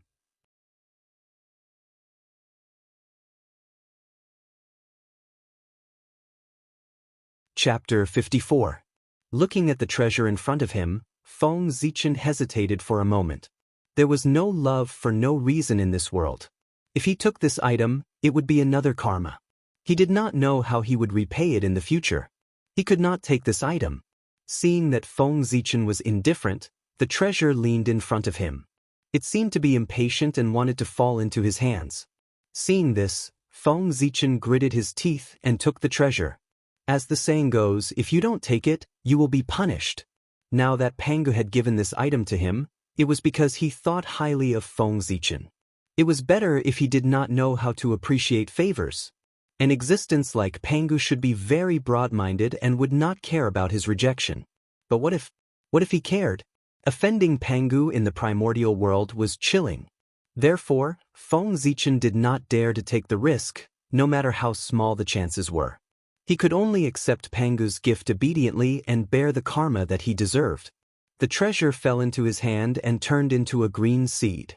In the hazy green light, the great Tao runes were faintly discernible. It was very magical. The seed of the world tree? After knowing the origin of this item, Feng Zichen almost exploded on the spot. The world tree, the chaos spirit root, was even stronger than the connate spirit root. In the primordial world, only the 3 heaven-opening treasures could be compared to it. Feng Zichen was not surprised that such a treasure was in his hands, but shocked and terrified. The sun star shone on the world and brought endless light to the primordial world. It was beneficial to all living beings and had boundless merit. Therefore, the Eastern Emperor Tai was accompanied by the Bell of Chaos. The 3 pure ones were formed by Pangu's primordial spirit. They had heaven-opening merit and boundless merit. Therefore, they had been bestowed with connate treasures by the Tao ancestor. Although Feng Zichen had some merit, he was far inferior to the first 4. He did not have such a strong blessing to bear the treasure. If one's virtue did not match his position, there would be disaster. How could Feng Zichen not be afraid? Goo! Feng Zichen swallowed his saliva and said with a trembling voice, "This, can I refuse?" No one replied. There was only a flash of light that transmitted the cause and effect of this matter into his mind. Is it because of the chaos bead? Feng Zichen was a little depressed. As expected, those treasures were not so easy to obtain. One ring after another. It turned out that Pangu had predicted that Mount Buzhou would collapse and had deliberately left the world tree behind, to replace Mount Buzhou as the pillar that supported the heavens. Unfortunately, the chaos demonic celestial found out about this. He did everything he could to pull the Tree of World into the seal, intending to destroy it and ruin Pangu's plan. Therefore, the world tree did not show any signs of growth since the creation of the world. Instead, it had degenerated into a seed. According to the course of history, this seed should have been destroyed by now. This was because the world tree did not appear when Mount Buzhou collapsed in the future. But now, as Feng Zichen came here with the chaos bead, everything changed. As the chaos spirit root, the world tree could only germinate in a chaotic environment. And the chaos bead contained a chaotic space. It was the only treasure in the world that could make the world tree seed germinate. Therefore, when he sensed the aura of the chaos bead, Pangu gave the world tree seed to Feng Zichen and asked him to cultivate the world tree so that it could be used to support the heavens in the future. Great God Pangu is really worried about the primordial world. But the descendants are not helpful and always drag you down. Holding the world tree seed, Feng Zichen was filled with emotions. According to Pangu's prediction, Mount Buzhou collapsed under the erosion of the chaos fiend god. In reality, Mount Buzhou was broken by Ganggong. Cultivate the world tree and the karma will disappear. You can obtain endless merit and enjoy endless luck. This was the message that Pangu passed to Feng Zichen in his last will. He painted a big picture for him so that he could cultivate the world tree with peace of mind. Feng Zichen could only laugh at this. The 3 pure ones were about to become saints. It would not be long before the great Magi Demon War and Mount Buzhou collapsed. In such a short period of time, it was not difficult to cultivate the world tree to the extent that it could support the primordial world. However, in order to cultivate the world tree better, the chaos bead's current level was not enough. In other words, with the world tree, Feng Zichen's search for the chaos bead fragments in the future would definitely be much smoother. But at the same time, he would obtain so many benefits. When Mount Buzhou collapsed, the world tree would not be able to support the heavens and earth. Feng Zichen would definitely be doomed. Sigh. Fortune lies in misfortune, and misfortune lies in fortune. What a wise saying. The myriad of thoughts turned into a sigh. Feng Zichen came back to his senses and placed the world tree seed into the chaos bead. He planned to use the chaos origin to make it take root and sprout. As long as the world tree could grow, the rest would be much easier. The world tree itself had the power to open up a world. Its roots could connect to endless dimensions and absorb nutrients to strengthen itself. Only such a spirit root could support the primordial world. In the chaos bead, wisps of chaos origin chi gathered and surged toward the world tree seed. Sigh. Pity my chaos bead. Looking at the chaos bead that instantly dimmed, Feng Zichen was filled with heartache. The chaos origin chi born in the chaos bead had long been used up by him. Now, the chaos origin chi was forcefully condensed by him at the cost of the chaos bead. Buzz. After absorbing the chaos origin chi, the world tree seed trembled. The light on its body flickered and emitted a rich vitality. Suddenly, a trace of black light with a dense murderous aura appeared on the world tree seed. It devoured all the vitality on its body and calmed it down. I knew it would not be so simple. Seeing this, Feng Zichen was not surprised. If the world tree seed could germinate so easily, it would not be worthy of the benefits that Pangu had promised him. The resentment of the chaos demon god? Looking carefully at the black light, Feng Zichen recognized the origin of this item. The world tree had struggled in the abyss for so long. It was normal for it to be tainted with the resentment of the chaos demon god. Now it seemed that in order for the seed to germinate, the only way was to eradicate the resentment of the chaos demon god. Otherwise, no amount of vitality would be enough for it to devour. This is troublesome. Feng Zichen frowned. Eradicating the resentment of the chaos demon god was not difficult for him. As long as he used Hongmeng Daozhong on the world tree seed for a few hundred years, he could turn the resentment of the chaos demon god into Hongmeng Qi. However, if the resentment was combined with the seed, he could turn the seed into Hongmeng Qi while eradicating the resentment. Then it would all be over. As if sensing Feng Zichen's distress, a message appeared in his mind. Thunder Lock. Bringing the world tree seed here can erase the resentment of the chaos demon god? Thunder was indeed the nemesis of dark things like resentment. Thinking of this, Feng Zichen seemed to understand Pangu's plan. Using the power of thunder accumulated in the Thunder Lock to erase the resentment of the chaos demon god was a good idea. After knowing the destination, Feng Zichen did not stay any longer. He turned and walked out. He did not dare to be curious anymore.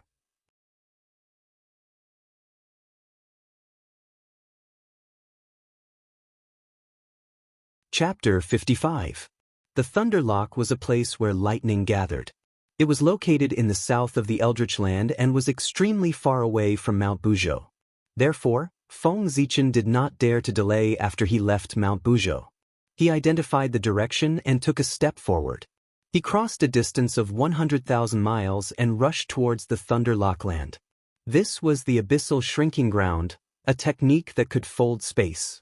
Since Feng Zichen had become a golden immortal, his power had improved. He could cross 100,000 miles in one step. After a few decades, Feng Zichen had left Mount Buzhou and was rushing through the Eldritch Land. Suddenly, there was a strong murderous aura in front of him and the turbid aura of the earth. The sorcerer tribe? Feng Zichen stopped and frowned as he looked ahead. In the Eldritch Land, most of the cultivators cultivated the Khanate Qi. Only the 3 pure ones and the ancestors of Sorcerer tribe cultivated the Khanate Qi because of their origins. One of them collected the Khanate Qi while the other absorbed the turbid aura of the earth. Seeing the murderous aura in front of him, he guessed that the Sorcerer tribe was doing something in front of him. After all, the 12 tribes of the Sorcerer tribe were scattered all over the Eldritch Land. It was not strange to encounter the Sorcerer tribe. With that thought, Feng Zichen did not want to be nosy. He planned to go around this place and fly to another place. He had something important to do and could not delay. He did not want to be nosy, but the Sorcerer tribe did not think so. Sensing an unfamiliar aura nearby, the Black Rock Taoist smiled coldly. "Since you are here, stay." As soon as he finished speaking, a murderous aura rose from his body and swept towards Feng Zichen. The murderous aura could destroy one's spiritual intelligence and the turbid aura could corrupt one's primordial spirit. When the two were combined, their power increased exponentially.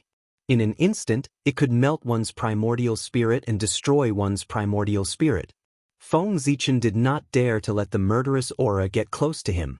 He waved his hand and activated the power of the sun, turning it into sun primordial fire and burning the murderous aura. Me? What an ancient title! I can't believe that after the rise of the celestial sect, there are still people who call themselves that. Feng Zichen Black Rock Taoist sighed. In ancient times, no matter how high or low one's cultivation was, they all liked to refer to themselves as this seat. It was only when Hong Jun attained the Tao and established the celestial sect of wonders that the names of the Poor Way and the Tao spread in the primordial world. Grand Sun Primordial Flame. What is your relationship with the Heavenly Court's demon monarch? Black Rock Taoist asked in shock when he saw Feng Zichen shoot out a ball of Grand Sun Primordial Flame. What does it matter? What does that have to do with you? As he spoke, Feng Zichen's 5 qis vibrated in his body. He activated the power of the 5 elements of heaven and earth and formed the 5 emperors' great handprint. He then attacked Black Rock Taoist. He was just passing by this place, yet this person acted so ruthlessly, wanting to kill him. Feng Zichen was naturally furious, especially when he discovered that the other party was only at the Golden Immortal Realm. This made him even more furious. Because of that, he did not show any mercy when he attacked. If you don't want to say it, then forget it. In any case, you ran into me today. You're destined to die. Hei Yen Taoist chuckled. Boundless murderous qi gushed out from his body and rushed toward the 5 emperors' great palm print. Sizzle, sizzle. On the 5 emperors' great palm print, the power of the 5 elements circulated and melted everything. On the murderous qi, the destructive qi surged. The two collided in the air and cancelled each other out. Seeing this, Feng Zichen snorted. The 5 emperors' great palm print exploded and destroyed the murderous qi. After that, the power of the 5 elements swayed in the air and turned into the 5 elements' sacred beast, pouncing toward Black Rock Taoist. Damn it! Feng Zichen's move caught Black Rock Taoist off guard. Because of that, the 5 elements' sacred beast broke through his murderous qi and revealed his true face. He was wearing a black robe of medium height, with a thin face. His dark eyes were intertwined with murderous qi, which was extremely terrifying. No, you're not from the sorcerer tribe. You're from the demon sect. Feng Zichen could not help but exclaim when he saw the other party's appearance. The sorcerer tribe's cultivation path had always been based on murderous qi and murderous qi as a supplement. However, the person in front of him was mainly using murderous qi and murderous qi as a supplement. This was clearly the path of the ancient demon sect. You're quite knowledgeable to recognize my origin. After Feng Zichen exposed his origin, Black Rock Taoist no longer hid his identity. In an instant, the demonic qi enveloped the area. Majestic demonic qi surged out and filled the area. You're courting death. Now that the Xian sect was flourishing, as a member of the demon sect, it was fine if he did not hide everywhere. He still dared to walk around the untainted land. Did he really think that the celestial demons in the sky were made of mud? Even so, Feng Zichen still held up the 5 emperors' imperial canopy and carefully defended himself. The demon sect today was different from the demon sect of the future. It was a true supreme great path, comparable to the celestial path of the Xian sect. The celestial path gathered Khanate qi for cultivation, while the demon sect gathered murderous qi for cultivation. The two completely different cultivation systems could be said to be going against each other. It was hard to say which was better and which was worse, but each had its own advantages and disadvantages. While Feng Zichen was thinking, Black Rock Taoist moved. Vast demonic qi gathered in front of him, forming 3 pitch-black longswords that emitted a chilling aura. Hee. Black Rock Taoist laughed and pointed at Feng Zichen. He shouted, "Go!" Buzz. The 3 longswords suddenly vibrated, reflecting a chilling aura. With a chilling aura, they shot toward Feng Zichen. Feng Zichen curled his lips in disdain and hooked his hand. 3 rays of bright starlight fell and turned into 3 rays of sword light, slashing toward the longswords that were shooting toward him. Among the 3 rays of sword light, one was as bright as the sun, one was as bright as the moon, and the last one was as bright as the stars. Carrying the power of the sun, moon, and stars, they slashed the 3 demon swords. Without a sound, the demon swords broke and dissipated between heaven and earth. The 3 rays of sword light did not lose their momentum and continued to slash toward Black Rock Taoist. Oh no! Seeing that the demon swords were destroyed so easily, Black Rock Taoist knew that the sword light was ferocious. He quickly summoned a black lotus and suspended it above his head to block the sword light. The lotus was completely black, and it was a grade 6 flower. It was surrounded by a destructive aura. Hanging above Black Rock Taoist's head, rays of dark light fell and tangled with the 3 rays of sword light. In just a moment, the sword light was destroyed. Seeing the lotus above Black Rock Taoist's head, Feng Zichen instantly recognized the origin of this treasure. This is the grade 6 Black Lotus of Destruction. Black Rock Taoist looked at Feng Zichen in surprise. He was surprised that Feng Zichen could recognize this treasure. Yes, this is the treasure of the demon sect, the Black Lotus of Destruction. However, this was not important. Black Rock Taoist laughed and continued to say, "Hee hee, you forced me to use the Black Lotus of Destruction. You are dead meat. No one can save you." As he spoke, the grade 6 Black Lotus of Destruction shone brightly and burst out rays of destructive divine light, sweeping in all directions and destroying everything around it. Boasting. Feng Zichen smiled coldly and took out the Hongmeng Daozhong and tapped it lightly. In an instant, the space shattered and the divine light was extinguished.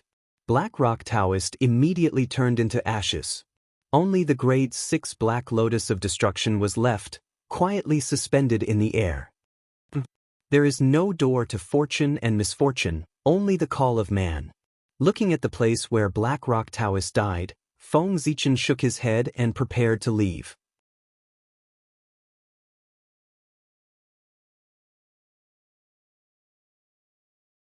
Chapter 56. As for the Black Lotus of Destruction in the air, Feng Zichen did not even look at it. The 6th grade Black Lotus was transformed from the lotus seed of the 12th grade Black Lotus of Destruction. The Black Lotus of Destruction was the most precious treasure of the demon ancestor, and it disappeared with the demon ancestor. Who knew if taking away the Black Lotus would attract the attention of the demon ancestor? He was already in trouble, and he did not dare to cause any more trouble. Who is it? How dare you kill the demon ancestor? However, just as Feng Zichen was about to leave, he saw the Black Lotus of Destruction blooming with a strange black light. Then, a divine thought with a huge pressure came here.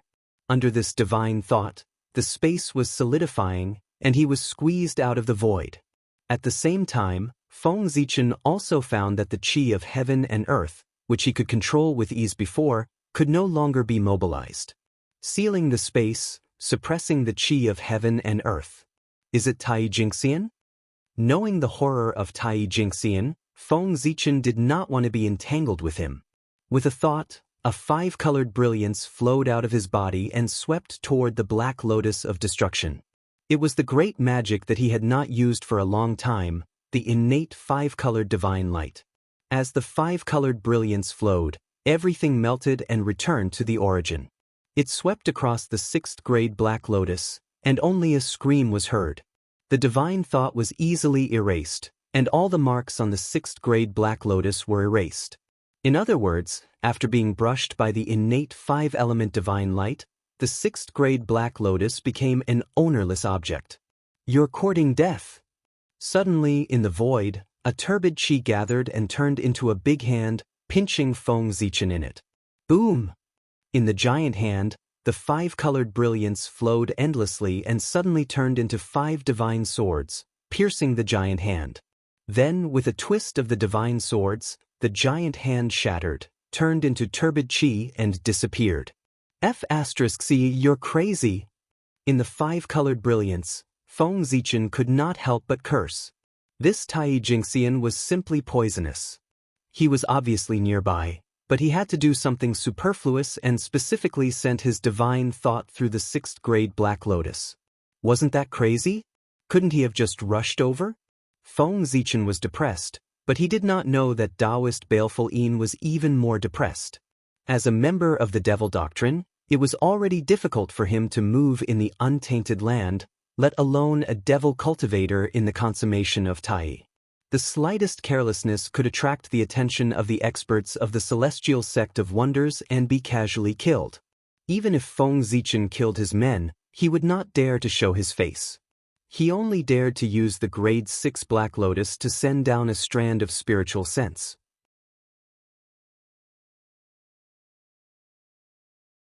As a Tai Jinxian, one divine sense was enough to kill a golden immortal. But who would have thought that the other party would possess such a powerful divine ability? Not only did it erase his spiritual sense, it also erased the mark on the grade 6 Black Lotus cultivator. The grade 6 Black Lotus was one of the tokens of the demon sect. If he lost it, the higher-ups of the demon sect would definitely make him wish he was dead. This time, Taoist Baleful Yin panicked. Ignoring the risk of being exposed, he hurriedly walked out, afraid that Feng Zichen would snatch the grade 6 Black Lotus away. That was why the scene just now happened. Snatch my demon sect's supreme treasure. Kid, you've got guts. With a flash of light in the void, Taoist Baleful Yin appeared and laughed sinisterly at Feng Zichen. Fellow Taoist, you must be joking. In terms of guts, how can I compare to you? As a Tai Jinxian fiendish cultivator, you still dare to be so ostentatious in the wilderness. Such courage is truly admirable. After saying that, Feng Zichen even cupped his hands to show his admiration. You, Taoist Baleful Yin pointed at Feng Zichen, so angry that he could not speak. Taking advantage of this opportunity, Feng Zichen raised the Hongmeng Daozhong, gathered all the dermic powers in his body, and knocked 3 times in a row. Clang, clang, clang. The rapid sound of the bell rang, and the space collapsed, leaving nothing behind. Only the Hongmeng Qi surged, drowning Taoist Baleful Yin. Be it the malevolent Qi or the turbid Qi, against the source of the Hongmeng Qi, they could not fight back. In just a moment, they were assimilated by the Hongmeng Qi and turned into a part of it. A supreme-grade Khanate numinous treasure? How do you have a supreme-grade Khanate numinous treasure? Drowned by the Hongmeng Qi, Taoist Baleful Yin could not help but exclaim as he resisted its assimilation with difficulty. Although the Hongmeng Daozhong was strong, Feng Zichen's cultivation realm was too low. It was not realistic to want to finish off Taoist Baleful Yin in a single move. However, it's mine now. Taoist Baleful Yin laughed strangely and his body suddenly dispersed, turning into streams of turbid malevolent qi that entangled with the Hongmeng Qi. His essence spirit took the opportunity to rush out of the Hongmeng Qi and split towards Feng Zichen. Do you really think that you can close the gap in cultivation realm with a supreme-grade numinous treasure? Today, I'll let you know what Tai Jinxian is. Before he arrived, his arrogant voice sounded from afar. Shut up. Retrieving a stream of Khanate star origin qi from the Khanate star tree, Feng Zichen sent it into the Hongmeng Daozhong. Instantly, the Hongmeng Daozhong expanded and shot out a resplendent purple light. At that moment, the great Tao, space-time and everything else seemed to have vanished and the world returned to a state of nothingness. An unknown period of time passed. It felt like an eternity but also like an instant. Everything returned to normal. Only Taoist Baleful Yin's figure disappeared completely from the primordial world, as though he had never existed. After killing Taoist Baleful Yin, Feng Zichen's figure flashed and he vanished from the place. Not long after he vanished, a rift suddenly appeared in the void where the grade 6 Black Lotus was and swallowed the Black Lotus. Thereafter, space returned to normal. The entire process was carried out silently. If not for the disappearance of the grade 6 Black Lotus, it would have been as if nothing had happened. As expected, there's something wrong with the grade 6 Black Lotus. Feng Zichen, who was hiding in the dark, heaved a sigh of relief after witnessing the entire process of the disappearance of the grade 6 Black Lotus. Fortunately, he did not take away the Black Lotus. Otherwise, it would be troublesome. After the Black Lotus disappeared, Feng Zichen immediately got up and left. 2 demonic cultivators had died here and the experts of the demonic path might come to check it out. It would be bad if he was caught red-handed. Having learned his lesson, Feng Zichen concealed his aura completely as he continued on his journey, not revealing the slightest bit. He did not want to get involved in trouble again. Are these people of the demonic path crazy? Why are they wandering around the primordial world in groups? Aren't they afraid of being killed by passing immortals? Looking at the demonic cultivators in front of him, Feng Zichen was increasingly puzzled. Since killing the 2 demonic cultivators last time, this was the 3rd wave of demonic cultivators he had encountered. It was rare to encounter demonic cultivators in 10,000 years.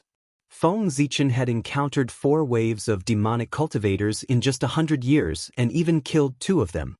His luck was really unparalleled. They must be up to something big to wander around the primordial world so recklessly. It's a pity.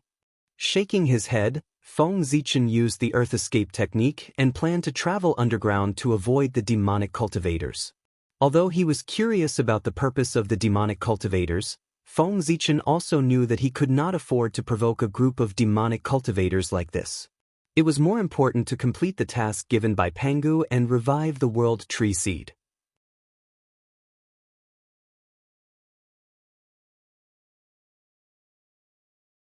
Chapter 57. South of the Eldritch Wilderness, where the Thunder Lock was located, the sky was filled with thunderclouds that stretched for hundreds of millions of miles. Lightning flashed all year round. In the Thunder Lock, lightning gathered like water and turned into a huge lake. Then, lightning flashed like trees and turned into forests. Then, lightning flashed like mountains, grass, fish, and beasts. It was like a world of lightning. Is this the Thunder Lock? It's really a place of creation and xuanqi. Feng Zichen exclaimed as he looked at the majestic scene in front of him. The Thunder Lock was also known as the Eldritch Lightning region. Other than a few types of lightning, all types of lightning in the Eldritch Wilderness could be found in the Thunder Lock. However, there were bursts of thunder in front of them, but they didn't hear the slightest sound. Why are those demonic cultivators here? Suddenly, Feng Zichen frowned and muttered to himself. In a flash, he disappeared from where he stood. In just a few moments, a few figures with dense demonic qi rushed towards him. Quick, quick! The Black Lotus Saint is getting impatient in the Thunder Lock. If we don't hurry, we will be punished again. After saying that, the few demons thought of something terrifying. They shuddered and hastened their footsteps towards the Thunder Lock. The Black Lotus Saint? He must be either the leader of the demonic sects or one of the higher-ups. Otherwise, he wouldn't be able to scare so many demons. After the few demons left, Feng Zichen appeared and thought to himself, but as demonic cultivators, what are they doing in the Thunder Lock? Feng Zichen could not figure it out. The power of lightning was of the utmost yang attribute. It was the best counter to yin qi. The Thunder Lock was the place with the most power of lightning in the entire Eldritch Wilderness. Weren't the demonic cultivators looking for excitement here? Since he could not figure it out, Feng Zichen did not force them. No matter what the demonic cultivators were planning, the immortal path would be there to protect them.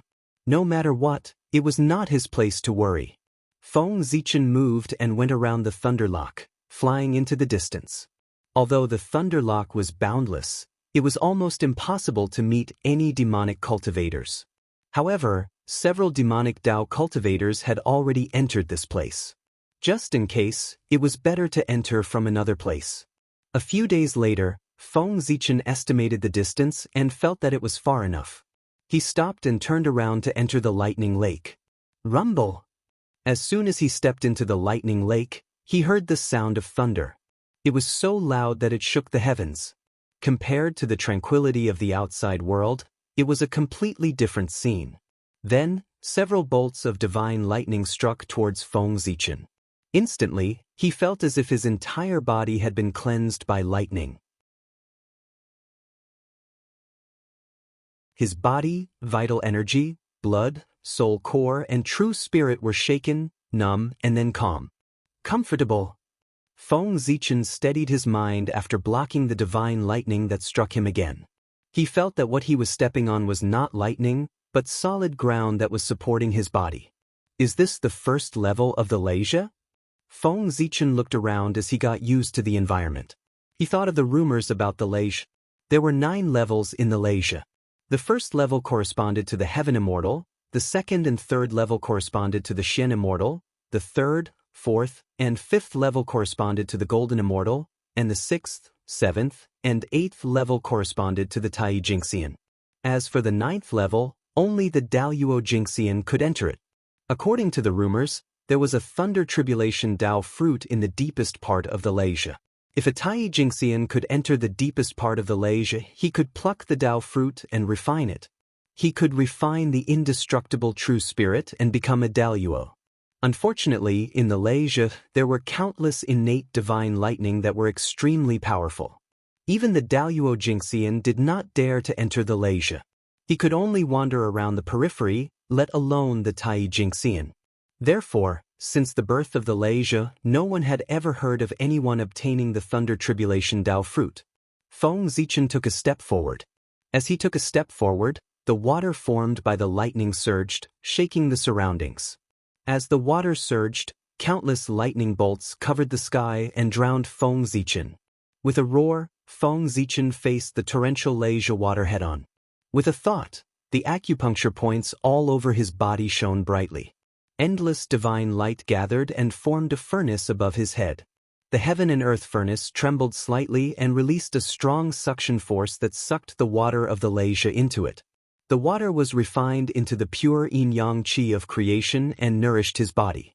Lightning was the core of yin and yang, the foundation of all living beings. Therefore, lightning was born from the yin-yang qi of creation and contained the mysteries of yin and yang. In the first 3 levels of the Leisha, the lightning energy was only at the Heaven Immortal and Xian Immortal level. To Feng Zichen, who had already reached the Golden Immortal realm, they were all supplements that could not cause him any harm. With the Heaven and Earth furnace, Feng Zichen walked towards the next level of the Leisha. Along the way, the water of the Leisha surged and was absorbed by the Heaven and Earth furnace. When Feng Zichen passed through the 3rd level of the Leisha, his body was surrounded by divine light. The yin-yang qi flowed continuously and there was an inexplicable Taoist rhythm. The human body was like the heaven and earth. There was the rise and fall of yin and yang, the appearance of black rabbits, the arrival and departure of tides, the bright and dark of the wind and rain, the rumbling of thunder and lightning, the puffing of clouds, the standing of mountains and rivers, the flourishing and withering of plants, the silence of movement and silence, the opening and closing of the changes, all of which were similar to the sky. Under the effect of the yin-yang qi of creation, Feng Zichen's body underwent a subtle change.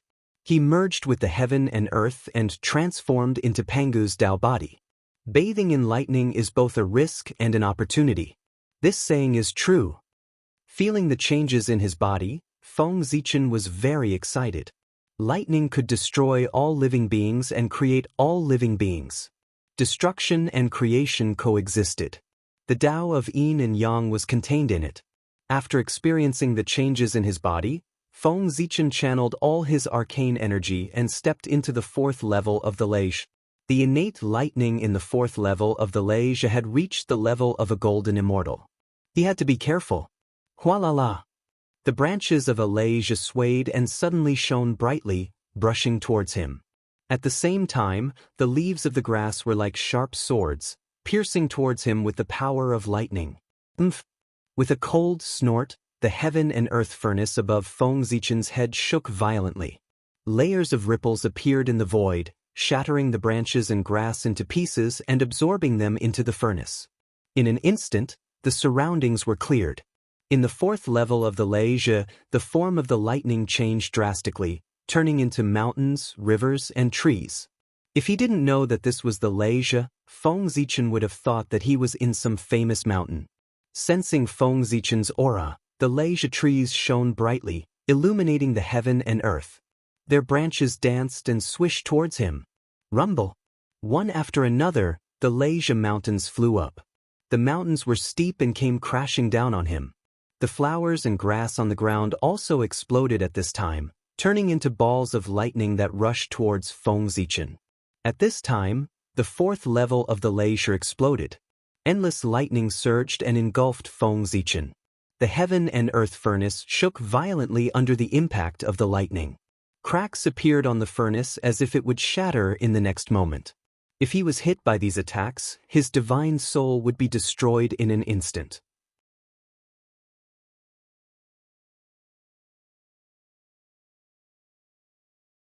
Chapter 58. Explode. Without hesitation, Feng Zichen detonated the heaven and earth cauldron above his head. In an instant, a powerful force was unleashed, forcing the surrounding lightning to retreat. Taking advantage of this opportunity, Feng Zichen merged with the void and dashed forward. Rumble! The lightning in the luais was endless. In the blink of an eye, it gathered again and struck him out of the void. So powerful! Shocked, Feng Zichen summoned the 5 qi in his body and formed a 5 emperor canopy. With a buzz, it covered him and blocked all the lightning and attacks coming from all directions. The canopy trembled crazily and was shattered by the lightning bolts that came from all directions. Countless lightning bolts poured down and landed on his body. In an instant, scorched wounds appeared on his corporeal body. This is only the 4th level of the luais and it is already so powerful. How terrifying will the next 5 levels of the luais be? With a sigh, Feng Zichen knew that passively defending was not a solution. He decided to take the initiative. He reached out his hand and the shattered 5 elemental qi gathered again and turned into the 5 emperor palm to block the incoming lightning. Then Feng Zichen used a secret technique to guide the starlight in the sky.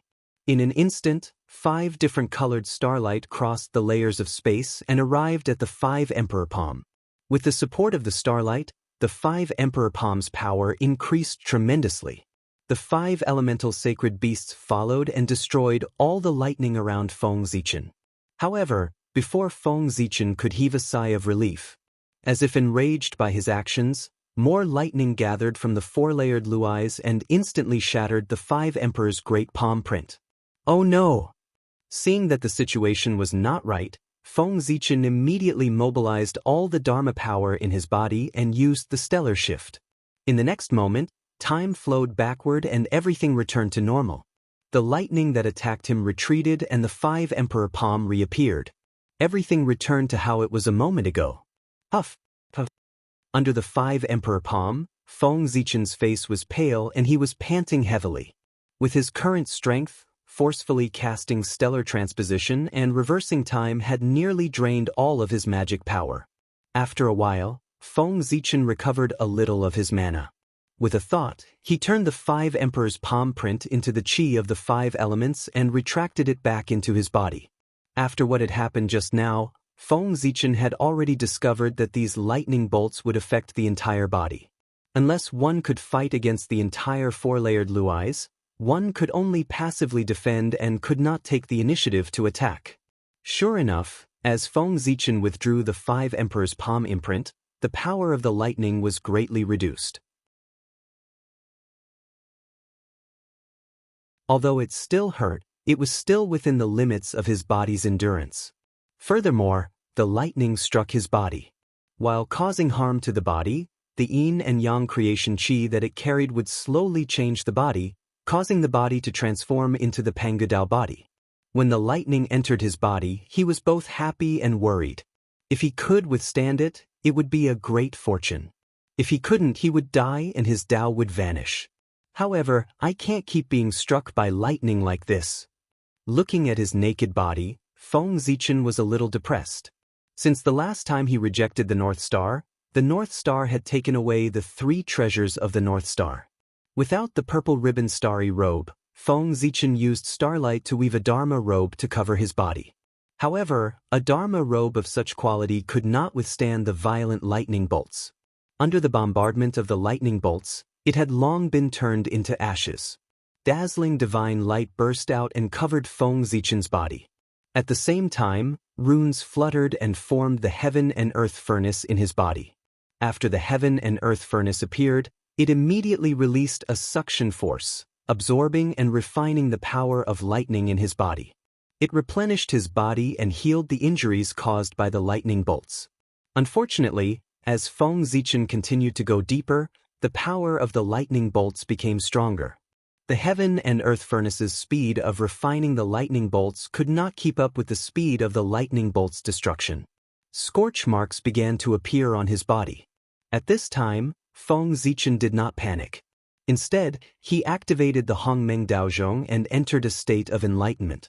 He slowly understood the changes in his body and explored the principles of yin and yang. Using this as a foundation, he constantly changed the structure of the heaven and earth furnace and strengthened its power. As time passed, the yin and yang Taoist rhymes gradually appeared on the heaven and earth furnace, and its power doubled. No matter how much lightning bolts rushed into Feng Zichen's body, they could all be absorbed and refined to replenish his body. Just like this, Feng Zichen endured the lightning bolts in the sky for 100 years. He passed through the thunder forest, crossed the long rivers formed by lightning bolts, and climbed over the steep thunder mountains. Finally, he arrived at the 5th level of the Thunder Lock. The scenery at the 5th level of the Thunder Lock was different. Here, the lightning bolts turned into all kinds of creatures and pounced on Feng Zichen. A flood dragon stood up with its legs and tail propped on the ground. Its eyes were like 2 fiery suns. It opened its mouth and spewed out endless lightning bolts that drowned Feng Zichen. Feng Zichen extended his hand and grabbed. The Zichen sword appeared and scattered endless sword beams to destroy the lightning bolts. Following that, he slashed with the sword again. Resplendent sword beams appeared with endless starlight intertwined within. Immediately, the flood dragon's body split into 2 and dissipated into lightning bolts. Sensing the anomaly, powerful lightning beasts appeared and charged at Feng Zichen. Feng Zichen did not stand on ceremony. He brandished his sword and wantonly released cyclic sword flash to meet the lightning beasts. This level of the Thunder Lock had countless lightning beasts. There was only one way to clear this level of the Thunder Lock: kill. Amidst the encirclement of the lightning beasts, a path to the 6th level of the Thunder Lock was carved out. Feng Zichen brandished his sword and blocked a lightning bolt shot out by a lightning tiger. With a flip of his hand, a sword beam appeared and killed a lightning wolf that pounced in front of him. With another move, a cold beam flashed and accompanied by starlight. Another few lightning beasts shattered and dissipated into lightning bolts. However, after the lightning beasts dissipated, a wisp of yin-yang creation chi appeared and flew into Feng Zichen's body. There are such benefits from killing lightning beasts. Upon seeing this, Feng Zichen was delighted. When the yin-yang creation chi entered his body, it caused his body to produce all sorts of mystical effects and Dao charms. How could Feng Zichen not be delighted? Having found motivation, Feng Zichen's sword beams turned sharper. As the sword beams flashed, the endless sea of lightning beasts were slain. He even took the initiative to pounce on the lightning beasts. He spun around in the beast horde and slashed in all directions. Sacrifice! Feng Zichen suddenly roared as he brandished his sword. The sword beam immediately expanded, transforming into a gigantic sword that spanned 500 kilometers. As it swept forward, countless lightning beasts were sliced apart at the waist and immediately disintegrated. After the sword beam slew the lightning beasts, it did not vanish. Instead, it shattered and transformed into 365 sword beams. They crisscrossed and enveloped the surroundings, killing the lightning beasts. In this battle with the lightning beasts, Feng Zichen did not use any divine powers. Instead, he focused on using the cyclic sword art against his enemies. He planned on using this opportunity to hone his cyclic sword art. The cyclic sword art was created by his observation of Zhouxing. It contained the principles of Zhouxing and could be dissected into countless sword arts. Although it was not very powerful at present, it had infinite potential. It could be used as a cornerstone Dharma art. You're tuning in to the Passion Pages YouTube channel. We're so grateful for your support, and don't forget to subscribe to join us on this incredible journey through captivating stories. Your generosity through donations truly makes a world of difference, as it's the primary source of revenue that allows me to expand and enhance this channel for you. Thank you from the bottom of my heart for being a part of this adventure.